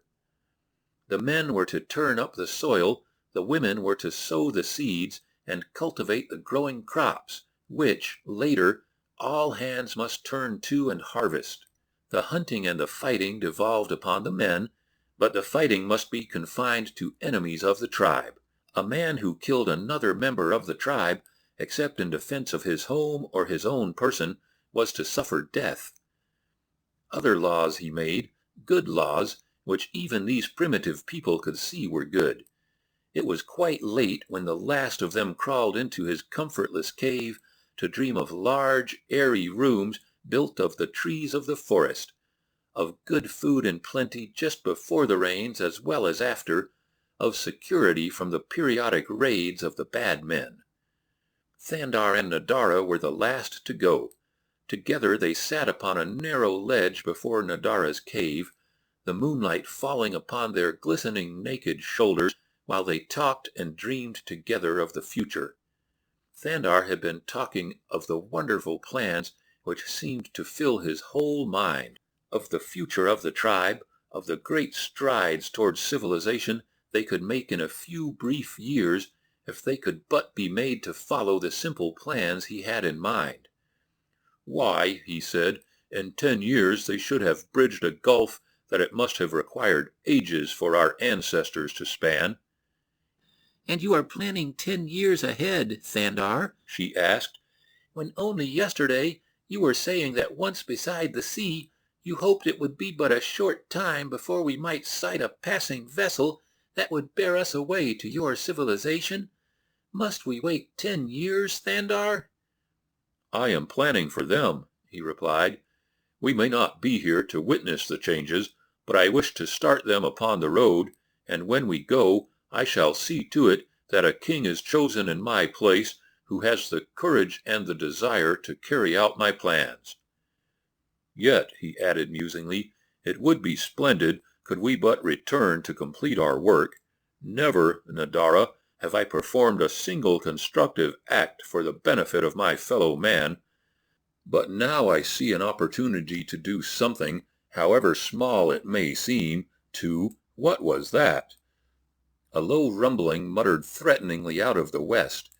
Deep and ominous it sounded, yet so low that it failed to awaken any member of the sleeping tribe.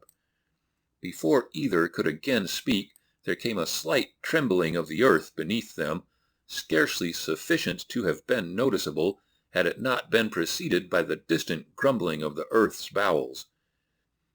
The two upon the moonlit ledge came to their feet, and Nadara drew close to Thandar, the man's arm encircling her shoulders protectingly. "The great Nagula," she whispered. "Again he seeks to escape." "What do you mean?" asked Thandar. "It is an earthquake, distant and quite harmless to us." "No, it is the great Nagula," insisted Nadara.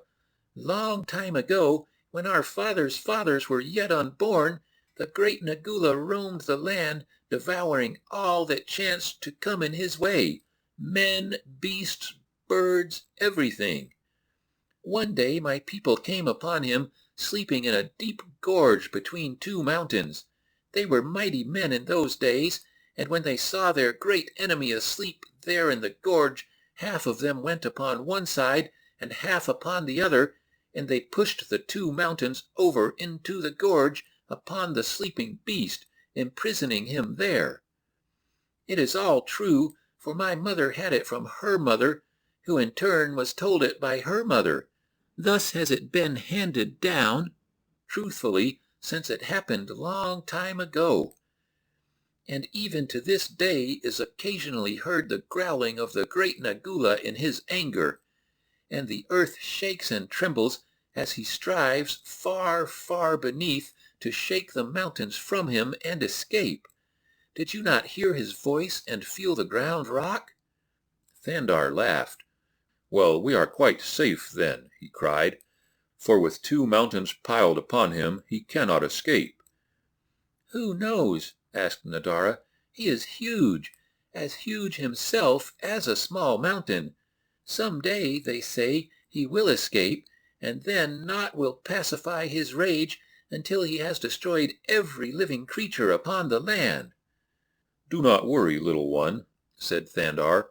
"The great Nagula will have to grumble louder and struggle more fiercely before ever he may dislodge the two mountains. Even now he is quiet again, so run to your cave, sweetheart, nor bother your pretty head with useless worries. It is time that all good people were asleep." And he stooped and kissed her as she turned to go. For a moment she clung to him. "I am afraid, Thandar," she whispered. "Why, I do not know. I only know that I am afraid, with a great fear that will not be quiet." End of Part 2, Chapter 3.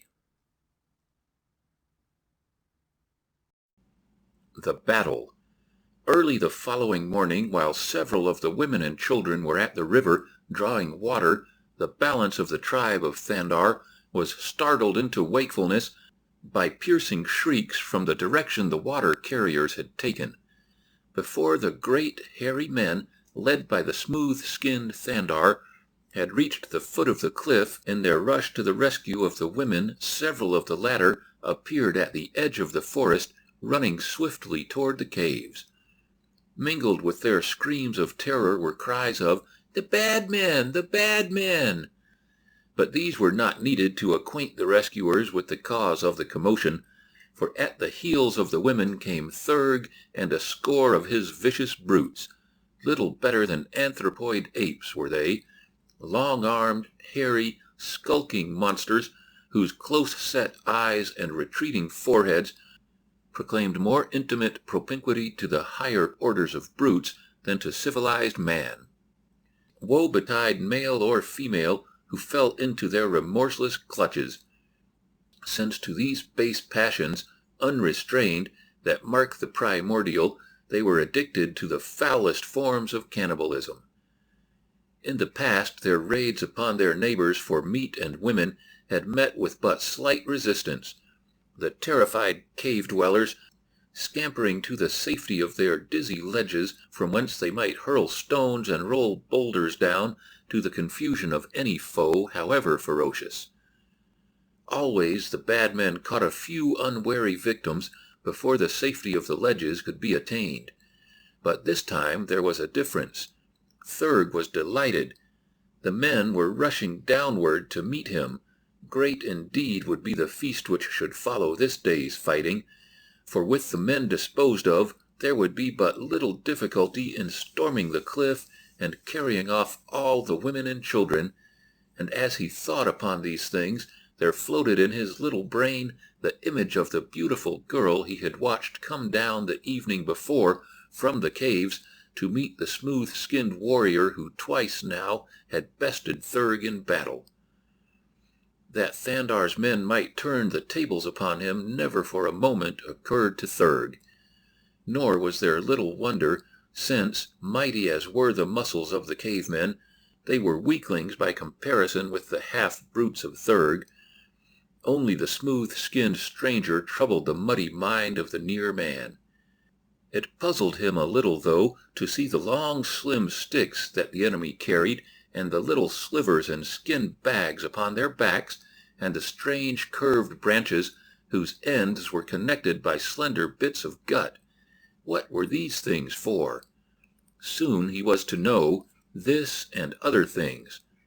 Thandar's warriors did not rush upon Thurg and his brutes in a close-packed, yelling mob. Instead, they trotted slowly forward in a long, thin line that stretched out parallel with the base of the cliff. In the center, directly in front of the charging bad men, was Thandar, calling directions to his people, first upon one hand and then upon the other. And in accordance with his commands, the ends of the line began to quicken the pace, so that quickly Thurg saw that there were men before him and men upon either hand, and now, at 50 feet, while all were advancing cautiously, crouched for the final hand-to-hand encounter, he saw the enemy slip each a sliver into the gut of the bent branches. There was a sudden chorus of twangs, and Thurg felt a sharp pain in his neck. Involuntarily he clapped his hand to the spot, to find one of the slivers sticking there, scarce an inch from his jugular. With a howl of rage he snatched the thing from him, and as he leaped to the charge to punish these audacious madmen, he noted a dozen of his henchmen plucking slivers from various portions of their bodies, while two lay quite still upon the grass with just the ends of slivers protruding from their breasts. The sight brought the beast-man to a momentary halt. He saw his fellows charging in upon the foe. He saw another volley of slivers speed from the bent branches. Down went another of his fighters, and then the enemy cast aside their strange weapons at a shouted command from the smooth-skinned one, and grasping their long, slim sticks, ran forward to meet Thurg's people. Thurg smiled. It would soon be over now. He turned toward one who was bearing down upon him. It was Thandar. Thurg crouched to meet the charge. Rage, revenge, the lust for blood fired his bestial brain. With his huge paws he would tear the puny stick from this creature's grasp, and this time he would gain his hold upon that smooth throat. He licked his lips, and then, out of the corner of his eye, he glanced to the right. What strange sight was this? His people flying? It was incredible. And yet it was true. Growling and raging in pain and anger, they were running a gauntlet of fire-sharpened lances. 3 lay dead. The others were streaming blood as they fled before the relentless prodding devils at their backs. It was enough for Thurg. He did not wait to close with Thandar. A single howl of dismay broke from his flabby lips, and then he wheeled and dashed for the wood. He was the last to pass through the rapidly converging ends of Thandar's primitive battle line. He was running so fast that, afterward, Nadara, who was watching the battle from the cliffside, insisted that his feet flew higher than his head at each frantic leap. Thandar and his victorious army pursued the enemy through the wood for a mile or more. Then they returned, laughing and shouting, to receive the plaudits of the old men, the women, and the children. It was a happy day. There was feasting, and Thandar, having in mind things he had read of savage races, improvised a dance in honor of the victory. He knew little more of savage dances than his tribesmen did of the two-step and the waltz, but he knew that dancing and song and play marked in themselves a great step upward in the evolution of man from the lower orders, and so he meant to teach these things to his people. A red flush spread to his temples as he thought of his dignified father and his stately mother, and with what horrified emotions they would view him now could they but see him, naked but for a G-string and a panther skin, moving with leaps and bounds, and now stately waltz steps in a great circle, clapping his hands in time to his movements, while behind him strung a score of lusty, naked warriors, mimicking his every antic with the fidelity of apes. About them squatted the balance of the tribe, more intensely interested in this, the first ceremonial function of their lives, than with any other occurrence that had ever befallen them. They, too, now clapped their hands in time with the dancers. Nadara stood with parted lips and wide eyes watching the strange scene. Within her it seemed that something was struggling for expression, something that she must have known long, long ago, something that she had forgotten but that she presently must recall. With it came an insistent urge. Her feet could scarce remain quietly upon the ground, and great waves of melody and song welled into her heart and throat, though what they were and what they meant she did not know. She only knew that she was intensely excited and happy, and that her whole being seemed as light and airy as the soft wind that blew across the gently swaying tree-tops of the forest. Now the dance was done. Thandar had led the warriors back to the feast. In the center of the circle, where the naked bodies of the men had leaped and swirled to the clapping of many hands, was an open space, deserted. Into it Nadara ran, drawn by some subtle excitement of the soul which she could not have fathomed had she tried, which she did not try to fathom. Around her slim, graceful figure was draped the glossy, black pelt of Nagula, another trophy of the prowess of her man. It half concealed, but to accentuate the beauties of her form. With eyes half closed, she took a half-dozen graceful, tentative steps. Now the eyes of Thandar and several others were upon her, but she did not see them. Suddenly, with outthrown arms, she commenced to dance, bending her lithe body, swaying from side to side as she fell, with graceful abandon, into steps and poses that seemed as natural to her as repose. About the little circle she wove her simple yet intricate way, and now every eye was upon her as every savage heart leaped in unison with her shapely feet, rising and falling in harmony with her lithe brown limbs. And of all the hearts that leaped, fastest leaped the heart of Thandar, for he saw in the poetry of motion of the untutored girl the proof of her birthright, the truth of all that he had guessed of her origin since her foster father had related the story of her birth upon his deathbed. None but a child of an age-old culture could possess this inherent talent. Any moment he expected her lips to break forth in song, nor was he to be disappointed, for presently, as the circling cave folk commenced to clap their palms in time to her steps, Nadara lifted her voice in clear and bird-like notes, a wordless paean of love and life and happiness. At last, exhausted, she paused, and as her eyes fell upon Thandar, they broke into a merry laugh. "The king is not the only one who can leap and play upon his feet," she cried. Thandar came to the center of the circle, and kneeling at her feet, took one of her hands in his and kissed it. "The king is only mortal and a man," he said. "It is no reproach that he cannot equal the divine grace of a goddess. You are very wonderful, my Nadara," he continued. "From loving you I am coming to worship you." And within the deep and silent wood another was stirred with mighty emotions by the sight of the half-naked, graceful girl. It was Thurg, the bad man, who had sneaked back alone to the edge of the forest that he might seek an opportunity to be revenged upon Thandar and his people.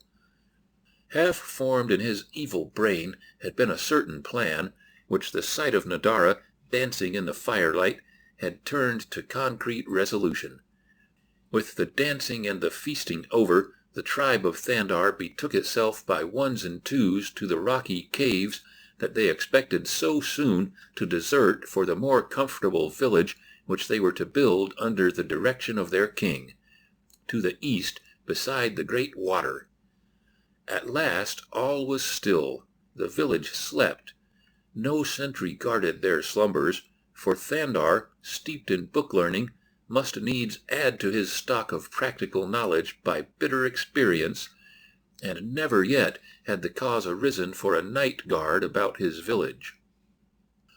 Having defeated Thurg and his people, he thought that they would not return again, and certainly not by night, for the people of this wild island roamed seldom by night, having too much respect for the teeth and talons of Nagula to venture forth after darkness had settled upon the grim forests and the lonely plains. But a tempest of uncontrolled emotions surged through the hairy breast of Thurg. He forgot Nagula. He thought only of revenge. Revenge and the black-haired beauty who had so many times eluded him. And as he saw her dancing in the circle of hand-clapping tribesmen, in the light of the brushwood fire, his desire for her became a veritable frenzy. He could scarce restrain himself from rushing single-handed among his foes and snatching the girl before their faces. However, caution came to his rescue, and so he waited, albeit impatiently, until the last of the cave folk had retired to his cavern. He had seen into which Nadara had withdrawn, one that lay far up the face of the steep cliff and directly above the cave occupied by Thandar. The moon was overcast, the fire at the foot of the cliff had died to glowing embers, all was wrapped in darkness and in shadow. Far in the depths of the wood Nagula coughed and cried. The weird sound raised the coarse hair at the nape of Thurg's bull neck. He cast an apprehensive backward glance, then, crouching low, he moved quickly and silently across the clearing toward the base of the cliff. Flattened against a protruding boulder there, he waited, listening, for a moment. No sound broke the stillness of the sleeping village. None had seen his approach. Of that he was convinced. Carefully he began the ascent of the cliff face, made difficult by the removal of the rough ladders that led from ledge to ledge by day, but which were withdrawn with the retiring of the community to their dark holes. But Thurg had dragged with him from the forest a slim sapling. This he leaned against the face of the cliff.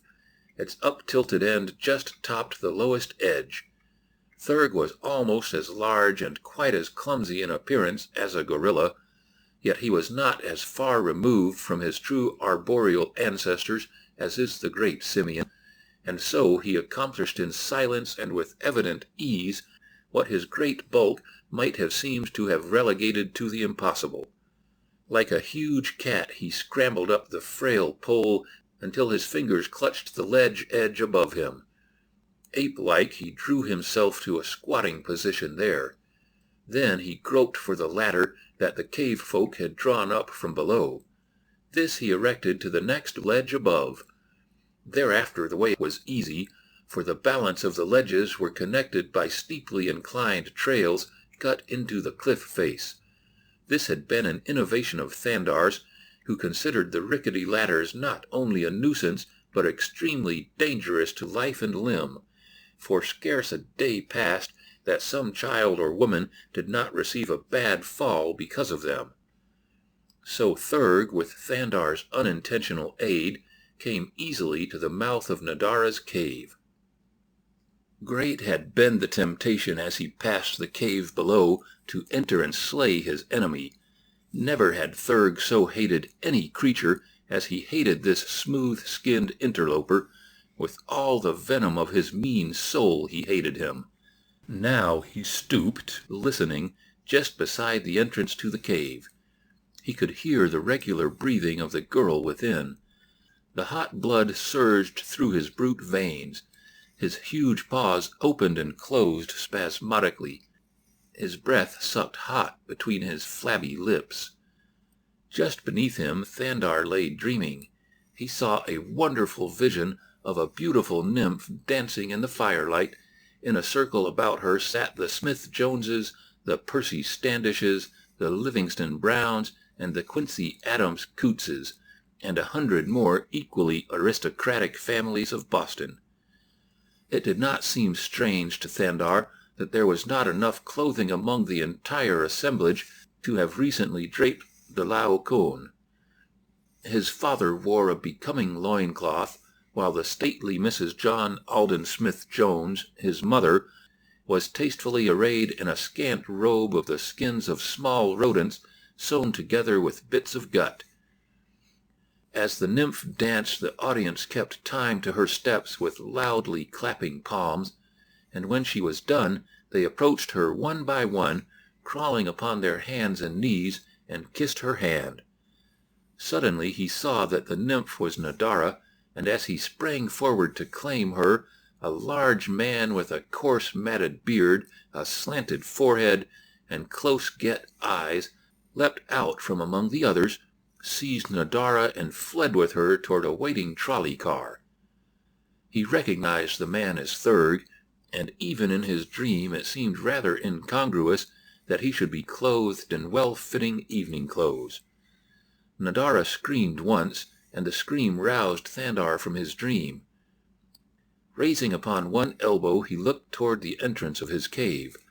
The recollection of the dream swept back into his memory.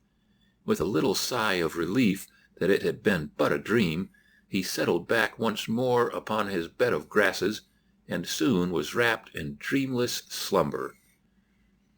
End of Part 2, Chapter 4. The Abduction of Nadara. Cautiously Thurg crawled into the cave where Nadara slept upon her couch of soft grasses, wrapped in the glossy pelt of Nagula the Black Panther. The hulking form of the beast-man blotted out the faint light that filtered from the lesser darkness of the night without through the jagged entrance to the cave. All within was Stygian gloom. Groping with his hands, Thurg came at last upon a corner of the grassy pallet. Softly he wormed inch by inch closer to the sleeper. Now his fingers felt the thick fur of the panther skin.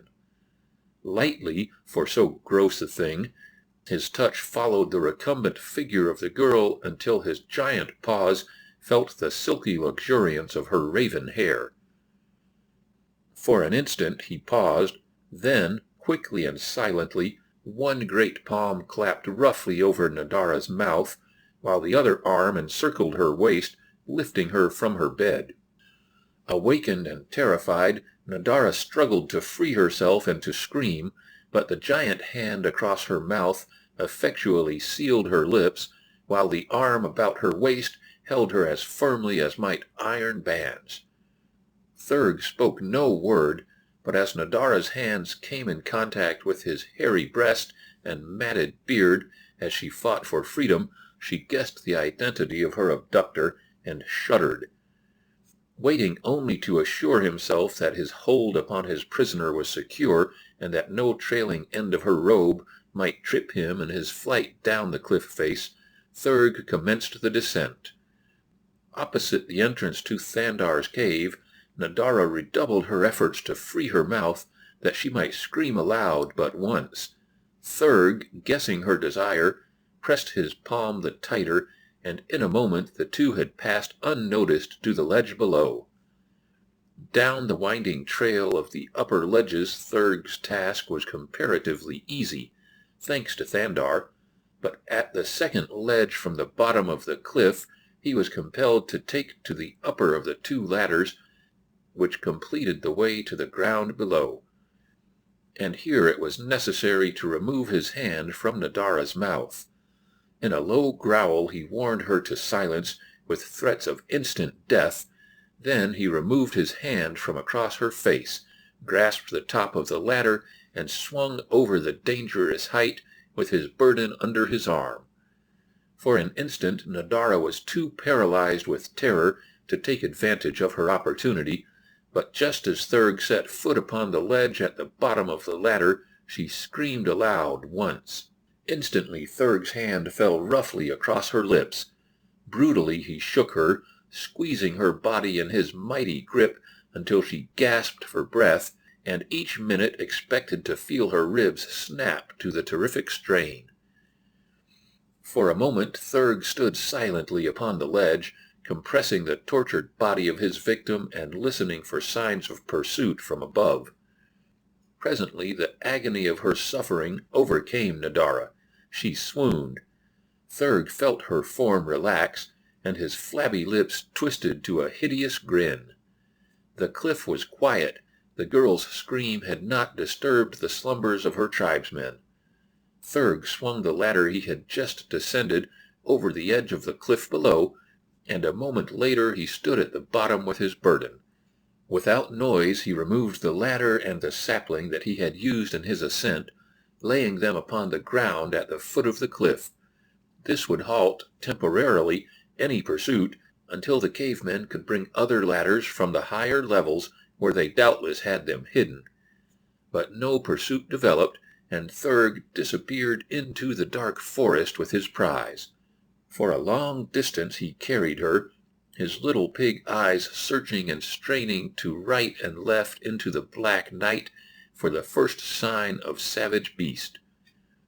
The half-atrophied muscles of his little ears, still responding to an almost dead instinct, strove to prick those misshapen members forward that they might catch the first crackling of dead leaves beneath the padded paw of the fanged night prowlers. But the wood seemed dead. No living creature appeared to thwart the beast-man's evil intent. Far behind him Thandar slept. Thurg grinned. The moon broke through the clouds, splotching the ground all silver green beneath the forest trees. Nadara awoke from her swoon. They were in a little open glade. Instantly she recalled the happenings that had immediately preceded her unconsciousness. In the moonlight she recognized Thurg. He was smirking horribly down into her upturned face. Thandar had often talked with her of religion. He had taught her of his god, and now the girl thanked him that Thurg was still too low in the scale of evolution to have learned to kiss. To have had that matted beard, those flabby pendulous lips pressed to hers, it was too horrible. She closed her eyes in disgust. Thurg lowered her to her feet. With one hand he still clutched her shoulder. She saw him standing there before her, his greedy bloodshot eyes devouring her. His awful lips shook and trembled as his hot breath sucked quickly in and out in excited gasps. She knew that the end was coming. Frantically she cast about her for some means of defense or escape. Thurg was drawing her toward him. Suddenly she drew back her clenched fist and struck him full in the mouth. Then, tearing herself from his grasp, she turned and fled. But in a moment he was upon her. Seizing her roughly by the shoulders, he shook her viciously, hurling her to the ground. The blood from his wounded lips dropped upon her face and throat. From the distance came a deep-toned, thunderous rumbling. Thurg raised his head and listened. Again and again came that awesome sound. "The great Nagula is coming to punish you," whispered Nadara. Thurg still remained squatting beside her. She had ceased to fight, for now she felt that a greater power than hers was intervening to save her. The ground beneath them trembled, shook, and then tossed frightfully. The rumbling and the roaring became deafening. Thurg, his passion frozen in the face of this new terror, rose to his feet. For a moment there was a lull, then came another and more terrific shock. The earth rose and fell sickeningly. Fissures opened, engulfing trees, and then closed like hungry mouths gulping food long denied. Thurg was thrown to the ground. Now he was terror-stricken. He screamed aloud in his fear. Again there came a lull, and this time the beast-man leaped to his feet and dashed away into the forest. Nadara was alone. Presently the earth commenced to tremble again, and the voice of the great Nagula rumbled across the world. Frightened animals scampered past Nadara, fleeing in all directions. Little deer, foxes, squirrels, and other rodents in countless numbers scurried, terrified, about. A great black panther and his mate trotted shoulder to shoulder into the glade, where Nadara still stood too bewildered to know which way to fly. They eyed her for a moment as they paused in the moonlight, then, without a second glance, they loped away into the brush. Directly behind them came 3 deer. Nadara realized that she had felt no fear of the panthers as she would have under ordinary circumstances. Even the little deer ran with their natural enemies. Every lesser fear was submerged in the overwhelming terror of the earthquake. Dawn was breaking in the east. The rumblings were diminishing, the tremors at greater intervals and of lessening violence. Nadara started to retrace her steps toward the village. Momentarily she looked to see Thandar coming in search of her, but she came to the edge of the forest, and no sign of Thandar or another of her tribesmen had come to cheer her. At last she stepped into the open. Before her was the cliff. A cry of anguish broke from her lips at the sight that met her eyes. Torn, tortured, and crumpled were the lofty crags that had been her home, the home of the tribe of Thandar. The overhanging cliff top had broken away and lay piled in a jagged heap at the foot of the cliff. The caves had disappeared. The ledges had crumbled before the titanic struggles of the great Nagula. All was desolation and ruin. She approached more closely. Here and there in the awful jumble of shattered rock were wedged the crushed and mangled forms of men, women, and children. Tears coursed down Nadara's cheeks. Sobs racked her slender figure. And Thandar, where was he? With utmost difficulty the girl picked her way aloft over the tumbled debris. She could only guess at the former location of Thandar's cave, but now no sign of cave remained, only the same blank waste of silent stone. Frantically she tugged and tore at massive heaps of sharp-edged rock. Her fingers were cut and bruised and bleeding. She called aloud the name of her man, but there was no response. It was late in the afternoon before, weak and exhausted, she gave up her futile search. That night she slept in a crevice between 2 broken boulders, and the next morning she set out in search of a cave where she might live out the remainder of her lonely life in what safety and meager comfort a lone girl could wring from this savage world. For a week she wandered hither and thither, only to find most of the caves she had known in the past demolished as had been those of her people.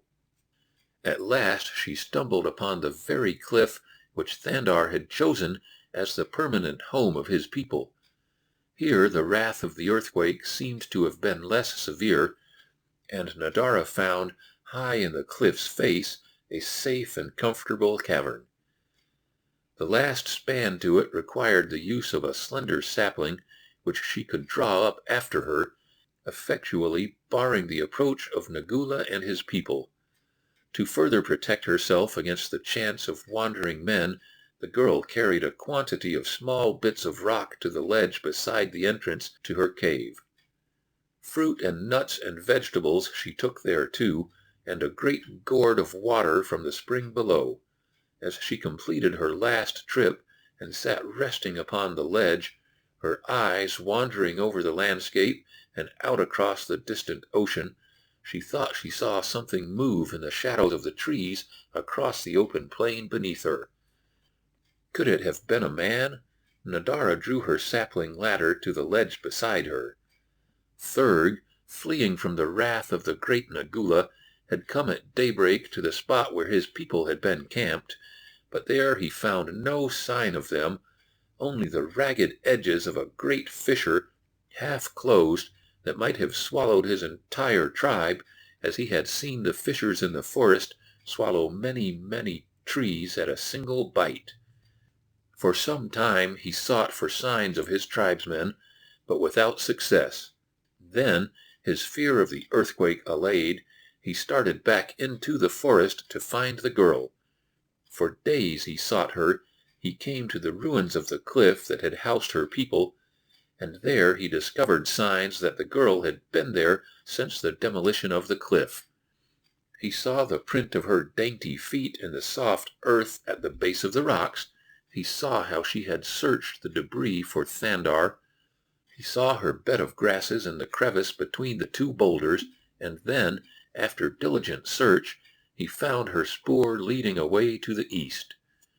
For many days he followed her until, at last, close by the sea, he came to a level plain at the edge of a forest. Across the narrow plain rose lofty cliffs, and what was that clambering aloft toward the dark mouth of a cave? Could it be a woman? Thurg's eyes narrowed as he peered intently toward the cliff. Yes, it was a woman. It was the woman. It was she he sought, and she was alone. With a whoop of exultation, Thurg broke from the forest into the plain, running swiftly toward the cliff where Nadara crouched beside her little pile of jagged missiles, prepared to once more battle with this hideous monster for more than life. End of Part 2, Chapter 5.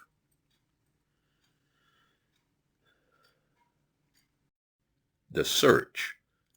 A year had elapsed since Waldo Emerson Smith-Jones had departed from the Back Bay home of his aristocratic parents to seek in a long sea voyage a cure for the hacking cough and hectic cheeks which had in themselves proclaimed the almost incurable. 2 months later had come the first meager press notices of the narrow escape of the steamer upon which Waldo Emerson had been touring the South Seas from utter destruction by a huge tidal wave. The dispatch read, "The captain reports that the great wave swept entirely over the steamer, momentarily submerging her. 2 members of the crew, the officer upon the bridge, and 1 passenger were washed away. The latter was an American traveling for his health, Waldo E. Smith-Jones, son of John Alden Smith-Jones of Boston. The steamer came about, cruising back and forth for some time, but as the wave had washed her perilously close to a dangerous shore, it seemed unsafe to remain longer in the vicinity, for fear of a recurrence of the tidal wave, which would have meant the utter annihilation of the vessel upon the nearby beach. No sign of any of the poor unfortunates was seen. Mrs. Smith-Jones is prostrated." Immediately John Alden Smith-Jones had fitted out his yacht, Priscilla, dispatching her under Captain Burlingham, a retired naval officer and an old friend of Mr. Smith-Jones, to the far distant coast in search of the body of his son, which the captain of the steamer was of the opinion might very possibly have been washed upon the beach. And now Burlingham was back to report the failure of his mission. The 2 men were sitting in the John Alden Smith-Jones library. Mrs. Smith-Jones was with them. "We searched the beach diligently at the point opposite which the tidal wave struck the steamer," Captain Burlingham was saying. "For miles up and down the coast we patrolled every inch of the sand. We found at one spot upon the edge of the jungle and above the beach the body of one of the sailors. It was not and could not have been Waldo's. The clothing was that of a seaman, The frame was much shorter and stockier than your son's. There was no sign of any other body along that entire coast. Thinking it possible one of the men might have been washed ashore alive, we sent parties into the interior. Here we found a wild and savage country, and on 2 occasions met with fierce white savages who hurled rocks at us and fled at the first report of our firearms. We continued our search all around the island, which is of considerable extent. Upon the east coast I found this, and here the captain handed Mr. Smith-Jones the bag of jewels which Nadara had forgotten as she fled from Thandar. Briefly he narrated what he knew of the history of the poor woman to whom it had belonged. "I recall the incident well," said Mrs. Smith-Jones. "I had the pleasure of entertaining the Count and Countess when they stopped here upon their honeymoon. They were lovely people, and to think that they met so tragic an end." The 3 lapsed into silence. Burlingham did not know whether he was glad or sorry that he had not found the bones of Waldo Emerson. That would have meant the end of hope for his parents. Perhaps much the same thoughts were running through the minds of the others. Somewhere in the nether regions of the great house an electric bell sounded. Still the 3 sat on in silence. They heard the houseman open the front door. They heard low voices, and presently there came a deferential tap upon the door of the library. Mr. Smith-Jones looked up and nodded. It was the houseman. He held a letter in his hand. "What is it, Crutz?" asked the master in a tired voice. It seemed that nothing ever again would interest him. "A special delivery letter, sir," replied the servant. "The boy says you must sign for it yourself, sir." "Ah, yes," replied Mr. Smith-Jones, as he reached for the letter and the receipt blank. He glanced at the postmark, San Francisco. Idly he cut the envelope. "Pardon me," he glanced first at his wife and then at Captain Burlingham. The 2 nodded. Mr. John Alden Smith-Jones opened the letter. There was a single written sheet and an enclosure in another envelope. He had read but a couple of lines when he came suddenly upright in his chair. Captain Burlingham and Mrs. Smith-Jones looked at him in polite and surprised questioning. "My God!" exclaimed Mr. Smith-Jones. "He is alive! Waldo is alive!" Mrs. Smith-Jones and Captain Burlingham sprang from their chairs and ran toward the speaker. With trembling hands that made it difficult to read the words that his trembling voice could scarce utter, John Alden Smith-Jones read aloud. "On board the Sally Corwith, San Francisco, California, Mr. John Alden Smith-Jones, Boston, Massachusetts. Dear Sir, just reached port and hastened to forward letter your son gave me for his mother. He wouldn't come with us. We found him on island, latitude 10 degrees south, longitude 150 degrees west. He seemed in good health and able to look out for himself. Didn't want anything, he said, except a razor, so we gave him that, and one of the men gave him a plug of chewing tobacco. Urged him to come, but he wouldn't. The enclosed letter will doubtless tell you all about him. Yours truly, Henry Dobbs, Master." 10 south, 150 west, mused Captain Burlingham. "That's the same island we searched. Where could he have been?" Mrs. Smith-Jones had opened the letter addressed to her, and was reading it breathlessly. "My dear mother, I feel rather selfish in remaining and possibly causing you further anxiety, but I have certain duties to perform to several of the inhabitants which I feel obligated to fulfill before I depart. My treatment here has been all that anyone might desire, even more, I might say. The climate is delightful, my cough has left me, and I am entirely a well man, more robust than I ever recall having been in the past. At present I am sojourning in the mountains, having but run down to the seashore today, where, happily, I chanced to find the Sally Corwith in the harbor, and am taking advantage of Captain Dobbs's kindness to forward this letter to you.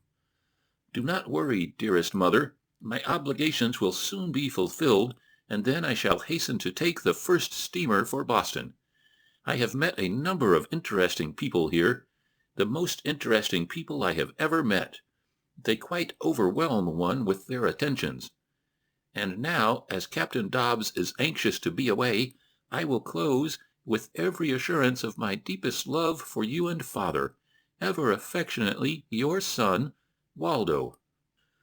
Mrs. Smith-Jones' eyes were dim with tears, tears of thanksgiving and happiness. And to think, she exclaimed, that after all he is alive and well, quite well. His cough has left him. That is the best part of it. And he is surrounded by interesting people, just what Waldo needed. For some time I feared, before he sailed, that he was devoting himself too closely to his studies and to the little coterie of our own set which surrounded him. This experience will be broadening. Of course, these people may be slightly provincial, but it is evident that they possess a certain culture and refinement. Otherwise, my Waldo would never have described them as interesting. The coarse, illiterate, or vulgar could never prove interesting to a Smith-Jones. Captain Cecil Burlingham nodded politely. He was thinking of the naked, hairy man-brutes he had seen within the interior of the island. "It is evident, Burlingham," said Mr. Smith-Jones, "that you overlooked a portion of this island. It would seem, from Waldo's letter, that there must be a colony of civilized men and women somewhere upon it. Of course it is possible that it may be further inland than you penetrated." Burlingham shook his head. "I am puzzled," he said. "We circled the entire coast, yet nowhere did we see any evidence of a man-improved harbor, such as one might have reason to expect were there really a colony of advanced humans in the interior. There would have been at least a shack near the beach in one of the several natural harbors which indent the coastline. Was there even an occasional steamer touching for purposes of commerce with the colonists? No, my friends," he continued, "as much as I should like to believe it, my judgment will not permit me to place any such translation upon Waldo's letter. That he is safe and happy seems evident, and that is enough for us to know. Now it should be a simple matter for us to find him, if it is still your desire to send for him." "He may already have left for Boston," said Mrs. Smith-Jones. "His letter was written several months ago." Again Burlingham shook his head. "Do not bank on that, my dear madam," he said kindly. "It may be 50 years before another vessel touches that forgotten shore, unless it be one which you yourselves send." John Alden Smith-Jones sprang to his feet and commenced pacing up and down the library. "How soon can the Priscilla be put in shape to make the return voyage to the island?" he asked. "It can be done in a week, if necessary," replied Burlingham. "And you will accompany her in command?" "Gladly." "Good!" exclaimed Mr. Smith-Jones. "And now, my friend, let us lose no time in starting our preparations. I intend accompanying you." "And I shall go too," said Mrs. Smith-Jones. The two men looked at her in surprise. "But, my dear," cried her husband, "there is no telling what hardships and dangers we may encounter. You could never stand such a trip." "I am going," said Mrs. Smith-Jones firmly. "I know my Waldo. I know his refined and sensitive nature. I know that I am fully capable of enduring whatever he may have endured. He tells me that he is among interesting people. Evidently there is nothing to fear then from the inhabitants of the island, and furthermore, I wish personally to meet the people he has been living with. I have always been careful to surround Waldo with only the nicest people, and if any vulgarizing influences have been brought to bear upon him since he has been beyond my mature guidance, I wish to know it, that I may determine how to combat their results." That was the end of it. If Mrs. Smith-Jones knew her son, Mr. Smith-Jones certainly knew his wife. A week later the Priscilla sailed from Boston Harbor on her long journey around the Horn to the South Seas. Most of the old crew had been retained. The first and second officers were new men. The former, William Stark, had come to Burlingham well recommended. From the first he seemed an intelligent and experienced officer. That he was inclined to taciturnity, but enhanced his value in the eyes of Burlingham. Stark was inclined to be something of a martinet, so that the crew soon took to hating him cordially. But as his display of this unpleasant trait was confined wholly to trivial acts, The men contented themselves with grumbling among themselves, which is the prerogative and pleasure of every good sailorman. Their loyalty to the splendid Burlingham, however, was not to be shaken by even a dozen Starks. The monotonous and uneventful journey to the vicinity of 10 south and 150 west was finally terminated. At last land showed on the starboard bow. Excitement reigned supreme throughout the trim, white Priscilla. Mrs. Smith-Jones peered anxiously and almost constantly through her binoculars, momentarily expecting to see the well-known thin and emaciated figure of her Waldo Emerson standing upon the beach awaiting them. For 2 weeks they sailed along the coast, stopping here and there for a day while parties tramped inland in search of signs of civilized habitation. They lay 2 days in the harbor where the Sally Corwith had lain. There they pressed farther inland than at any other point, but all without avail. It was Burlingham's plan to first make a cursory survey of the entire coast, with only short incursions toward the center of the island. Should this fail to discover the missing Waldo, the party was then to go over the ground once more, remaining weeks or months as might be required to thoroughly explore every foot of the island. It was during the pursuit of the initial portion of the program that they dropped anchor in the self-same harbor upon whose waters Waldo Emerson and Nadara had seen the Priscilla lying, only to fly from her. Burlingham recalled it as the spot at which the bag of jewels had been picked up.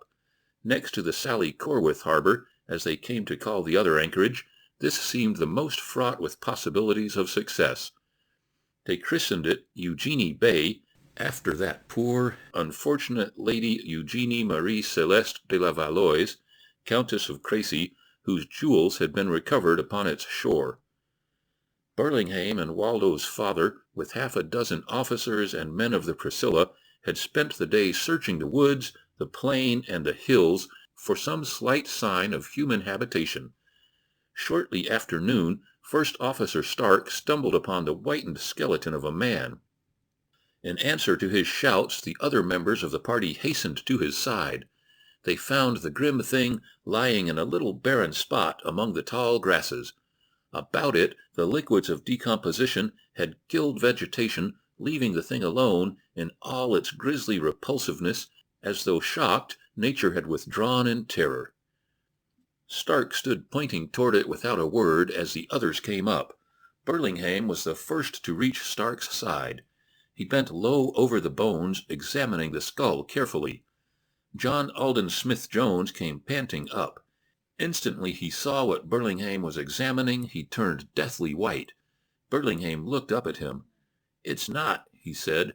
"Look at that skull. Either a gorilla or some very low type of man." Mr. Smith-Jones breathed a sigh of relief.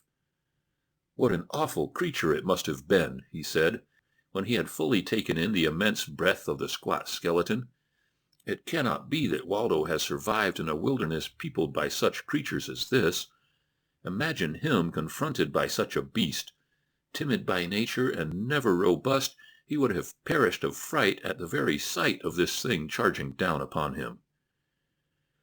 Captain Cecil Burlingham acquiesced with a nod. He knew Waldo Emerson well, and so he could not even imagine a meeting between the frail and cowardly youth and such a beast as this bleaching frame must once have supported. And at their feet the bones of Flatfoot lay mute witness to the impossible. Presently a shout from one of the sailors attracted their attention toward the far side of the valley. The man was standing upon a rise of ground, waving his arms and gesticulating violently toward the lofty cliffs which rose sheer from the rank jungle grasses. All eyes turned in the direction indicated by the excited sailor. At first they saw nothing, but presently a figure came in sight upon a little elevation. It was the figure of a human being, and even at the distance they were from it, all were assured that it was the figure of a female. She was running toward the cliffs with the speed of a deer. And now, behind her, came another figure. Thick-set and squat was the thing that pursued the woman. It might have been the reanimated skeleton that they had just discovered. Would the creature catch her before she reached the cliff? Would she find sanctuary even there? Already Burlingham and Stark had started toward the cliff on a run. John Alden Smith-Jones followed more slowly. The men raced after their officers. The girl had reached the rocks and was scampering up their precipitous face like a squirrel. Close behind her came the man. They saw the girl reach a ledge just below the mouth of a cave in which she evidently expected to find safety. They saw her clambering up the rickety sapling that answered for a ladder. They breathed sighs of relief, for it seemed that she was now quite safe. The man was still one ledge below her. But in another moment the watchers were filled with horror. The brute pursuing her had reached forth a giant hand and seized the base of the sapling. He was dragging it over the edge of the cliff. In another moment the girl would be precipitated either into his arms or to a horrible death upon the jagged rocks beneath her. Burlingham and Stark halted simultaneously. At once 2 rifles leapt to their shoulders. There were 2 reports, so close together that they seemed as one. End of Part 2, Chapter 6. First Mate Stark. Upon the day that Thurg discovered Nadara, he had come racing to the foot of the cliff, roaring and bellowing like a mad bull. Upward he clambered half the distance to the girl's lofty perch. Then a bit of jagged rock, well aimed, had brought him to a sudden halt, spitting blood and teeth from his injured mouth. He looked up at Nadara and shrieked out his rage and his threats of vengeance. Nadara launched another missile at him that caught him full upon one eye, dropping him like a stone to the narrow ledge upon which he had been standing. Quickly the girl started to descend to his side to finish the work she had commenced, for she knew that there could be no peace or safety for her, now that Thurg had discovered her hiding place, while the monster lived. But she had scarce more than lowered her sapling to the ledge beneath her, when the giant form of the man moved, and Thurg sat up. Quickly Nadara clambered back to her ledge, again drawing her sapling after her. She was about to hurl another missile at the man when he spoke to her. "We are alone in the world," he said. "All your people and all my people have been slain by the great Nagula. Come down, let us live together in peace. There is no other left in all the world." Nadara laughed at him. "Come down to you," she cried mockingly. "Live with you? I would rather live with the pigs that root in the forest. Go away, or I will finish what I have commenced and kill you. I would not live with you, though I knew that you were the last human being on earth." Thurg pleaded and threatened, but all to no avail. Again he tried to clamber to her side, but again he was repulsed with well-aimed missiles. At last he withdrew, growling and threatening. For weeks he haunted the vicinity of the cliff. Nadara's meager food supply was soon exhausted. She was forced to descend to replenish her larder and fill her gourd, or die of starvation and thirst. She made her trips to the forest at night, though black Nagula prowled and the menace of Thurg loomed through the darkness. At last the man discovered her in one of these nocturnal expeditions, and almost caught her before she reached her ledge of safety. For 3 days he kept her a close prisoner. Again her stock of provisions was exhausted. She was desperate. Twice had Nagula nearly trapped her in the forest. She dared not again tempt fate in the gloomy wood by night. There was nothing left but to risk all in one last effort to elude Thurg by day and find another asylum in some far distant corner of the island.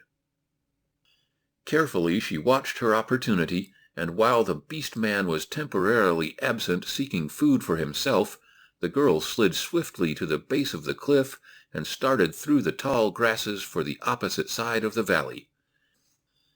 Upon this day Thurg had fallen upon the spoor of deer as he had searched the forest for certain berries that were in season and which he particularly enjoyed.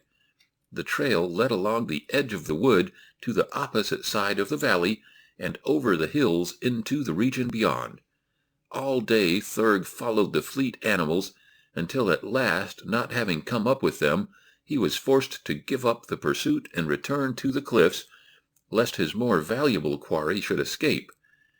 Halfway between the hills and the cliff, he came suddenly face to face with Nadara. Not 20 paces separated them. With a howl of satisfaction, Thurg leaped to seize her, but she turned and fled before he could lay his hand upon her. If Thurg had found his other quarry of that day swift, so too he now found Nadara, for terror gave wings to her flying feet. Lumbering after her came Thurg, and had the distance been less, he would have been left far behind. But it was a long distance from the spot where they had met to Nadara's cliffs. The girl could outrun the man for a short distance, but when victory depended upon endurance, the advantage was all upon the side of the brute. As they neared the goal, Nadara realized that the lead she had gained at first was rapidly being overcome by the horrid creature panting so close behind her. She strained every nerve and muscle in a last mad effort to distance the fate that was closing upon her. She reached the cliff. Thurg was just behind her. Half spent, she stumbled upward in what seemed to her pitiful slowness. At last her hand grasped the sapling that led to the mouth of her cave. In another instant she would be safe. But her newborn hope went out as she felt the sapling slipping and glanced downward to see Thurg dragging it from its position. She shut her eyes that she might not see the depths below into which she was about to be hurled, and then there smote upon her ears the most terrific burst of sound that had ever assailed them, other than the thunders that rolled down out of the heavens when the rains came. But this sound did not come from above, it came from the valley beneath. The ladder ceased to slip. She opened her eyes and glanced downward. Far below her lay the body of Thurg. She could see that he was quite dead. He lay upon his face, and from his back trickled 2 tiny streams of blood from little holes. Nadara clambered upward to her ledge, drawing her sapling after her, and then she looked about for an explanation of the strange noise and the sudden death of Thurg, for she could not but connect the one with the other. Below, in the valley, she saw a number of men strangely garbed. They were coming toward her cliff. She gathered her missiles closely about her, ready to her hand. Now they were below and calling up to her. Her eyes dilated in wonder. They spoke the strange tongue that Thandar had tried to teach her. She called down to them in her own tongue, but they shook their heads, motioning her to descend. She was afraid. All her life she had been afraid of men, and with reason, of all except her old foster father and Thandar. These, evidently, were men. She could only expect from them the same treatment that Thurg would have accorded her. One of them had started up the face of the cliff. It was Stark. Nadara seized a bit of rock and hurled it down at him. He barely dodged the missile, but he desisted in his attempt to ascend to her. Now Burlinghame advanced, raising his hand, palm toward her in sign that she should not assault him. She recalled some of the language that Thandar had taught her. Maybe they would understand it. "Go away!" she cried. "Go away! Nadara kill bad men!" A look of pleasure overspread Burlinghame's face. The girl spoke English. "We are not bad men," he called up to her. "We will not harm you." "What you want?" asked Nadara, still unconvinced by mere words. "We want to talk with you," replied Burlinghame. "We are looking for a friend who was shipwrecked upon this island. Come down, we will not harm you. Have we not already proved our friendship by killing this fellow who pursued you?" The man spoke precisely the tongue of Thandar. Nadara could understand every word, for Thandar had talked to her much in English. She could understand it better than she could speak it. If they talked the same tongue as Thandar, they must be from the same country. Maybe they were Thandar's friends. Anyway, they were like him, and Thandar never harmed women. She could trust them. Slowly she lowered her sapling and began the descent. Several times she hesitated, as though minded to return to her ledge, But Burlingham's kindly voice and encouragement at last prevailed, and presently Nadara stood before them. The officers and men of the Priscilla crowded around the girl. They were struck with her beauty and the simple dignity of her manner and her carriage. The great black panther skin that fell from her left shoulder she wore with the majesty of a queen and with the naturalness that cast no reflection upon her modesty, though it revealed quite as much of her figure as it hid. William Stark, first officer of the Priscilla, caught his breath. Never, he was positive, had God made a more lovely creature. From the top of the cliff a shaggy man peered down upon the strange scene. He blinked his little eyes, scratched his matted head, and once he picked up a large stone that lay near him, but he did not hurl it upon those below, for he had heard the loud report of the rifles, and seen the smoke belch from the muzzles, and witnessed the sudden and miraculous collapse of Thurg. Burlingham was speaking to Nadara. "Who are you?" he asked. "Nadara," replied the girl. "Where do you live?" Nadara jerked her thumb over her shoulder toward the cliff at her back. Burlingham searched the rocky escarpment with his eyes, but saw no sign of another living being there. "Where are your people?" "Dead." "All of them?" Nadara nodded affirmatively. "How long have they been dead, and what killed them?" continued Burlingham. "Almost a moon. The great Nagula killed them." In answer to other questions, Nadara related all that had transpired since the night of the earthquake. Her description of the catastrophe convinced the Americans that a violent quake had recently occurred to shake the island to its foundations. "Ask her about Waldo," whispered Mr. Smith-Jones, himself dreading to put the question. "We are looking for a young man," said Burlingham, "who was lost overboard from a steamer on the west coast of this island. We know that he reached the shore alive, for we have heard from him. Have you ever seen or heard of this stranger? His name is Waldo Emerson Smith-Jones. This gentleman is his father," indicating Mr. Smith-Jones. Nadara looked with wide eyes at John Alden Smith-Jones. So this man was Thandar's father. She felt very sorry for him, for she knew that he loved Thandar.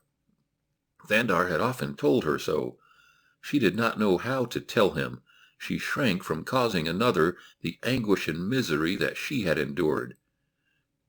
"Did you know of him?" asked Burlingham. Nadara nodded her head. "Where is he?" cried Waldo's father. "Where are the people with whom he lived here?" Nadara came close to John Alden Smith-Jones. There was no fear in her innocent young heart for this man who was Thandar's father, who loved Thandar, only a great compassion for him in the sorrow that she was about to inflict. Gently she took his hand in hers, raising her sad eyes to his. "Where is he? Where is my boy?" whispered Mr. Smith-Jones. "He is with his people, who were my people, the people of whom I have just told you," replied Nadara softly. "He is dead." And then she dropped her face upon the man's hand and wept. The shock staggered John Alden Smith-Jones. It seemed incredible, impossible, that Waldo could have lived through all that he must have lived through, to perish at last but a few short weeks before succor reached him. For a moment he forgot the girl. It was her hot tears upon his hand that aroused him to a consciousness of the present. "Why do you weep?" he cried almost roughly. "For you," she replied, "who loved him too." "You loved Waldo?" asked the boy's father. Nadara nodded her tumbled mass of raven hair. John Alden Smith-Jones looked down upon the bent head of the sobbing girl in silence for several minutes. Many things were racing through his patrician brain. He was by training, environment, and heredity narrow and puritanical. He saw the meager apparel of the girl, he saw her nut-brown skin, but he did not see her nakedness, for something in his heart told him that sweet virtue clothed her more effectually than could silks and satins without virtue. Gently he placed an arm about her, drawing her to him. "My daughter," he said, and pressed his lips to her forehead. It was a solemn and sorrow-ridden party that boarded the Priscilla an hour later. Mrs. Smith-Jones had seen them coming. Some intuitive sense may have warned her of the sorrow that lay in store for her upon their return. At any rate, she did not meet them at the rail as in the past. Instead, she retired to her cabin to await her husband there. When he joined her, he brought with him a half-naked young woman. Mrs. Smith-Jones looked upon the girl with ill-concealed horror.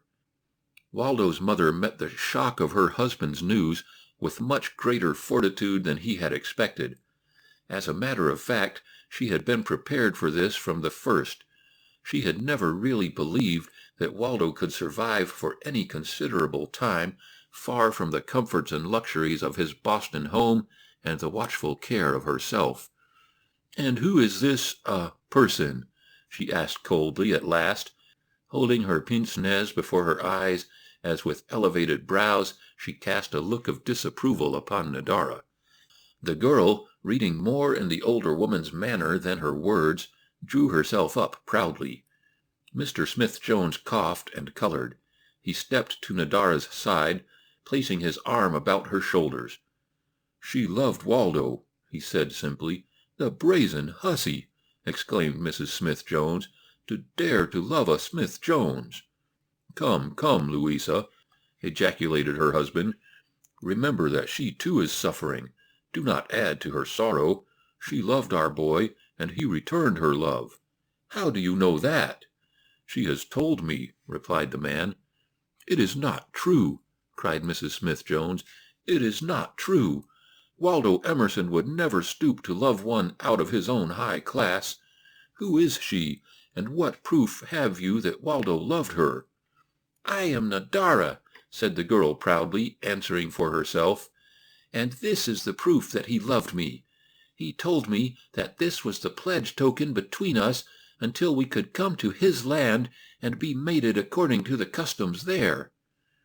She held out her left hand, upon the third finger of which sparkled a great solitaire, a solitaire which Mrs. John Alden Smith-Jones recognized instantly. "He gave you that?" she asked. Then she turned toward her husband. "What do you intend doing with this girl?" she asked. "I shall take her back home," replied he. "She should be as a daughter to us, for Waldo would have made her such had he lived. She cannot remain upon the island. All her people were killed by the earthquake that destroyed Waldo. She is in constant danger of attack by wild beasts and wilder men. We cannot leave her here, and even if we could, I should not do so, for we owe a duty to our dead boy to care for her as he would have cared for her, and we owe a greater duty to her." "I must be alone," was all that Mrs. Smith-Jones replied. "Please take her away, John.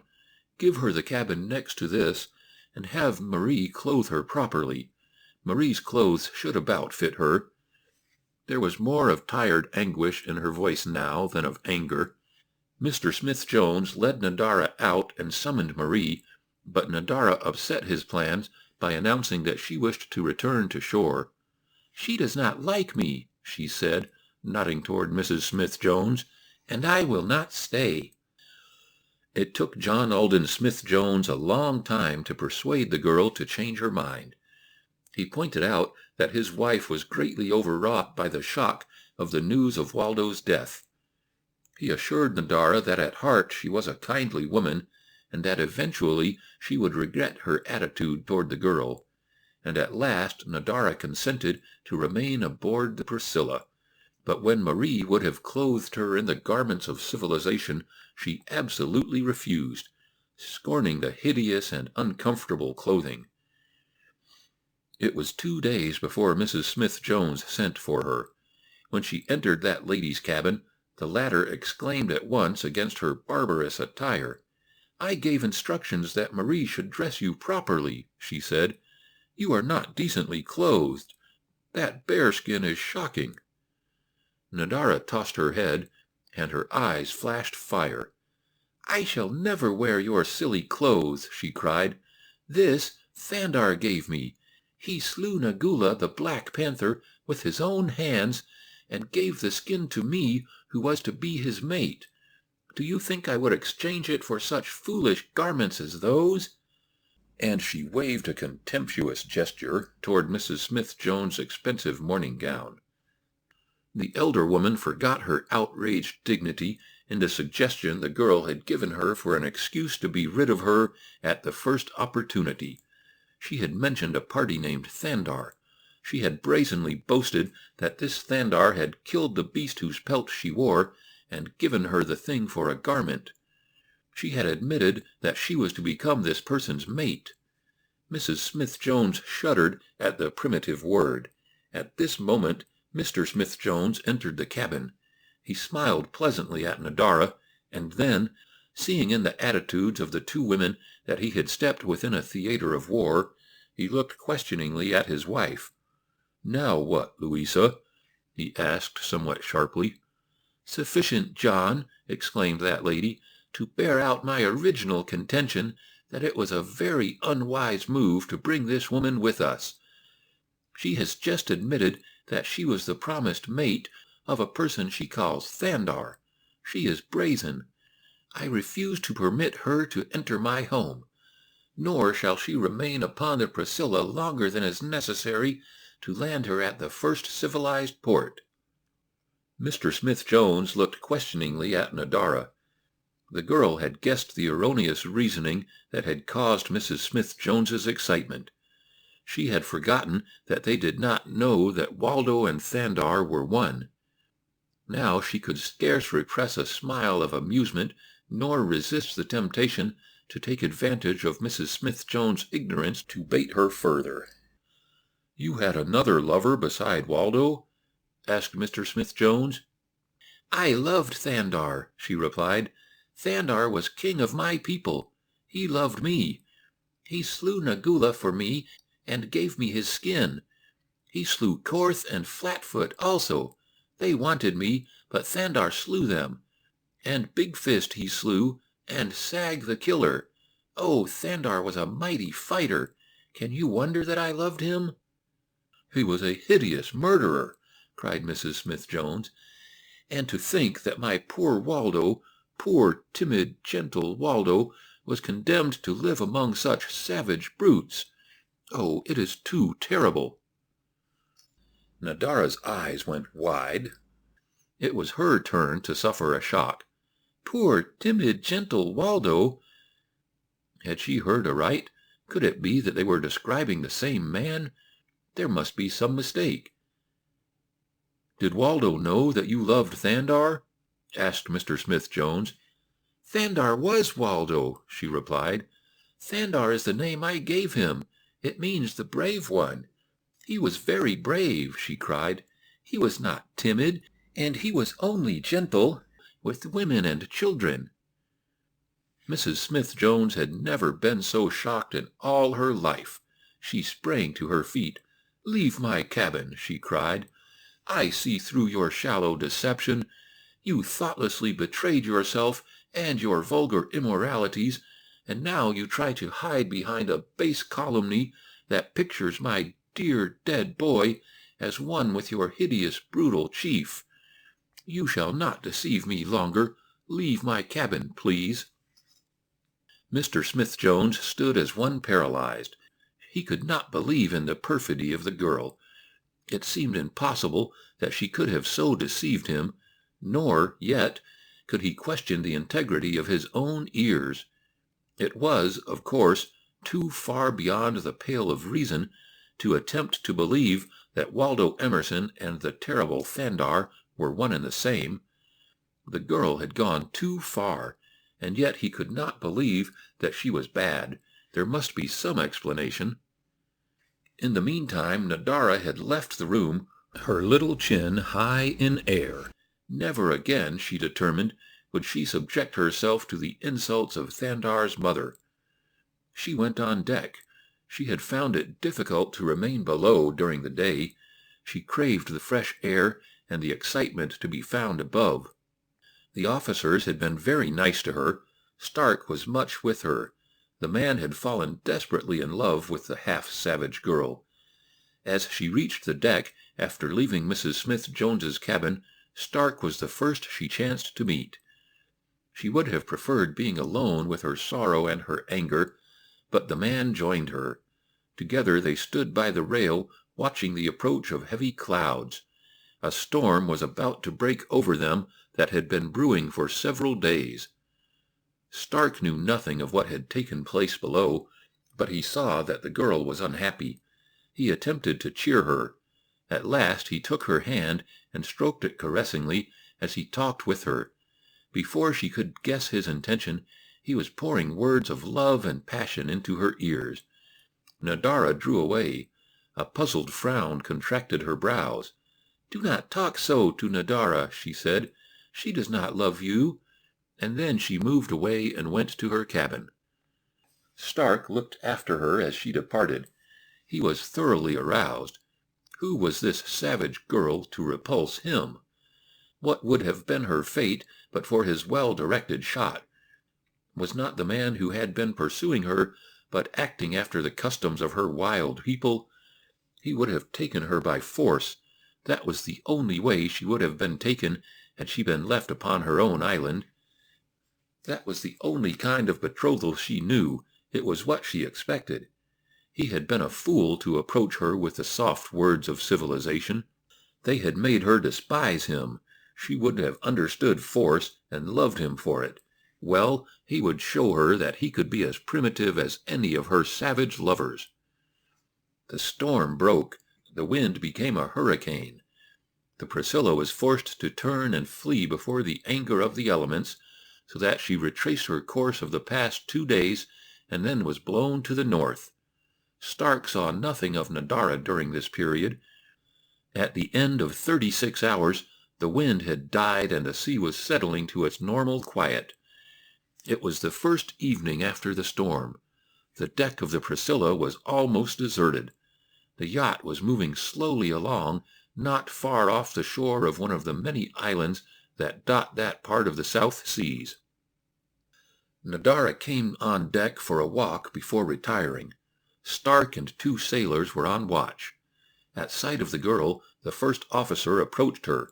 He spoke pleasantly, as though nothing had occurred to mar their friendly relations. He talked of the storm and pointed out the black outlines of the nearby shore, and as he talked he led her toward the stern, out of sight of the sailors forward. Suddenly he turned upon her and grasped her in his arms. With brutal force he crushed her to him, covering her face with kisses. She fought to free herself, but Stark was a strong man. Slowly he forced her to the deck. She beat him in the face and upon the breast, and at last, in the extreme of desperation, she screamed for help. Instantly he struck her a heavy blow upon the jaw. The slender form of the girl relaxed upon the deck in unconsciousness. Now Stark came to a sudden realization of the gravity of the thing he had done.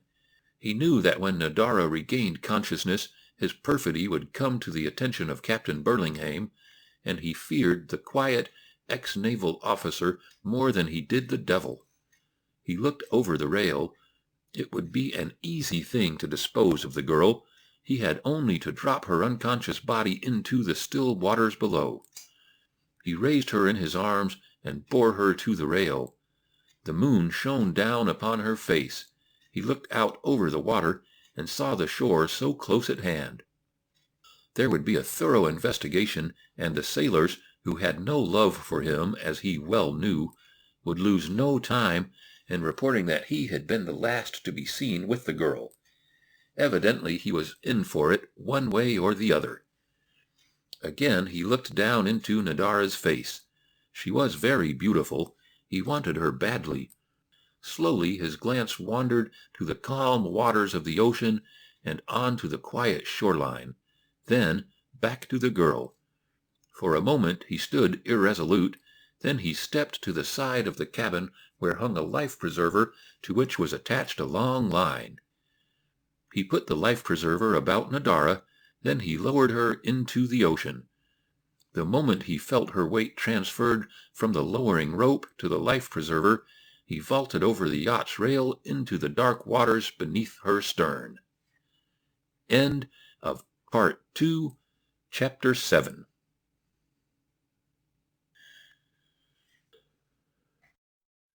The Wild Men.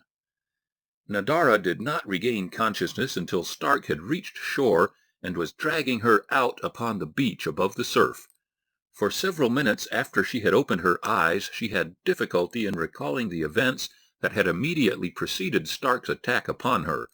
She felt the lifebelt still about her, and as Stark stooped above her to remove it, she knew that it was he, though she could not distinguish his features. What had happened? Slowly a realization of the man's bold act forced itself upon her. He had leaped overboard from the Priscilla and swam ashore with her, rather than face the consequences of his brutal conduct toward her.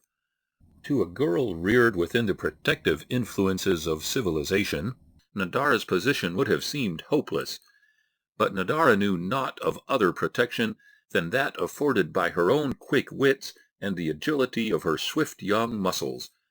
To her it would have seemed infinitely more appalling to have been confined within the narrow limits of the yacht with this man, for there all was strange and new. She still had half feared and mistrusted all aboard the Priscilla, except Thandar's father and Captain Burlingham. But would they have protected her from Stark? She did not know. Among her own people, only a father, brother, or mate protected a woman from one who sought her against her will, and of these she had none upon the little vessel. But now it was different. Intuitively she knew that upon a savage shore, however strange and unfamiliar it might be, she would have every advantage over the first officer of the Priscilla.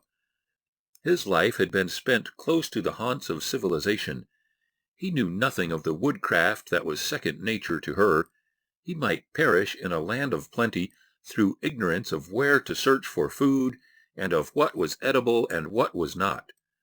This much her early experience with Waldo Emerson had taught her. When their paths had first crossed, Waldo had been as ignorant as a newborn babe in the craft of life primeval. Nadara had had to teach him everything. Behind them Nadara heard the gentle sawing of trees, the myriad noises of the teeming jungle night, and she smiled. It was inky black about them. Stark had removed the lifebelt and placed it beneath the girl's head. He thought her still unconscious, perhaps dead. Now he was wringing the water from his clothes, his back toward her. Nadara rose to her feet, noiseless as Nagula. Like a shadow, she melted into the blackness of the jungle that fringed the shore. Careful and alert, she picked her way within the tangled mass for a few yards. At the hole of a large tree she halted, listening.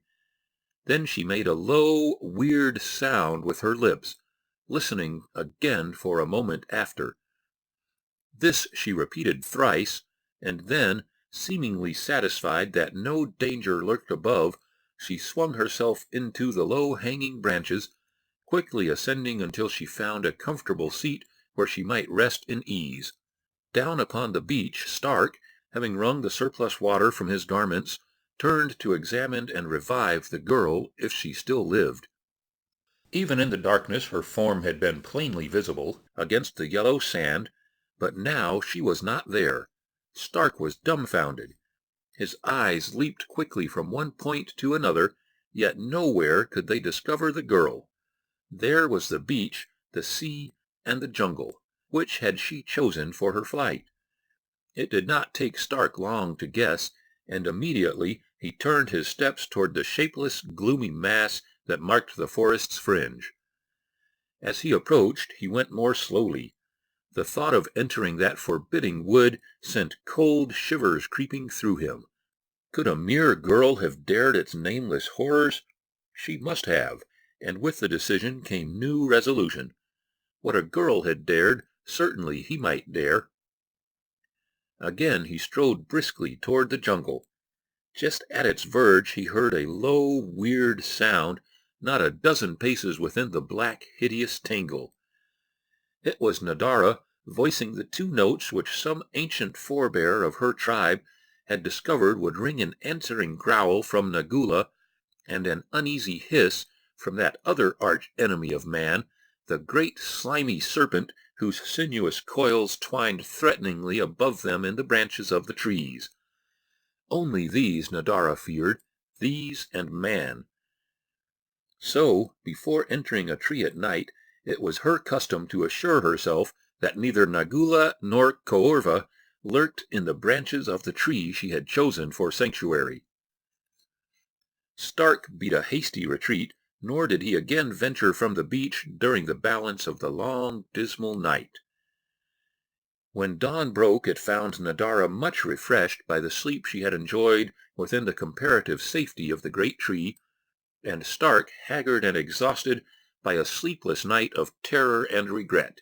He cursed himself, the girl, and his bestial passion, and then, as his thoughts conjured her lovely face and perfect figure before his mind's eye, he leaped to his feet and swung briskly toward the jungle. He would find her. All that he had sacrificed should not be in vain. He would find her and keep her. Together they would make a home upon this tropical shore. He would get everything out of life that there was to get. He had taken but a few steps before he discovered, plain in the damp sand before him, the prints of Nadara's naked feet in a well-defined trail leading toward the wood. With a smile of satisfaction and victory, the man followed it into the maze of vegetation, dank and gloomy even beneath the warm light of the morning sun. By chance he stumbled directly upon Nadara. She had descended from her tree to search for water. They saw each other simultaneously. The girl turned and fled farther into the forest. Close behind her came the man. For several hundred yards the chase led through the thick jungle, which terminated abruptly at the edge of a narrow, rock-covered clearing, beyond which loomed sheer, precipitous cliffs, raising their lofty heads 300 feet above the forest. A half-smile touched Stark's lips as he saw the barrier that nature had placed in the path of his quarry, but almost instantly it froze into an expression of horror as a slight noise to his right attracted his attention from the girl fleeing before him. For an instant he stood bewildered, then a quick glance toward the girl revealed her scaling the steep cliff with the agility of a monkey, and with a cry to attract her attention, he leaped after her once more, but this time himself the quarry, the hunter become the hunted, for after him raced a score of painted savages, brandishing long, slim spears or waving keen-edged parangs. Nadara had not needed Stark's warning cry to apprise her of the proximity of the wild men. She had seen them the instant that she cleared the jungle, and with the sight of them she knew that she need no longer harbor fear of the white man. In them, though, she saw a graver danger for herself, since they, doubtless, would have little difficulty in overhauling her in their own haunts, while she had not had much cause for worry as to her ability to elude the white man indefinitely. Part way up the cliffs she paused to look back. Stark had reached the foot of the lowering escarpment a short distance ahead of his pursuers. He had chosen this route because of the ease with which the girl had clambered up the rocky barrier, but he had reckoned without taking into consideration the lifetime of practice which lay back of Nadara's agility. From earliest infancy she had lived upon the face and within the caves of steep cliffs. Her first toddling baby footsteps had been along the edge of narrow shelving ledges. When the man reached the cliff, however, he found confronting him an apparently unscalable wall. He cast a frightened, appealing glance at the girl far above him. Twice he essayed to scramble out of reach of the advancing savages, whose tattooed faces, pendulous slit ears, and sharp-filed, blackened teeth lent to them a more horrid aspect than even that imparted by their murderous weapons or warlike whoops and actions. Each time he slipped back, clutching frantically at rocky projections and such hardy vegetation as had found foothold in the crevices of the granite. His hands were torn and bleeding, his face scratched, and his clothing rent. And now the savages were upon him. They had seen that he was unarmed. No need as yet for spear or parang. They would take him alive. And the girl? They had watched her in amazement as she clambered swiftly up the steep ascent.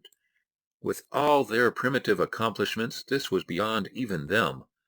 They were a forest people and a river people. They dwelt in thatched houses raised high upon long piles. They knew little or nothing of the arts of the cliff-dwellers. To them the feat of this strange white girl was little short of miraculous. Nadara saw them seize roughly upon the terror-stricken Stark. She saw them bind his hands behind his back, and then she saw them turn their attention once more toward herself. 3 of the warriors attempted to scale the cliff after her. Slowly they ascended. She smiled at their manifest fear and their awkwardness. She need have no fear of these. They never could reach her. She permitted them to approach within a dozen feet of her, and then, loosening a bit of crumbling granite, she hurled it full at the head of the foremost. With a yell of pain and terror he toppled backward upon those below him, the 3 tumbling, screaming and pawing to the rocks at the base of the cliff. None of them was killed, though all were badly bruised, and he who had received her missile bled profusely from a wound upon his forehead. Their fellows laughed at them. It was scant comfort they received for being bested by a girl. Then they withdrew a short distance, and squatting in a circle, commenced a lengthy palaver. Their repeated gestures in her direction convinced Nadara that she was the subject of their debate. Presently one of their number arose and approached the foot of the cliff. There he harangued the girl for several minutes. When he was done he awaited, evidently for a reply from her. But as Nadara had not been able to understand a word of the fellow's language, she could but shake her head. The spokesman returned to his fellows, and once again a lengthy council was held. During it Nadara climbed farther aloft, that she might be out of range of the slender spears. Upon a narrow ledge she halted, gathering about her such loose bits of rock as she could dislodge from the face of the cliff. She would be prepared for a sudden onslaught, nor for a moment did she doubt the outcome of the battle. She felt that but for the lack of food and water she could hold this cliff face forever against innumerable savages, could they climb no better than these. But the wild men did not again attempt to storm her citadel. Instead, they leaped suddenly from their council, and without a glance toward her, disappeared in the forest, taking their prisoner with them. Out of sight of the girl, they stationed 2 of their number just within the screening verdure to capture the girl should she descend. The others hastened parallel with the cliff until a sudden turn inland took them to a point from which they could again emerge into the clearing out of the sight of Nadara. Here they took immediately to a well-worn path that led back and forth upward across the face of the cliff. Stark was dragged and prodded forward with them in their ascent. Sharp spears and the points of keen parangs urged him to haste. By the time the party reached the summit, the white man was bleeding from a score of superficial wounds. Now the party turned back along the top of the bluff in the direction from which they had come. Nadara, unable to fathom their reason for having abandoned the attempt to capture her, was, however, not lulled into any feeling of false security. She knew the cliff was the safest place for her, and yet the pangs of thirst and hunger warned her that she must soon leave it to seek sustenance. She was about to descend to the jungle below in search of food and water, when the faintest of movements of the earth-sweeping creepers depending from a giant buttress tree below her and just within the verge of the forest arrested her acute attention. She knew that the movement had been caused by some animal beneath the tree, and finally, as she watched intently for a moment or two, she descried through an opening in the wall of verdure the long feathers of an Argus pheasant, with which the war caps of the savages had been adorned. Though she knew now that she was watched, she also knew that she could reach the top of the cliff and possibly find both food and drink, if it chanced to be near, before the savages could overtake her. Then she must depend upon her wits and her speed to regain the safety of the cliff ahead of them. That they would attempt to scale the barrier at the same point at which she had climbed it she doubted, for she had seen that they were comparatively unaccustomed to this sort of going, and so she guessed that if they followed her upward at all, it would be by means of some beaten trail of which they had knowledge. And so Nadara scaled the heights, passing over and around obstacles that would have blanched the cheek of the hardiest mountain climber with the ease and speed of a chamois. At the summit she found an open, park-like forest, and into this she plunged, running forward in quest of food and drink. A few familiar fruits and nuts assuaged the keenest pangs of hunger, but nowhere could she find water or signs of water. She had traveled for almost a mile directly inland from the coast when she stumbled, purely by chance, upon a little spring hidden in a leafy bower. The cool, clear water refreshed her, imparting to her new life and energy. After drinking her fill, she sought some means of carrying a little supply of the priceless liquid back to her cliffside refuge, but though she searched diligently, she could discover no growing thing which might be transformed into a vessel. There was nothing for it, then, other than to return without the water, trusting to her wits to find the means of eluding the savages from time to time, as it became necessary for her to quench her thirst. Later, she was sure, she should discover some form of gourd, or the bladder of an animal, in which she could hoard a few precious drops. Her woodcraft, combined with her almost uncanny sense of direction, led her directly back to the spot at which she had topped the cliff. There was no sign of the savages. She breathed a sigh of relief as she stepped to the edge of the forest, and then, all about her, from behind trees and bushes, rose the main body of the wild men. With shouts of savage glee they leaped upon her. There was no chance for flight. In every direction brutal faces and murderous weapons barred her way. With greater consideration than she had looked forward to, they signaled her to accompany them. Stark was with them.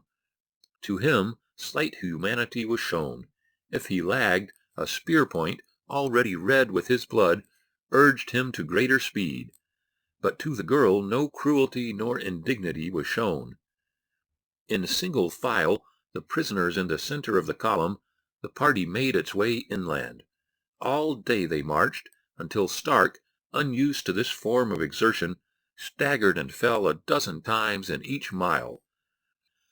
Nadara could almost have found it in her heart to be sorry for him, had it not been for the fact that she realized all too keenly that but for his own bestial brutality, neither of them need have been there to be subjected to the present torture, and to be tortured by anticipation of the horrors to come. To the girl, it seemed that her fate must be 1,000-fold more terrible than the mere death the man was to suffer, for that these degraded savages would let him live seemed beyond the pale of reason. She prayed to the God of which her Thandar had taught her for a quick and merciful death, yet while she prayed, she well knew that no such boon could be expected. She compared her captors with Korth and Flatfoot, with Big Fist and Thurg, nor did she look for greater compassion in them than in the men she had known best. Late in the afternoon, it became evident that Stark could proceed no farther unless the savages carried him. That they had any intention of doing so was soon disproved. The first officer of the Priscilla had fallen for the 20th time. A dozen vicious spear thrusts had failed to bring him, staggering and tottering, to his feet as in the past. The chief of the party approached the fallen wight, kicking him in the sides and face, and at last pricking him with the sharp point of his parang. Stark but lay an inert mass of suffering flesh and groaned. The chief grew angry. He grasped the white man around the body and raised him to his feet, but the moment that he released him, Stark fell to earth once more. At last the warrior could evidently control his rage no further. With a savage whoop, he swung his parang aloft, bringing it down full upon the neck of the prostrate wight. The head, grinning horribly, rolled to Nadara's feet. She looked at it, lying there staring up at her out of its blank and sightless eyes, without the slightest trace of emotion. Nadara, the cave girl, was accustomed to death in all its most horrible and sudden forms. She saw before her but the head of an enemy. It was nothing to her. Stark had only himself to thank. The chief gathered the severed head into a bit of bark cloth, and fastening it to the end of his spear, signaled his followers to resume the journey. On and on they went, farther into the interior, and with them went Nadara, born to what nameless fate she could but guess. End of Part 2, Chapter 8.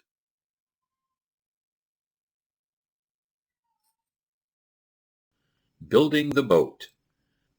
2 days after the earthquake that had saved Nadara from Thurg and wiped out the people of the girl's tribe, a man moved feebly beneath the tumbled debris from the rooftop of his clogged cavern.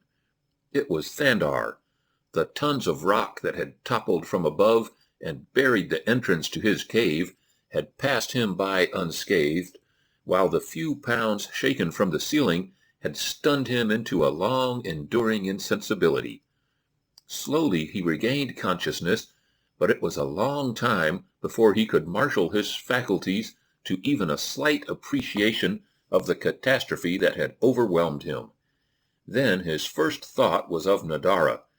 He crawled to what had once been the entrance of his cave. He had not as yet linked the darkness to its real cause. He thought it night. It had been night when he closed his eyes. How could he guess that that had been 3 nights before, or all the cruel blows that fate had struck him since he slept? At the opening from the cave he met his first surprise and setback. The way was blocked. What was the meaning of it? He tugged and pushed weakly upon the mass that barred him from escape. Who had imprisoned him? He recalled the vivid dream in which he had seen Nadara stolen away by Thurg. The recollection sent him frantically at the pile of shattered rock and loose debris which choked the doorway. To his chagrin, he found himself too weak to direct any long-sustained effort against the obstacle. It occurred to him that he must have been injured. Whoever imprisoned him must first have beaten him. He felt of his head. Yes, there was a great gash, but his touch told him that it was not a new one. How long, then, had he been imprisoned? As he sat pondering this thing, he became aware of the gnawing of hunger and the craving of thirst within his slowly awakening body. The sensations were almost painful, so much so that they forced him to a realization of the fact that he must have been without food or water for a considerable time. Again he assailed the mass that held him prisoner, and as he burrowed slowly into it, the truth dawned upon him. He recalled the rumblings of the great Nagula that had frightened Nadara the night of the council. A terrific quake had done this thing. Thandar shuddered as he thought of Nadara. Was she, too, imprisoned in her cave, or had the worst happened to her? Frantically, now, he tore at the close-packed rubble. But he soon discovered that not in ill-directed haste lay his means of escape.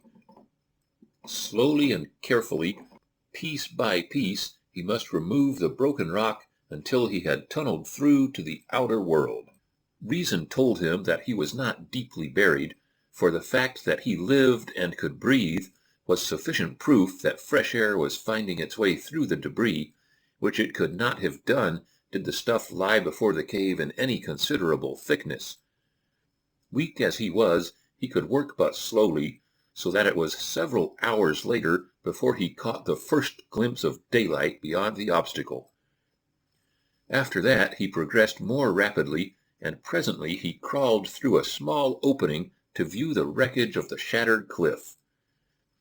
A flock of vultures rose from their hideous feast as the sight of Thandar disturbed them. The man shuddered as he looked down upon the grisly things from which they had risen. Forgetting his hunger and his thirst, he scrambled up over the tortured cliff face to where Nadara's cave had been. Its mouth was buried as his had been. Again he set to work, but this time it was easier. When at last he had opened a way within, he hesitated for fear of the blighting sorrow that awaited him. At last, nerving himself to the ordeal, he crawled within the cave that had been Nadara's. Groping about in the darkness, expecting each moment to feel the body of his loved one cold in death, he at last covered the entire floor. There was no body within. Hastily he made his way to the face of the cliff again, and then commenced a horrible and pitiful search among the ghastly remnants of men and women that lay scattered about among the tumbled rocks. But even here his search was vain, for the ghoulish scavengers had torn from their prey every shred of their former likenesses. Weak, exhausted, sorrow-ridden, and broken, Thandar dragged himself painfully to the little river. Here he quenched his thirst and bathed his body. After, he sought food, and then he crawled to a hole he knew of in the river bank, and curling up upon the dead grasses within, slept the sun around. Refreshed and strengthened by his sleep and the food that he had taken, Thandar emerged from his dark warren with renewed hope. Nadara could not be dead. It was impossible. She must have escaped and be wandering about the island. He would search for her until he found her.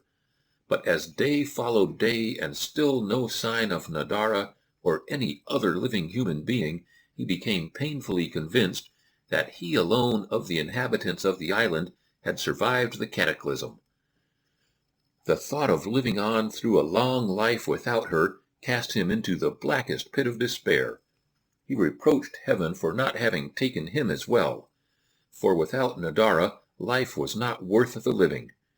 With the passage of time his grief grew more rather than less acute. As it increased, so too increased the horror of his loneliness. The island became a hated thing, life a mockery. The chances that a vessel would touch the shore again during his lifetime seemed remote indeed, unless his father sent out a relief party, but in his despair he did not even hope for such a contingency. He would not take his own life, though the temptation was great, but he courted death in every form that the savage island owned. He slept out upon the ground at night. He sought Nagula in his lair, and armed only with his light lance, he leaped to close quarters with every one of the great cats he could find. The wild boars, often as formidable as Nagula himself, were hunted now as they never had been hunted before. Thandar lived high those days, and many were the panther pelts that lined his new-found cave in the cliff beside the sea.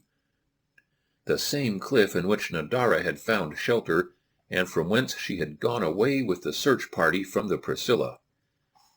One day, as Thandar was returning from the beach, where he often went to scan the horizon for a sail, he saw something moving at the foot of his cliff. Thandar dropped behind a bush, watching. A moment later the thing moved again, and Thandar saw that it was a man. Instantly he sprang to his feet and ran forward. The days that he had been without human companionship had seemed to drag themselves into as many weary months. Now he had reached the pinnacle of loneliness from which he would gladly have embraced the devil had he come in human guise. Thandar ran noiselessly. He was almost upon the man, a great hairy brute, before the fellow was aware of his presence.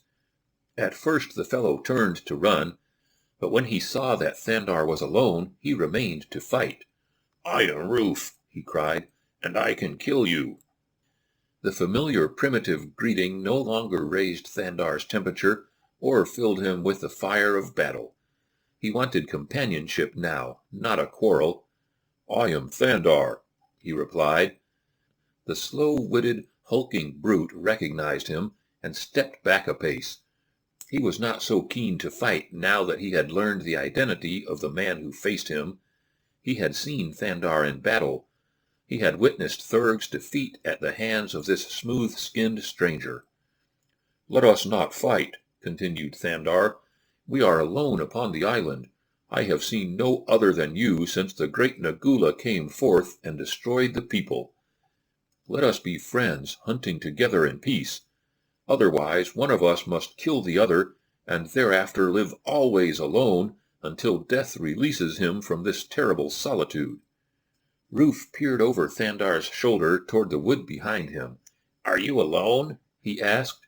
"Yes. Have I not told you that all were killed but you and I?" "All were not killed," replied Ruth, "but I will be friends with Thandar.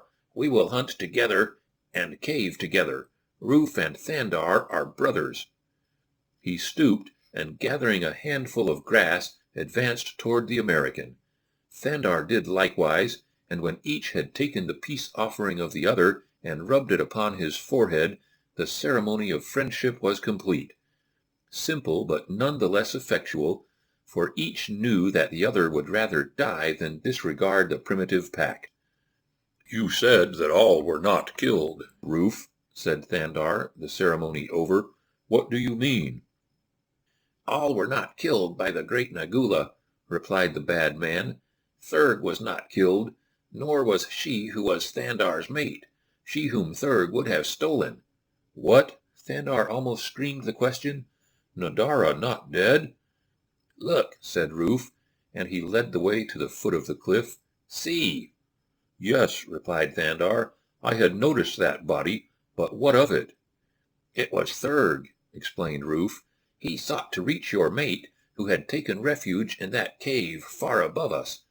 Then came some strange men who made a great noise with sticks, and Thurg fell dead. The loud noise had killed him from a great distance. Then came the strange men, and she whom you call Nadara went away with them." "In which direction?" cried Thandar. "Where did they take her?" "They took her to the strange cliff in which they dwelt, the one in which they came. Never saw man such a thing as this cliff. It floated upon the face of the water. About its face were many tiny caves, but the people did not come out of these. They came from the top of the cliff, and clambering down the sides, floated ashore in hollow things of wood. On top of the cliff were 2 trees without leaves, and only very short, straight branches. When the cliff went away, black smoke came out of it, a short black stump of a tree between the 2 trees. It was a very wonderful thing to see, but the most wonderful of all were the noise sticks that killed Thurg and Nagula a long way off." Not half of Ruth's narrative did Thandar hear. Through his brain roared and thundered a single mighty thought. "Nadara lives! Nadara lives!" Life took on a new meaning to him now. He trembled at the thought of the chances he had been taking. Now, indeed, must he live. He leaped up and down, laughing and shouting. He threw his arms about the astonished Ruth, whirling the troglodyte about in a mad waltz. "Nadara lives! Nadara lives!" Once again the sun shone, the birds sang, nature was her old, happy, carefree self. Nadara was alive and among civilized men. But then came a doubt. "Did Nadara go willingly with these strangers?" he asked Ruth, "or did they take her by force?" "They did not take her by force," replied Ruth. "They talked with her for a time, and then she took the hand of one of the men in hers, stroking it, and he placed his arm about her. Afterward they walked slowly to the edge of the great water, where they got into the strange things that had brought them to the land, and returned to their floating cliff. Presently the smoke came out, as I have told you, and the cliff went away toward the edge of the world. But they are all dead now." "What?" yelled Thandar. "Yes, I saw the cliff sink, very slowly, when it was a long way off, until only the smoke was coming out of the water." Thandar breathed a sigh of relief. "Point," he said, "to the place where the cliff sank beneath the water." Ruth pointed almost due north. "There," he said. For days Thandar puzzled over the possible identity of the ship and the men with whom Nadara had gone so willingly. Doubtless some kindly mariner, hearing her story, had taken her home, away from the terrors and the loneliness of this unhappy island. And now the man chafed to be after her, that he might search the world for his lost love. To wait for a ship appeared quite impossible to the impatient Thandar, for he knew that a ship might never come. There was but one alternative, and had Waldo Emerson been a less impractical man in the world to which he had been born, he would have cast aside that single alternative as entirely beyond the pale of possibility.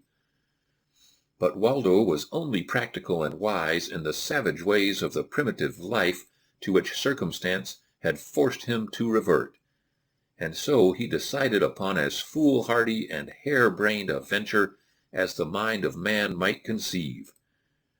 It was no less a thing than to build a boat and set out upon the broad Pacific in search of a civilized port or a vessel that might bear him to such.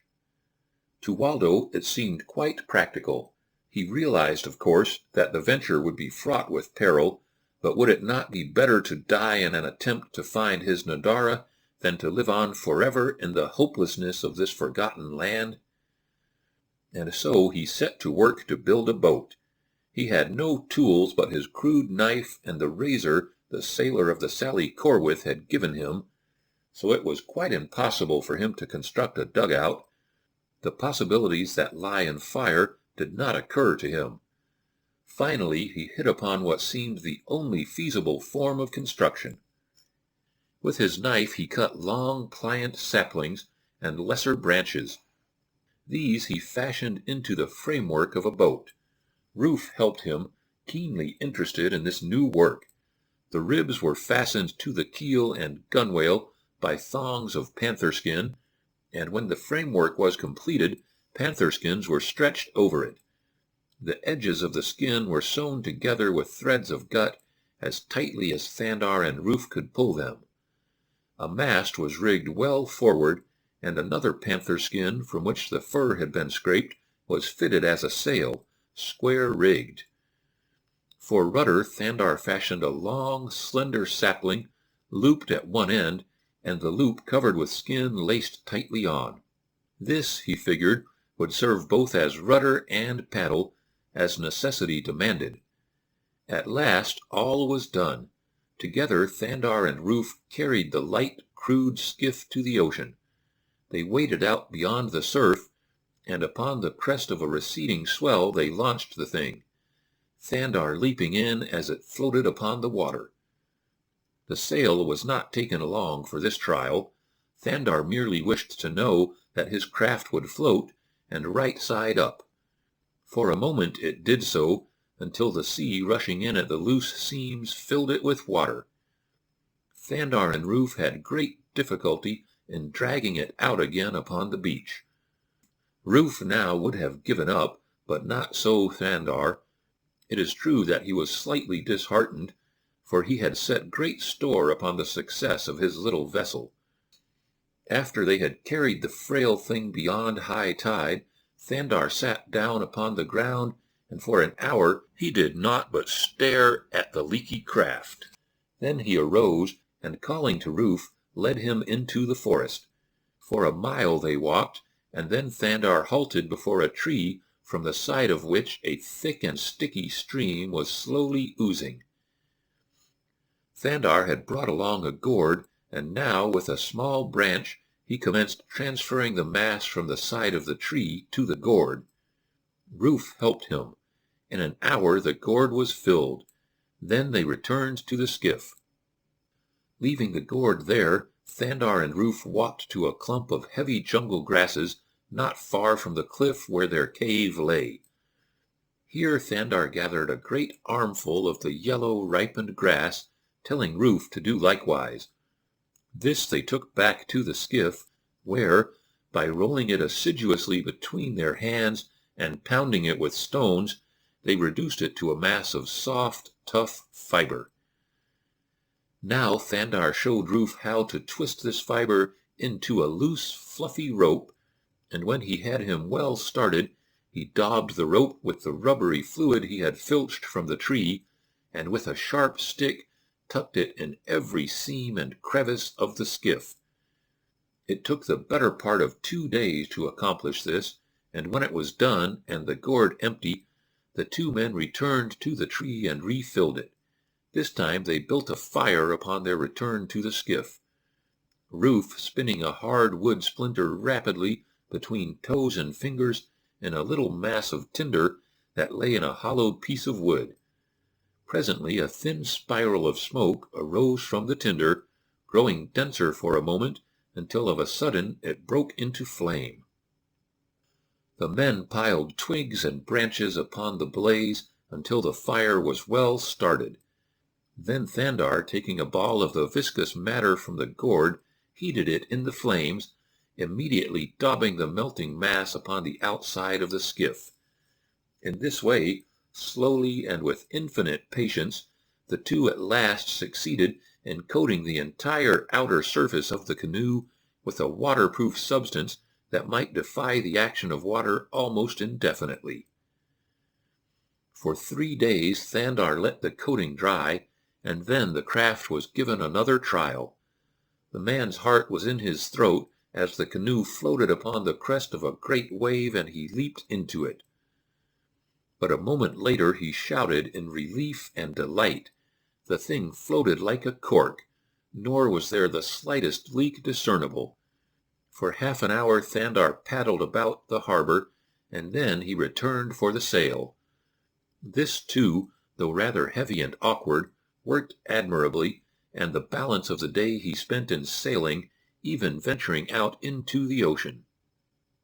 Much of the time he paddled, for Waldo Emerson knew more of the galleys of ancient Greece than he did of sails or sailing, so that for the most part he sailed with the wind, paddling when he wished to travel in another direction. But, withal, his attempt filled him with delight, and he could scarce wait to be off toward civilization and Nadara. The next 2 days were spent in collecting food and water, which Thandar packed in numerous gourds, sealing the mouths with the rubbery substance such as he had used to waterproof his craft. The flesh of wild hog and deer and bird he cut in narrow strips and dried over a slow fire. In this work Ruth assisted him, and at last all was in readiness for the venture. The day of his departure dawned bright and clear. A gentle south wind gave promise of great speed toward the north. Thandar was wild with hope and excitement. Ruth was to accompany him, but at the last moment the nerve of the troglodyte failed him, and he ran away and hid in the forest. It was just as well, thought Thandar, for now his provisions would last twice as long. And so he set out upon his perilous adventure, braving the mighty Pacific in a frail and unseaworthy cockleshell, with all the assurance and confidence that is ever born of ignorance. End of Section 2, Chapter 9.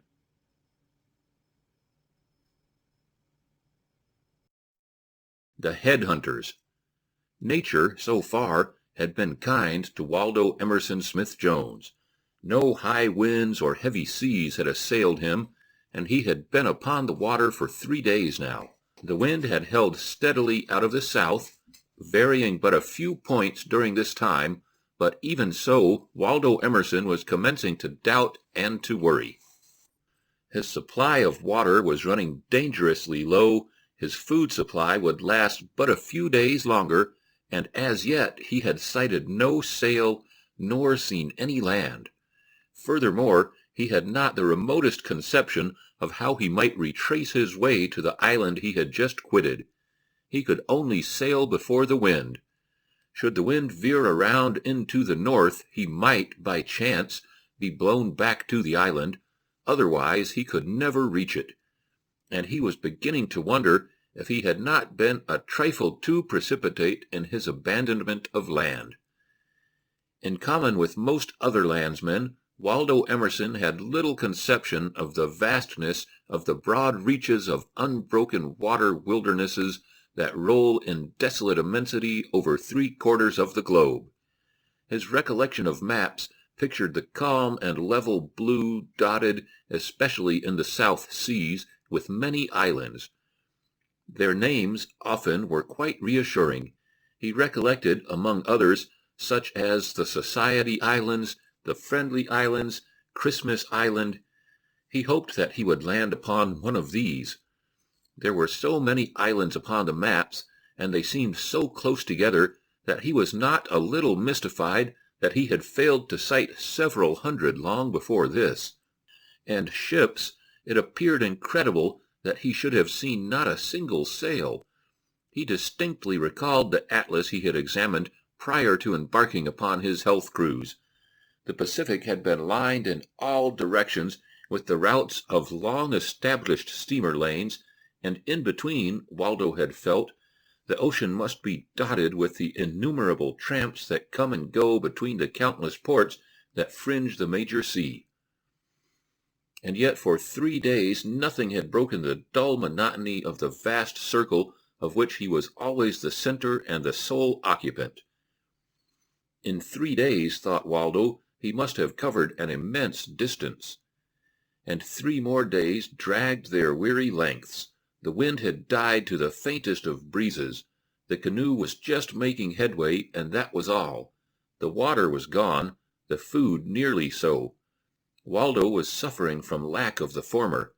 The pitiless sun beating down upon him increased his agony. He stretched his panther skin across the stern and hid beneath it from the torrid rays. And there he lay until darkness brought relief. During the night the wind sprang up again, but this time from the west. It rose, and with it rose the sea. The man, clinging to his crude steering blade, struggled to keep the light craft straight before the wind, which was now howling fearfully, while great waves, hungry and wide-jawed, raced after him like a pack of ravenous wolves.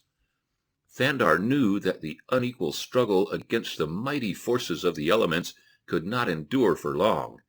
It seemed that each fierce gust of brutal wind must tear his frail boat to shreds. And yet it was the very lightness of the thing that saved it, for it rode upon the crests of waves, blown forward at terrific velocity like a feather before the hurricane. In Thandar's heart was no terror, only regret that he might never again see his mother, his father, or his Nadara. Yet the night wore on, and still he fled before the storm. The sky was overcast, the darkness was impenetrable. He imagined all about him still the same wide, tenantless circle of water, only now storm-torn and perpendicular and black, instead of peacefully horizontal and soothingly blue-green. And then, even as he was thinking this, there rose before him a thunderous booming loud above the frenzied bedlam of the storm. His boat was lifted high in air to dive head foremost into what might be a bottomless abyss for all Thandar knew. But it was not bottomless. The canoe struck something and stopped suddenly, pitching Thandar out into a boiling maelstrom. A great wave picked him up, carrying him with racehorse velocity within its crest. He felt himself hurled pitilessly upon smooth, hard sand. The water tried to drag him back, but he fought with toes and fingers, clutching at the surface of the stuff upon which he had been dropped. Then the wave abandoned him and raced swiftly back into the sea. Thandar was exhausted, but he knew that he must crawl up out of the way of the surf, or be dragged back by the next roller. What he had searched for in vain through 6 long days, he had run down in the midst of a Stygian night. He had found land. Or, to be more explicit, land had got in front of him, and he had run into it. He had commenced to wonder if some terrible convulsion of nature had not swallowed up all the land in the world, leaving only a waste of desolate water. He forgot his hunger and his thirst in the happiness of the knowledge that once more he was upon land. He wondered a little what land it might be. He hoped that dawn would reveal the chimneys and steeples of a nearby city. And then, exhausted, he fell into a deep sleep. It was the sun shining down into his upturned face that awoke him. He was lying upon his back beside a clump of bushes a little way above the beach. He was about to rise and survey the new world into which fate and a hurricane had hurled him, when he heard a familiar sound upon the opposite side of his bush. It was the movement of an animal creeping through long grass. Thandar, the caveman, came noiselessly to his hands and knees, peering cautiously through the intervening network of branches. What he saw sent his hand groping for his wooden sword with its fire-hardened point. There, not 5 paces from him, was a man going cautiously upon all fours. It was the most horrible-appearing man that Thandar had ever seen.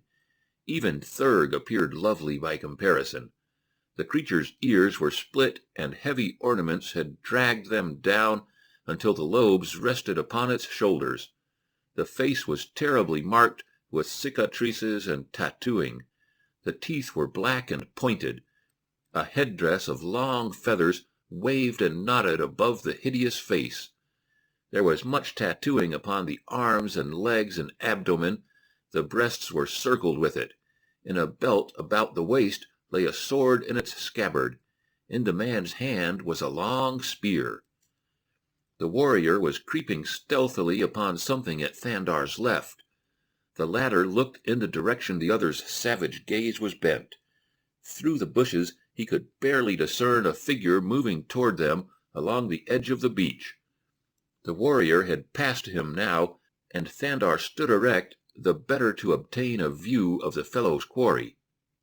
Now he saw it plainly, a man strangely garbed in many colors.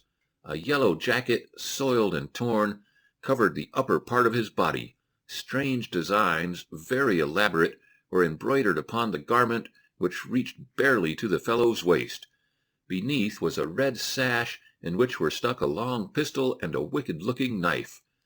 Baggy blue trousers reached to the bare ankles and feet.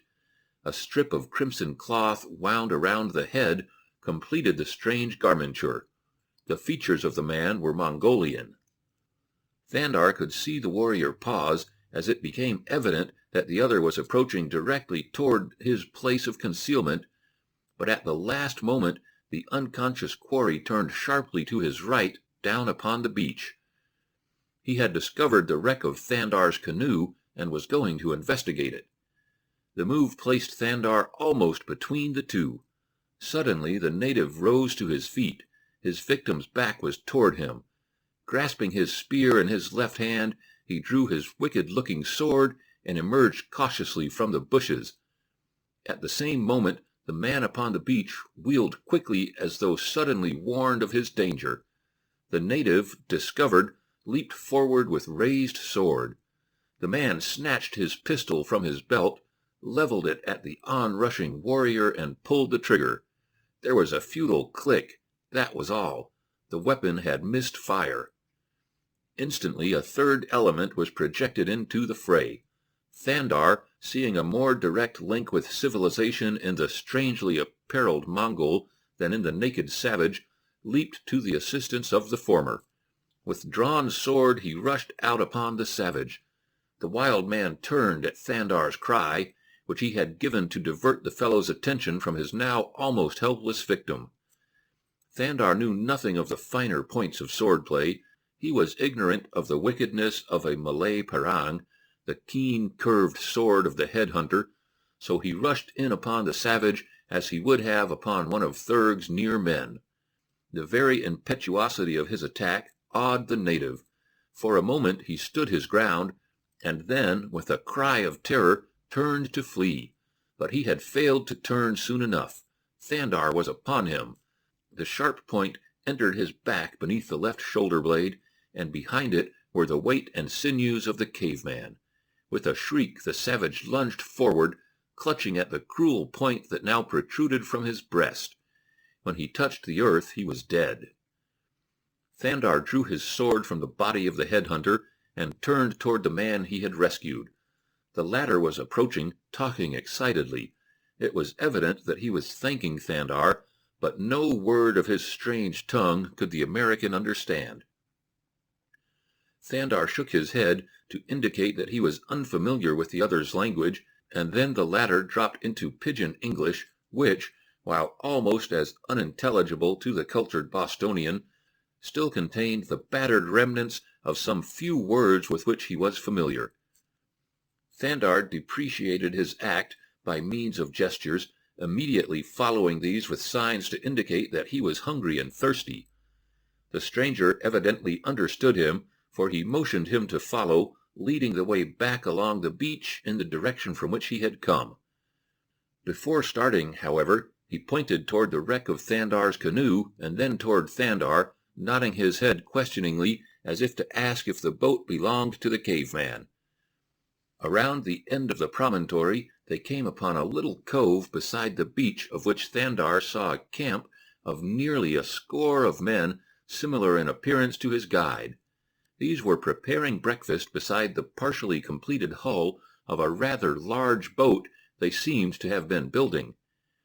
At sight of Thandar they looked their astonishment, but after hearing the story of their fellow, they greeted the caveman warmly, furnishing him with food and water in abundance. For 3 days Thandar worked with these men upon their craft, picking up their story slowly, with a slow acquirement of a bowing acquaintance with the bastard tongue they used when speaking with him. He soon became aware of the fact that fate had thrown him among a band of pirates. There were Chinese, Japanese, and Malays among them, the offscourings of the South Seas, men who had become discredited even among the villainous pirates of their own lands, and had been forced to join their lots in this remoter and less lucrative field, under an unhung ruffian, Sao Ming, the Chinaman whose life Thandar had saved. He also learned that the storm that had cast him upon this shore nearly a month before had demolished their prahu, and what with the building of another and numerous skirmishes with the savages, they had had a busy time of it. Only yesterday, while a party of them had been hunting a mile or two inland, they had been attacked by savages who had killed 2 and captured 1 of their number. They told Thandar that these savages were the most ferocious of headhunters, but like the majority of their kind, preferred ambushing an unwary victim to meeting him in fair fight in the open.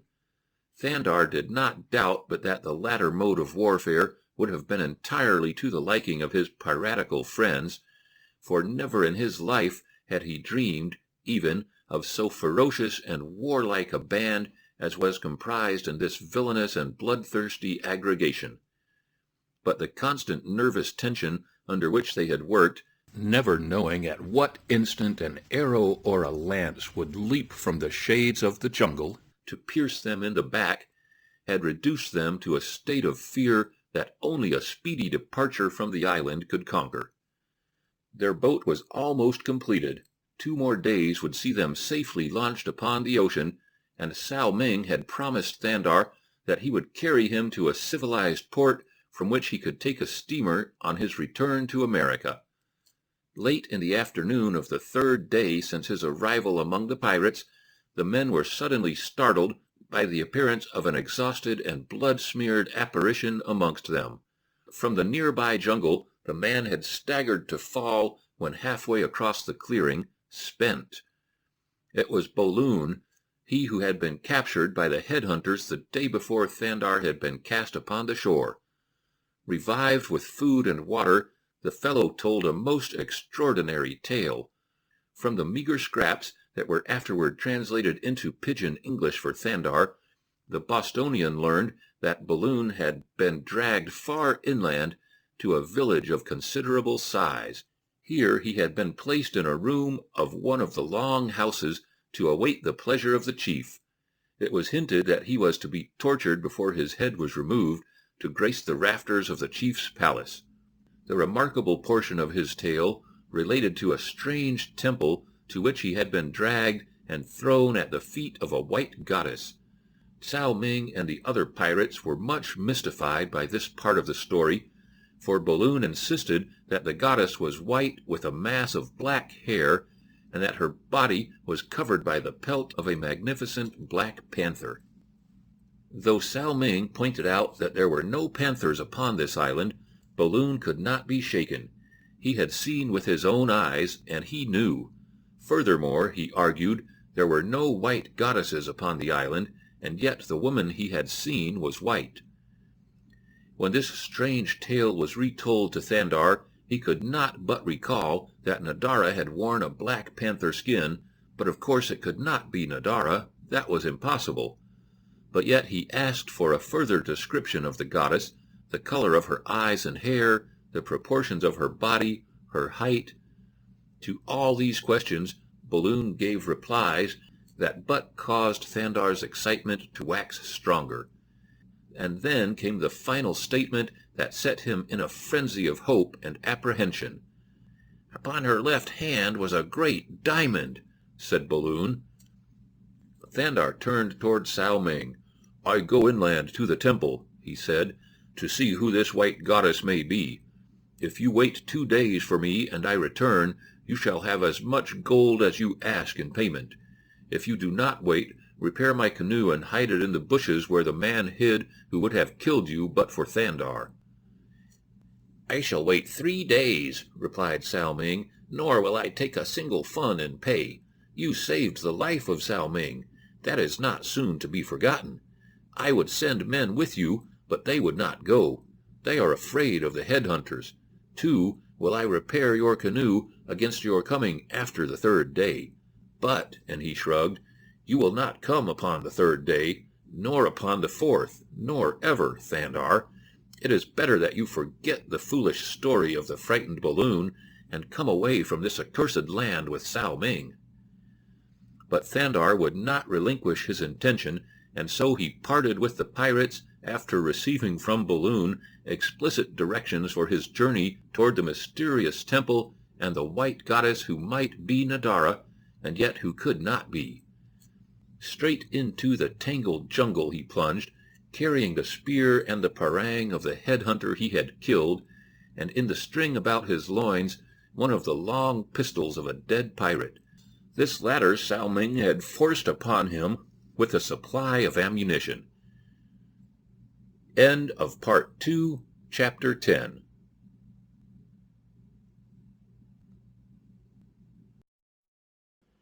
The Rescue. It was dusk of the 2nd day when Thandar, following the directions given him by Balloon, came to the edge of the little clearing within which rose the dingy outlines of many long houses raised upon piles. Before the village ran a river. Many times had Thandar crossed and recrossed this stream, for he had become lost twice upon the way and had to return part way each time to pick up his trail. In the center of the village, the man could see the outlines of a loftier structure rearing its head above those of the others. As darkness fell, Thandar crept closer toward his goal, the large building which Balloon had described as the temple. Beneath the high raised houses the caveman crept, disturbing pigs and chickens as he went, but their noise was no uncommon thing, and rather than being a menace to his safety, it safeguarded him, for it hid the noise of his own advance. At last he came beneath a house nearest the temple. The moon was full and high. Her brilliant light flooded the open spaces between the buildings, casting into black darkness the shadows beneath. In one of these Thandar lurked. He saw that the temple was guarded. Before its only entrance squatted 2 warriors. How was he to pass them? He moved to the end of the shadow of the house beneath which he spied, as far from the guards as possible, but still discovery seemed certain were he to attempt to rush across the intervening space. He was at a loss as to what next to do. It seemed foolish to risk all now upon a bold advance. The time for such a risk would be when he had found the goddess and learned if she were Nadara or another. But how might he cross that strip of moonlight and enter the temple past the 2 guards without risk? He moved silently to the far end of the building, in the shadows of which he watched. For some time he stood looking across at his goal, so near and yet seemingly infinitely farther from attainment than the day he had left the coast in search of it. He noted the long poles stuck into the ground at irregular intervals about the structure. He wondered at the significance of the rude carving upon them, of the barbaric capitals sometimes topped by the headdress of a savage warrior, again by a dried and grinning skull, or perhaps the rudely chiseled likeness of a hideous human face. Upon many of the poles were hung shields, weapons, clothing, and earthenware vessels. One especially was so weighted down by its heterogeneous burden that it leaned drunkenly against the eaves of the temple. Thandar's eye followed it upward to where it touched the crudely shingled roof. The suggestion was sufficient. Where his eye had climbed, he would climb. There was only the moonlight to make the attempt perilous, if the clouds would but come. But there was no indication of clouds in the star-shot sky. He looked toward the guards. They lolled at the opposite end of the temple, only one of them being visible. The other was hidden by the angle of the building. The back of the fellow whom Thandar could see was turned toward the caveman. If they remained thus for a moment, he could reach the roof unnoticed. But then there was the danger of discovery from one of the other buildings. An occasional whiff of tobacco smoke told him that some of the men were still awake upon the verandas where most of the youths and bachelors slept. Thandar crawled to where he could see the only veranda which directly faced the portion of the temple he had chosen for his attempted entrance. For an hour he watched the rising and falling glow of the cigarettes of 2 of the native men, and listened to the low hum of their conversation. The hour seemed to drag into an eternity, but at last the glowing butt of first one cigarette and then another was flicked over into the grass, and silence reigned upon the veranda. For half an hour longer Thandar waited. The guards before the temple still squatted as before. The one Thandar could see seemed to have fallen asleep, for his head drooped forward upon his breast. The time had come.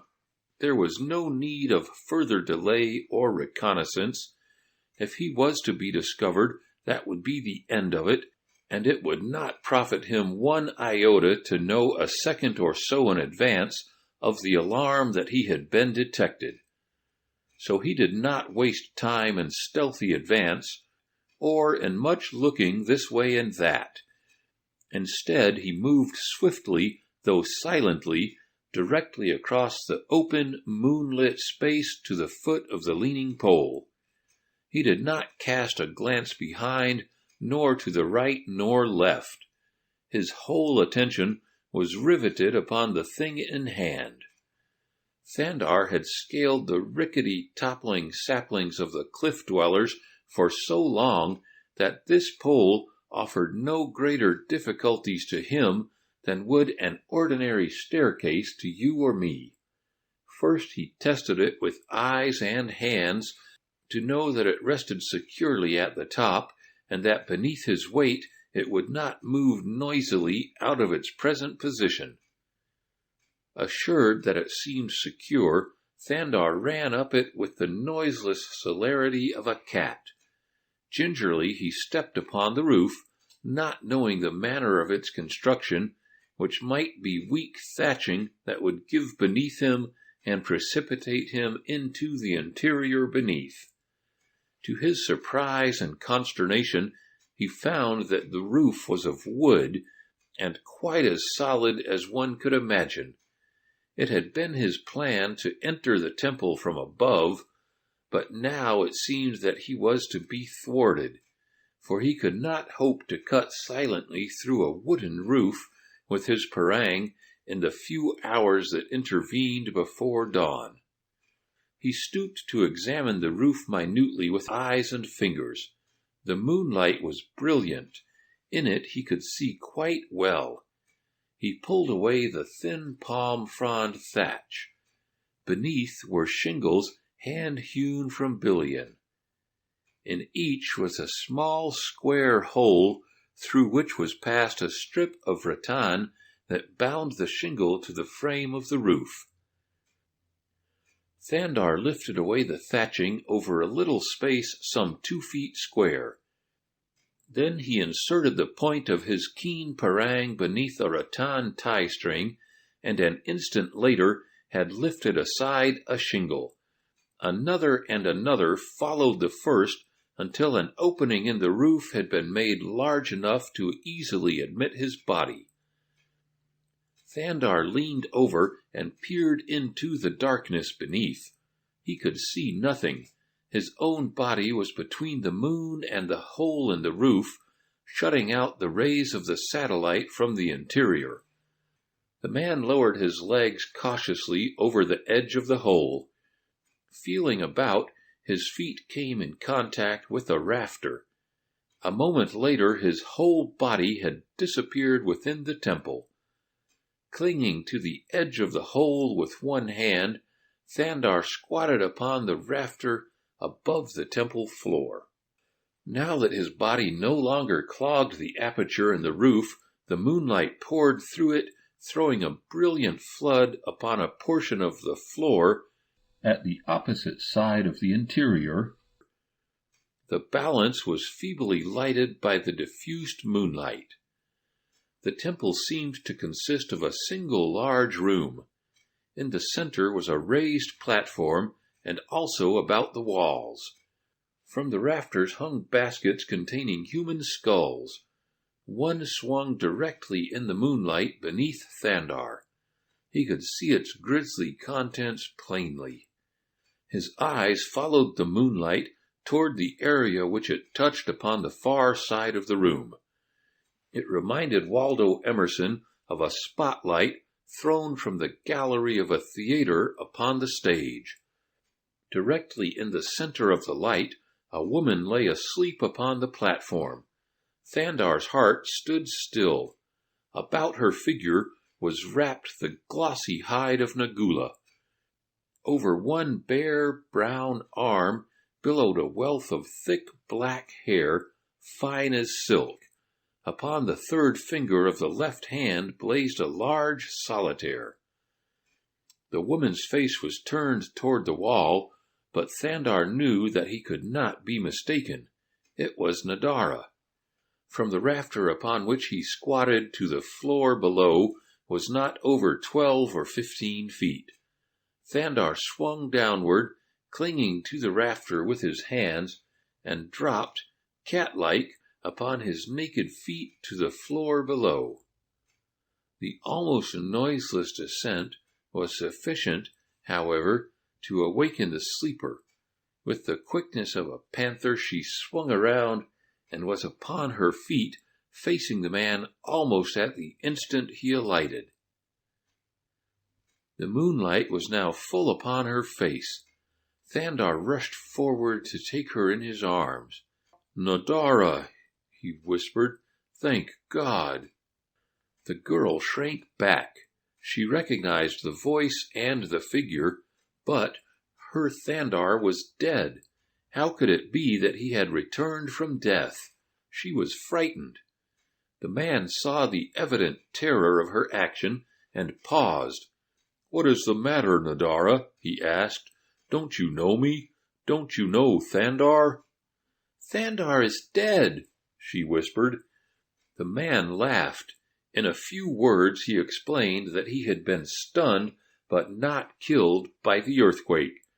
Then he came to her side and took her in his arms. "Do I feel like a dead man?" he asked. She put her arms about his neck and drew his face down to hers. She was sobbing. Thandar's back was toward the doorway of the temple. Nadara was facing it. As she raised her eyes to his again, her face went deadly white, and she dragged and pushed him suddenly cut of the brilliant patch of moonlight. "The guard," she whispered. "I just saw something move beyond the door." Thandar stepped behind one of the tree trunks that supported the roof, looking toward the entrance. Yes, there was a man even now coming into the temple. His eyes were wide with surprise as he glanced upward toward the hole in the roof. Then he looked in the direction of the platform upon which Nadara had been sleeping. When he saw that it was empty, he ran back to the doorway and called his companion. As he did so, Thandar grasped Nadara's hand and drew her around the opposite side of the temple, where the shadows were blackest, toward the doorway. They had reached the end of the room when the two warriors came running in, jabbering excitedly. One of them had passed halfway across the temple, and Thandar and Nadara had almost reached the door when the second savage caught sight of them. With a cry of warning to his companion, he turned upon them with drawn parang. As the fellow rushed forward, Thandar drew the pistol the pirates had given him and fired point blank at the fellow's breast. With a howl, the man staggered back and collapsed upon the floor. Then his fellow rushed to the attack. Thandar had no time to reload. He handed the weapon to Nadara. "In the pouch at my right side are cartridges," he said. "Get out several of them, and when I can, I will reload." As he spoke, they had been edging toward the doorway. From the street beyond, they could already hear excited voices raised in questioning. The shot had aroused the village. Now the fellow with the parang was upon them. Thandar was clumsy with the unaccustomed weapon with which he tried to meet the attack of the skilled savage. There could have been but one outcome to the unequal struggle had not Nadara, always quick-witted and resourceful, snatched a long spear from the temple wall. As she dragged it down, there fell with it a clattering skull that broke upon the floor between the fighters. A howl of dismay and rage broke from the lips of the headhunter. This was sacrilege. The Holy of Holies had been profaned. With renewed ferocity, he leaped to close quarters with Thandar, but at the same instant Nadara lunged the sharp-pointed spear into his side. His guard dropped, and Thandar's parang fell full upon his skull. "Come," cried Nadara, "make your escape the way you came. There is no hope for you if you remain. I will tell them that the two guards fought between themselves for me, that one killed the other, and that I shot the victor to save myself. They will believe me. I will tell them that I have always had the pistol hidden beneath my robe. Goodbye, my Thandar. We cannot both escape. If you remain, we may both die. You certainly." Thandar shook his head vehemently. "We shall both go, or both die," he replied. Nadara pressed his hand. "I am glad," was all that she said. The savages were pouring from their long houses. The street before the temple was filling with them. To attempt to escape in that direction would have been but suicidal. "Is there no other exit?" asked Thandar. "There is a small window in the back of the temple," replied Nadara, "in a little room that is sometimes used as a prison for those who are to die, but it lets out into another street, which by this time is probably filled with natives." "There is the floor," cried Thandar. "We will try the floor there." He ran to the main entrance to the temple and closed the doors. Then he dragged the two corpses before them and a long wooden bench. There was no other movable thing in the temple that had any considerable weight. This done, he took Nadara's hand, and together the two ran for the little room. Here again they barricaded the door, and Thandar turned toward the floor. With his parang he pried up a board. It was laid but roughly upon the light logs that were the beams. Another was removed with equal ease, and then he lowered Nadara to the ground beneath the temple. Clinging to the piling, Thandar replaced the boards above his head before he too dropped to the ground at Nadara's side. The streets upon either side of the temple were filled with savages. They could hear them congregating before the entrance of the temple, where all was now quiet and still within. They were bolstering their courage by much shouting to the point that would permit them to enter and investigate. They called the names of the guards, but there was no response. "Give me the pistol," said Thandar. He loaded it, keeping several cartridges ready in his hand. Then, with Nadara at his side, he crept to the back of the temple.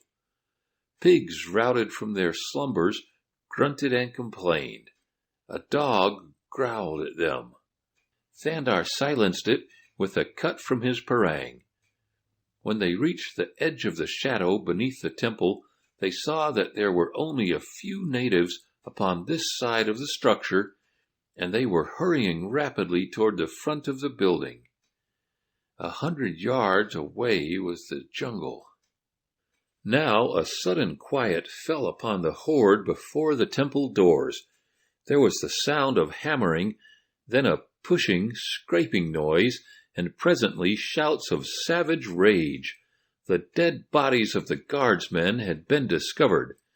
Now, from above, came the padding of naked feet running through the temple. The street behind was momentarily deserted. "Now," whispered Thandar.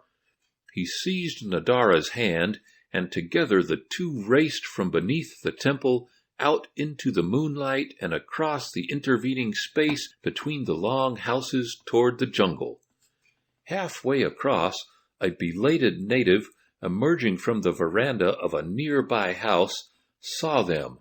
He set up a terrific yell and dashed toward them. Thandar's pistol roared, and the savage dropped, but the signal had been given, and before the two reached the jungle, a screaming horde of warriors was upon their heels. Thandar was confused. He had lost his bearings since entering the village and the temple. He turned toward Nadara. "I do not know the way to the coast," he cried. The girl took his hand. "Follow me," she said, and to the memories of each leaped the recollection of the night she had led him through the forest from the cliffs of the Bad Men. Once again was Waldo Emerson Smith-Jones, the learned, indebted to the greater wisdom of the unlettered cave girl for his salvation. Unerringly, Nadara ran through the tangled jungle in the direction of the coast. Though she had been but once over the way, she followed the direct line as unerringly as though each tree was blazed and signposts marked each turn. Behind them came the noise of the pursuit, but always Nadara and Thandar fled ahead of it. Not once did it gain upon them during the long hours of flight. It was noon before they reached the coast. They came out at the camp of the pirates, but to Thandar's dismay it was deserted. Sao Ming had waited the allotted time and gone. If Thandar had but known it, the picturesque cutthroat had overstayed the promised period and had but scarce left when the fugitives emerged from the jungle beside the beach. In fact, his rude craft was but out of sight beyond the northern promontory. A pistol shot would have recalled him, but Thandar did not know it, and so he turned dejectedly to search for the hidden canoe. It lay behind the little clump of bushes that had hidden Thandar the morning that he had saved Sao Ming's life several hundred yards to the south. All signs of pursuit had now ceased, and so the two walked slowly in the direction of the craft. They found it just where Sao Ming had promised that it would be. It was well and staunchly repaired, and in addition contained a goodly supply of food and water. Thandar blessed Sao Ming, the unhung murderer. Together they dragged the frail thing to the water's edge, and were about to shove it out when, with a chorus of savage yells, a score or more of the headhunters leaped from the jungle and bore down upon them. Thandar turned to meet them with drawn pistol. "Get the canoe into the water, Nadara," he called to the girl. "I will hold them off until it is launched.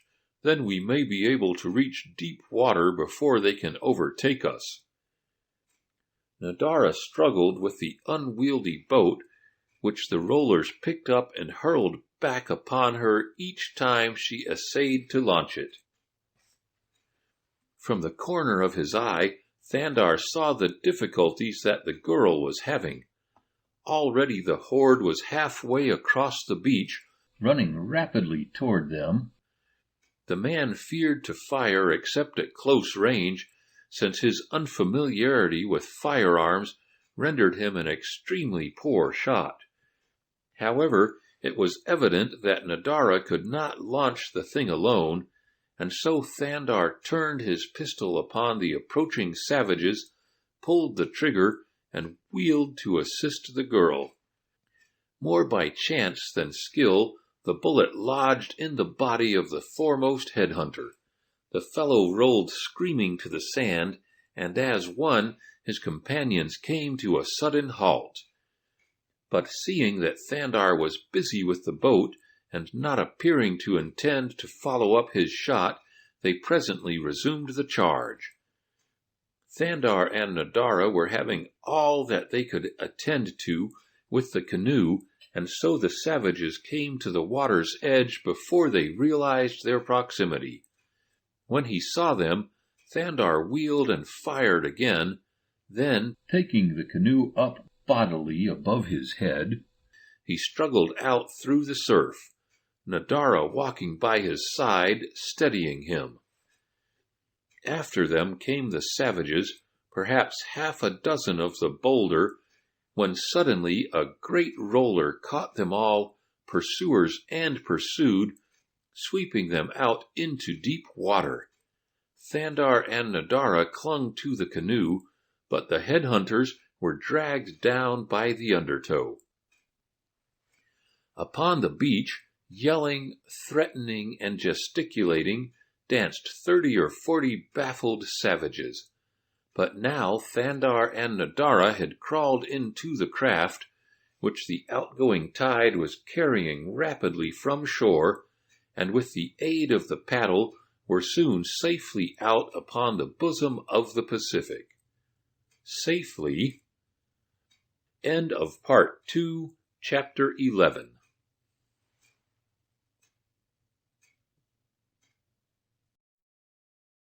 Pirates.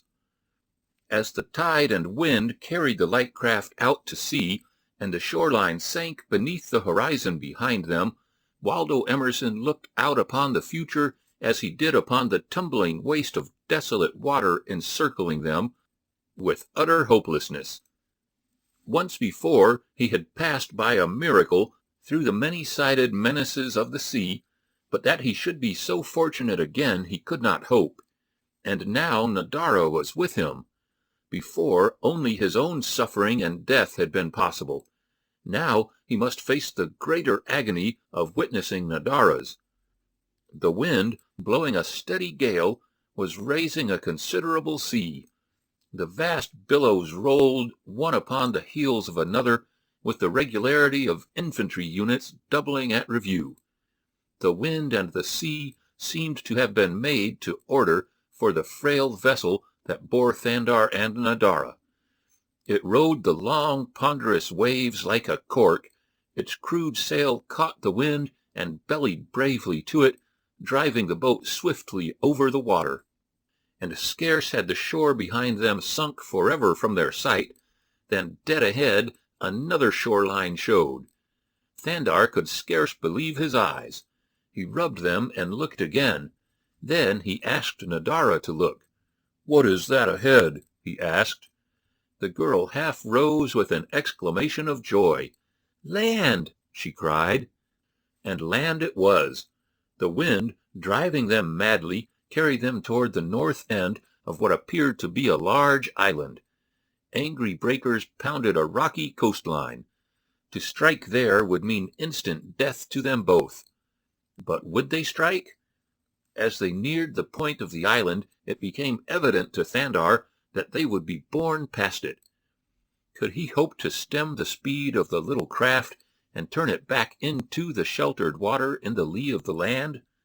The chances were more than even that the canoe would capsize the instant he cut away the sail and attempted to paddle across the wind, as would be necessary to come about the end of the island. But there seemed no other way. He handed his parang to Nadara, telling her to be ready to cut the rawhide strips that supported the sail the instant that he gave the word.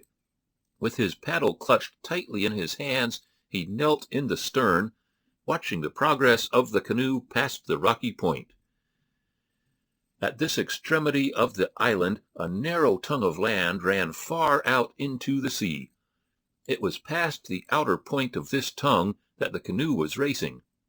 When they had passed, Thandar realized the rashness of attempting to turn the canoe into the trough of the sea, even for the little distance that would have been necessary to make the shelter of the point, where, almost within reach, he could see the peaceful bosom of unruffled water lying safely behind the island.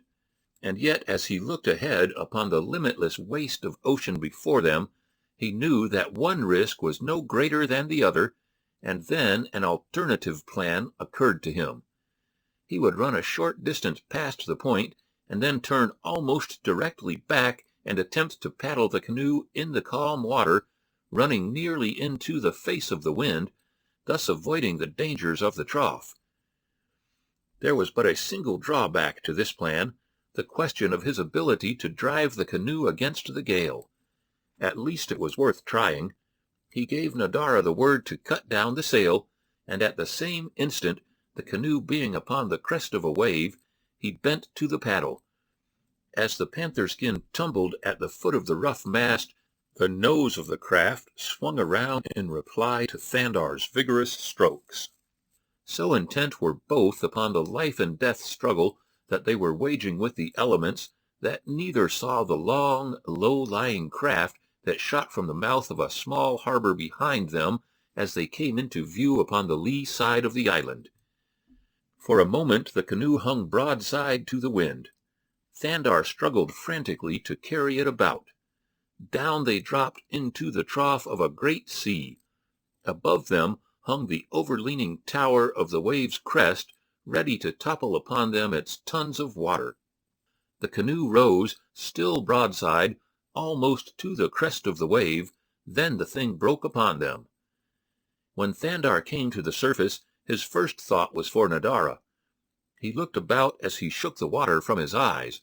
Almost at his side, Nadara's head rose from the sea. As her eyes met his, a smile touched her lips. "This is better," she shouted. "Now we can reach shore." And turning back, she struck out for land. Just behind her swam Thandar.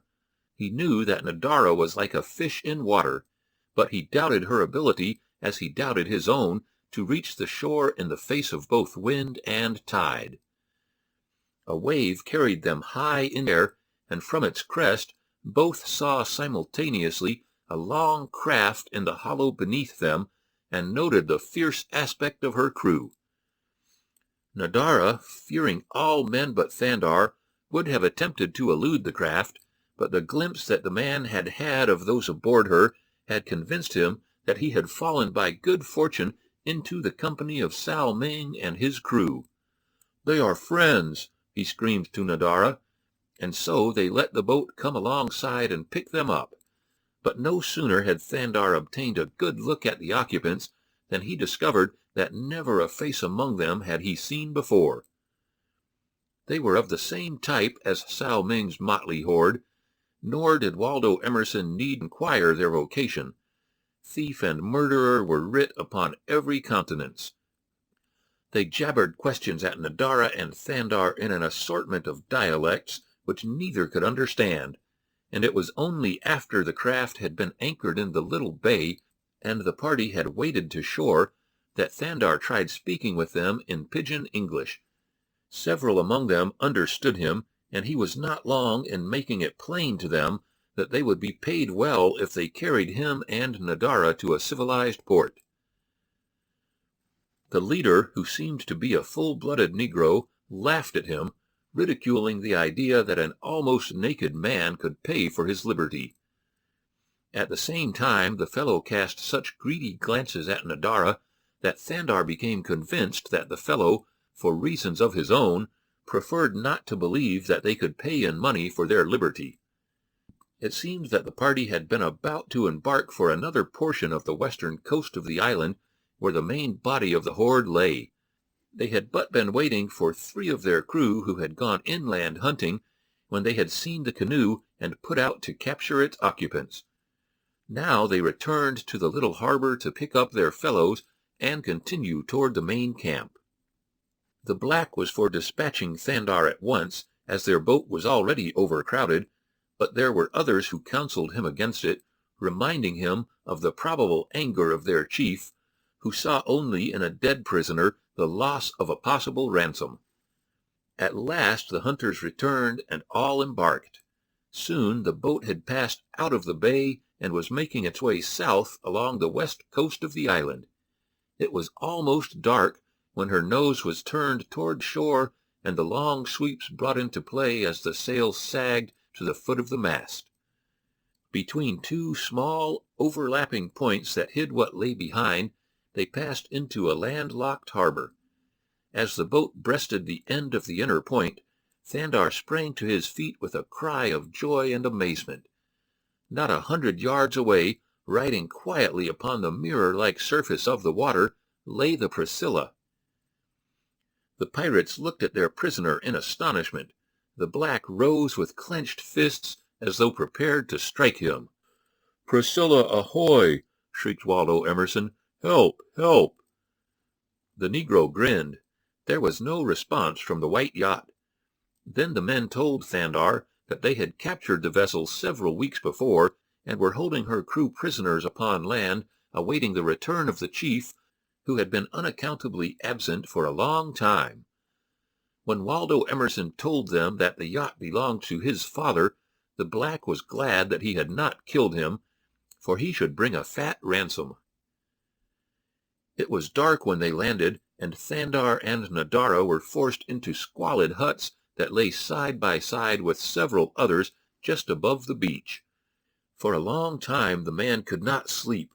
His mind was occupied with doubts as to the fate of his father and mother.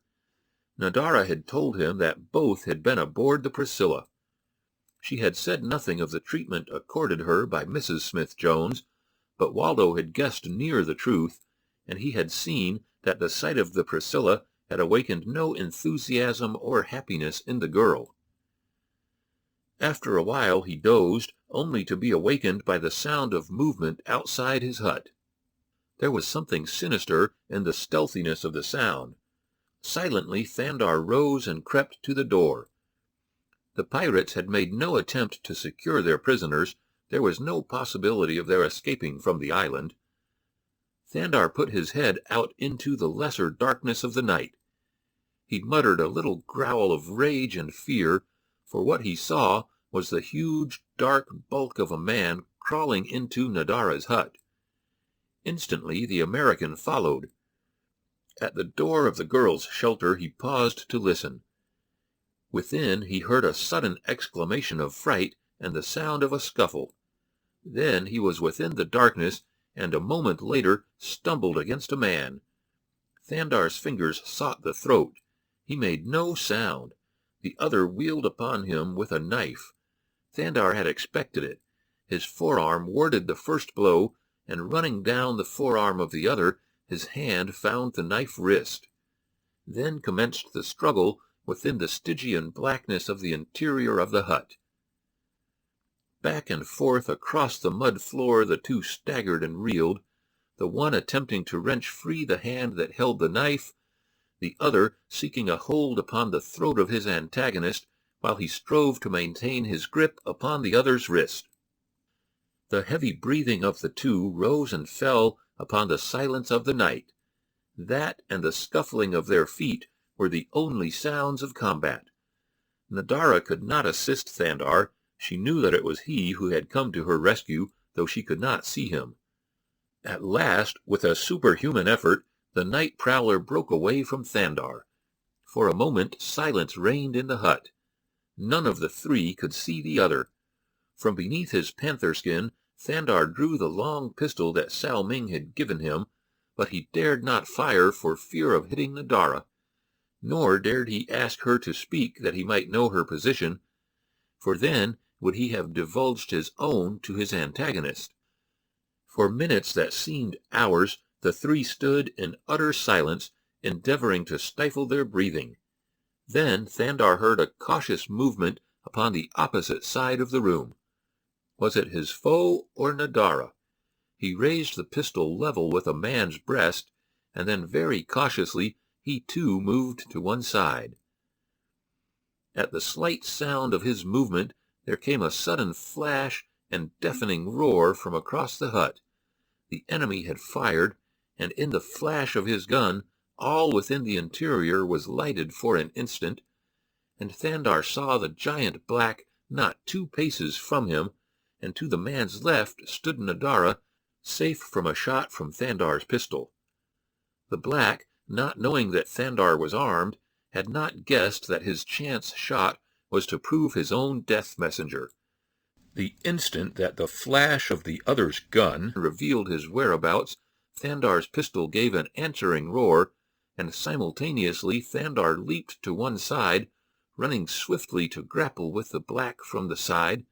But when he came to him, instead of meeting with ferocious resistance, as he had expected, he stumbled over his dead body. But now the whole camp was awake. The pirates were running hither and thither, shouting questions and orders in their many tongues.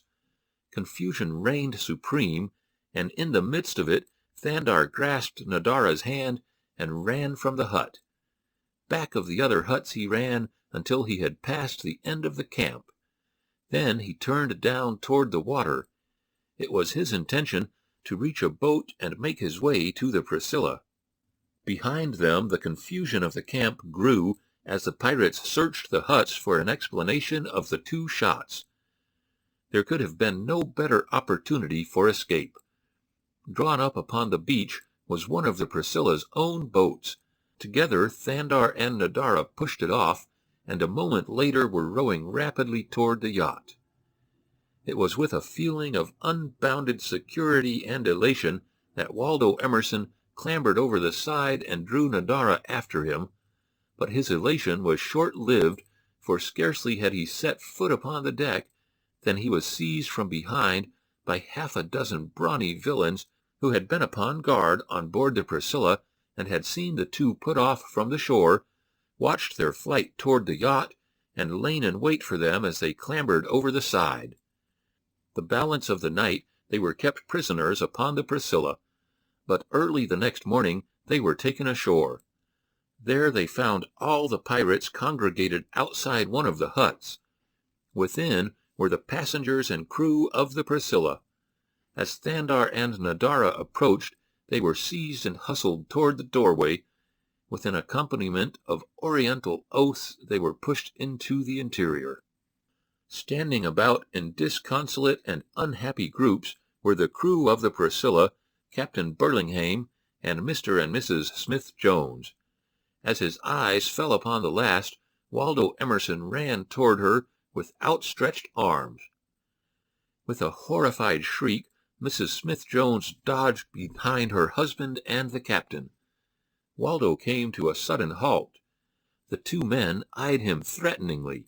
He looked straight into his father's face. "Don't you know me, father?" he asked. John Alden Smith-Jones's jaw dropped. "Waldo Emerson," he cried. "It cannot be possible." Mrs. Smith-Jones emerged from retreat. "Waldo Emerson," she echoed. "It cannot be." "But it is, mother," cried the young man. "What awful a peril," said Mrs. Smith-Jones after she had embraced her son.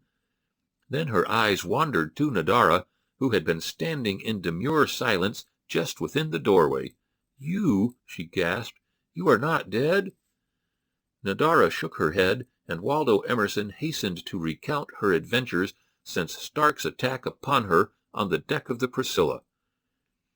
Mrs. Smith-Jones approached the girl. She placed a hand upon her shoulder. "I have been doing a great deal of thinking since last I saw you," she said, "and the result of it is that I am going to do something that I have never before done in my life. I am going to ask your pardon. I treated you shamefully. I do not need to ask if my son loves you. You have already told me that you love him, and his eyes have told me where his heart lies. For long nights I lay awake thinking of the horror of it, and almost praying that he might be dead rather than come back to find you waiting for him in Boston. That was before you went overboard. You had no birth or family, and that to me meant everything, but since I thought that you were both dead, I discovered that I recalled many things about you that were infinitely to be preferred over birth and breeding. I cannot tell you just what they are, only I cannot blame my son for loving you. Only you must discard that horrible garment for something presentable." "Mother," shouted Waldo Emerson as he threw his arms about her, "I knew that you would love her too, if you ever knew her." Just then the door opened, and one of the pirates entered. "Come," he said. They filed out past him. From those outside they learned that it had been decided to kill them all, and after looting the Priscilla, sink her, as a man-of-war had been sighted cruising off the coast early in the morning. In their terror they had decided to wait no longer for the absent chief, and all thoughts of ransom were forgotten in the mad desire to erase every vestige of their piracy. The victims looked at one another in horror. They were entirely surrounded by the pirates, and one by one were securely bound that there might be no chance of any escaping. The plan was to lead them inland to the densest part of the jungle, and there to cut their throats and leave their corpses to the vultures. The pirates appeared to derive much pleasure in recounting their plan to the prisoners.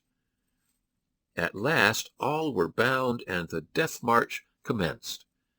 The last of the long line of hope-forsaken prisoners and brutal, gibing cutthroats had disappeared in the jungle when a rude craft made its way into the harbor. At sight of the Priscilla it hesitated and prepared to fly, but seeing no sign of life aboard it, approached, and finding the decks deserted, mounted. In the cabins the newcomers discovered 2 Malays asleep. These they awoke with much laughter and rude jests. The 2 guards leaped to their feet, feeling for their pistols, but when they saw who had surprised them, they grinned broadly and jabbered volubly. They addressed all their remarks to a huge and villainous fellow whom they called Chief. He it was whom the pirates had awaited, and whose prolonged absence had resulted in the determination to execute the prisoners of the Priscilla. When the chief learned of what was going on in the jungle, he cursed and bellowed in rage. He saw many thousand liangs of Psyche evaporating before his eyes. Shouting orders to his fellows to follow him, he leaped into the craft that had brought them to the Priscilla, and a moment later was pushing rapidly toward the shore. Without waiting to draw the boat upon the beach, the chief plunged into the jungle, his men at his heels. Far ahead of him trudged the weary and fear-sickened prisoners, lashed onwards with sticks and the flats of murderous parangs. At last the pirates halted in a tangled mass of vegetation. "Here," said one, but another thought they should proceed a little further. For a few minutes the two men argued, then the first drew his parang and advanced upon Thandar. "Here," he insisted, and swung the blade about his head. A sudden crashing of the underbrush and loud and angry shouts caused him to turn his eyes in the direction of the interruption. The prisoners, too, looked. What they saw was not particularly reassuring. Only another very ferocious-appearing and exceedingly wrathful pirate, followed by half a dozen other villains. He rushed into the midst of the group, knocking men to right and left. The wicked-looking fellows who had bullied and cowed the frightened prisoners but a few moments before now looked the picture of abject terror. The chief came to a halt before the man with the bared parang. His face was livid and working spasmodically with rage and excitement. He tried to speak, and then he turned his eyes upon Thandar, standing there bound ready for decapitation. As his gaze fell upon this prisoner, his eyes went wide, and then he turned upon the would-be executioner, and with a mighty blow felled him. That seemed to loose his tongue, and from his mouth flowed a torrent of the most awful abuse the prisoners had ever heard. It was directed toward the men who had dared contemplate this thing without his sanction, and principally against the cowering unfortunate who had not dared to rise from where his chief's heavy fist had sprawled him. "And you would have killed Thandar," he shrieked, "Thandar, who saved my life."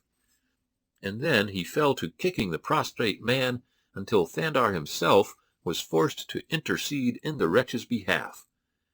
With the coming of Sao Ming, the troubles of the prisoners evaporated in thin air, for when he found that the owner of the Priscilla was Thandar's father, he restored the yacht and all the loot that his men had taken from it to their rightful owners.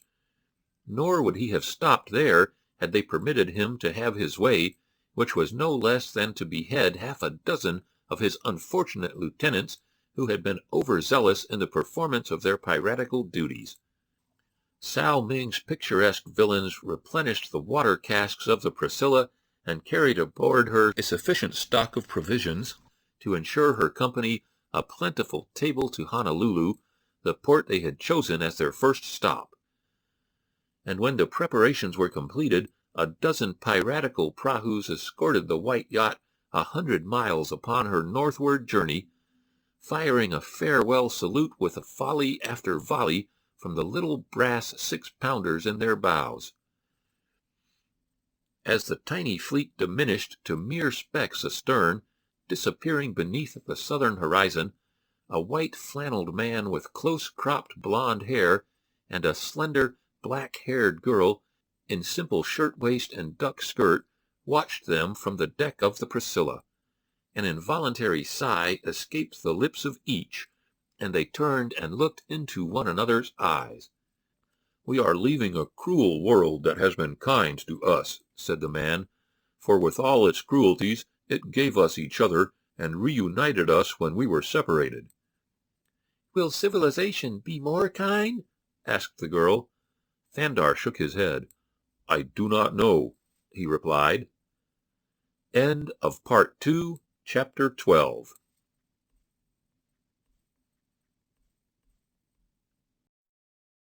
Homeward Bound. At Honolulu, Waldo Emerson Smith-Jones and Nadara were married. Before the ceremony, there had been some discussion as to what name should be used in describing Nadara in the formal contract. Nadara alone seemed too brief and meaningless to the precise Mrs. Smith-Jones, but Waldo Emerson and the girl insisted that it was her name and all sufficient. So, in lieu of another name, it was finally decided by all that Nadara could not be legally improved upon. Prior to the ceremony, which took place on board the Priscilla, Mr. and Mrs. John Alden Smith-Jones, Captain Cecil Burlinghame, several invited guests from amongst officials and friends in Honolulu, and the crew of the Priscilla presented gifts to the bride. Captain Burlinghame, in presenting his, proffered a few words in explanation of it. "To you, Nadara," he said, "these trinkets will hold a deeper meaning and a greater value than to another, for they come from your own forgotten island, where they lay for 20 years until, by chance, I picked them up close by the sea. The poor lady to whom they once belonged you never knew. It is quite possible that she never was upon your savage coast, and how her jewels came there must always remain a mystery. But two things you hold in common with her, for she was a lady and she was very beautiful." He held toward Nadara in his open palm a little worn bag of the skins of small rodents sewn together with bits of gut. At sight of it, both the girl and Waldo Emerson exclaimed in astonishment. Nadara took the bag wonderingly in her hands and dumped the contents into her palm. Waldo pressed forward. "Do you know to whom those belonged?" he asked Burlinghame. "To Eugenie Marie Celeste de la Valois, Countess of Circe," replied the captain. "They belonged to Nadara's mother," returned Waldo. "Her foster parents were present at her birth, and took these jewels from the poor woman's body after she had passed away. She was washed ashore in a boat in which there was only a dead man beside herself. Nadara was born that night." And so, when the clergyman had performed the marriage ceremony, he entered upon the certificate and the space provided there for the name of the woman, Nadara de la Valois. And they are living in Boston now in a wonderful home that you have seen if you ever have been to Boston and been driven about in one of those great sightseeing motor buses, for the place is pointed out to all visitors because of the beauty of its architecture and the fame that attaches to the historic and aristocratic name of its owner, which, as it happens, is not Smith-Jones at all. End of Part 2, Chapter 13. End of The Cave Girl by Edgar Rice Burroughs.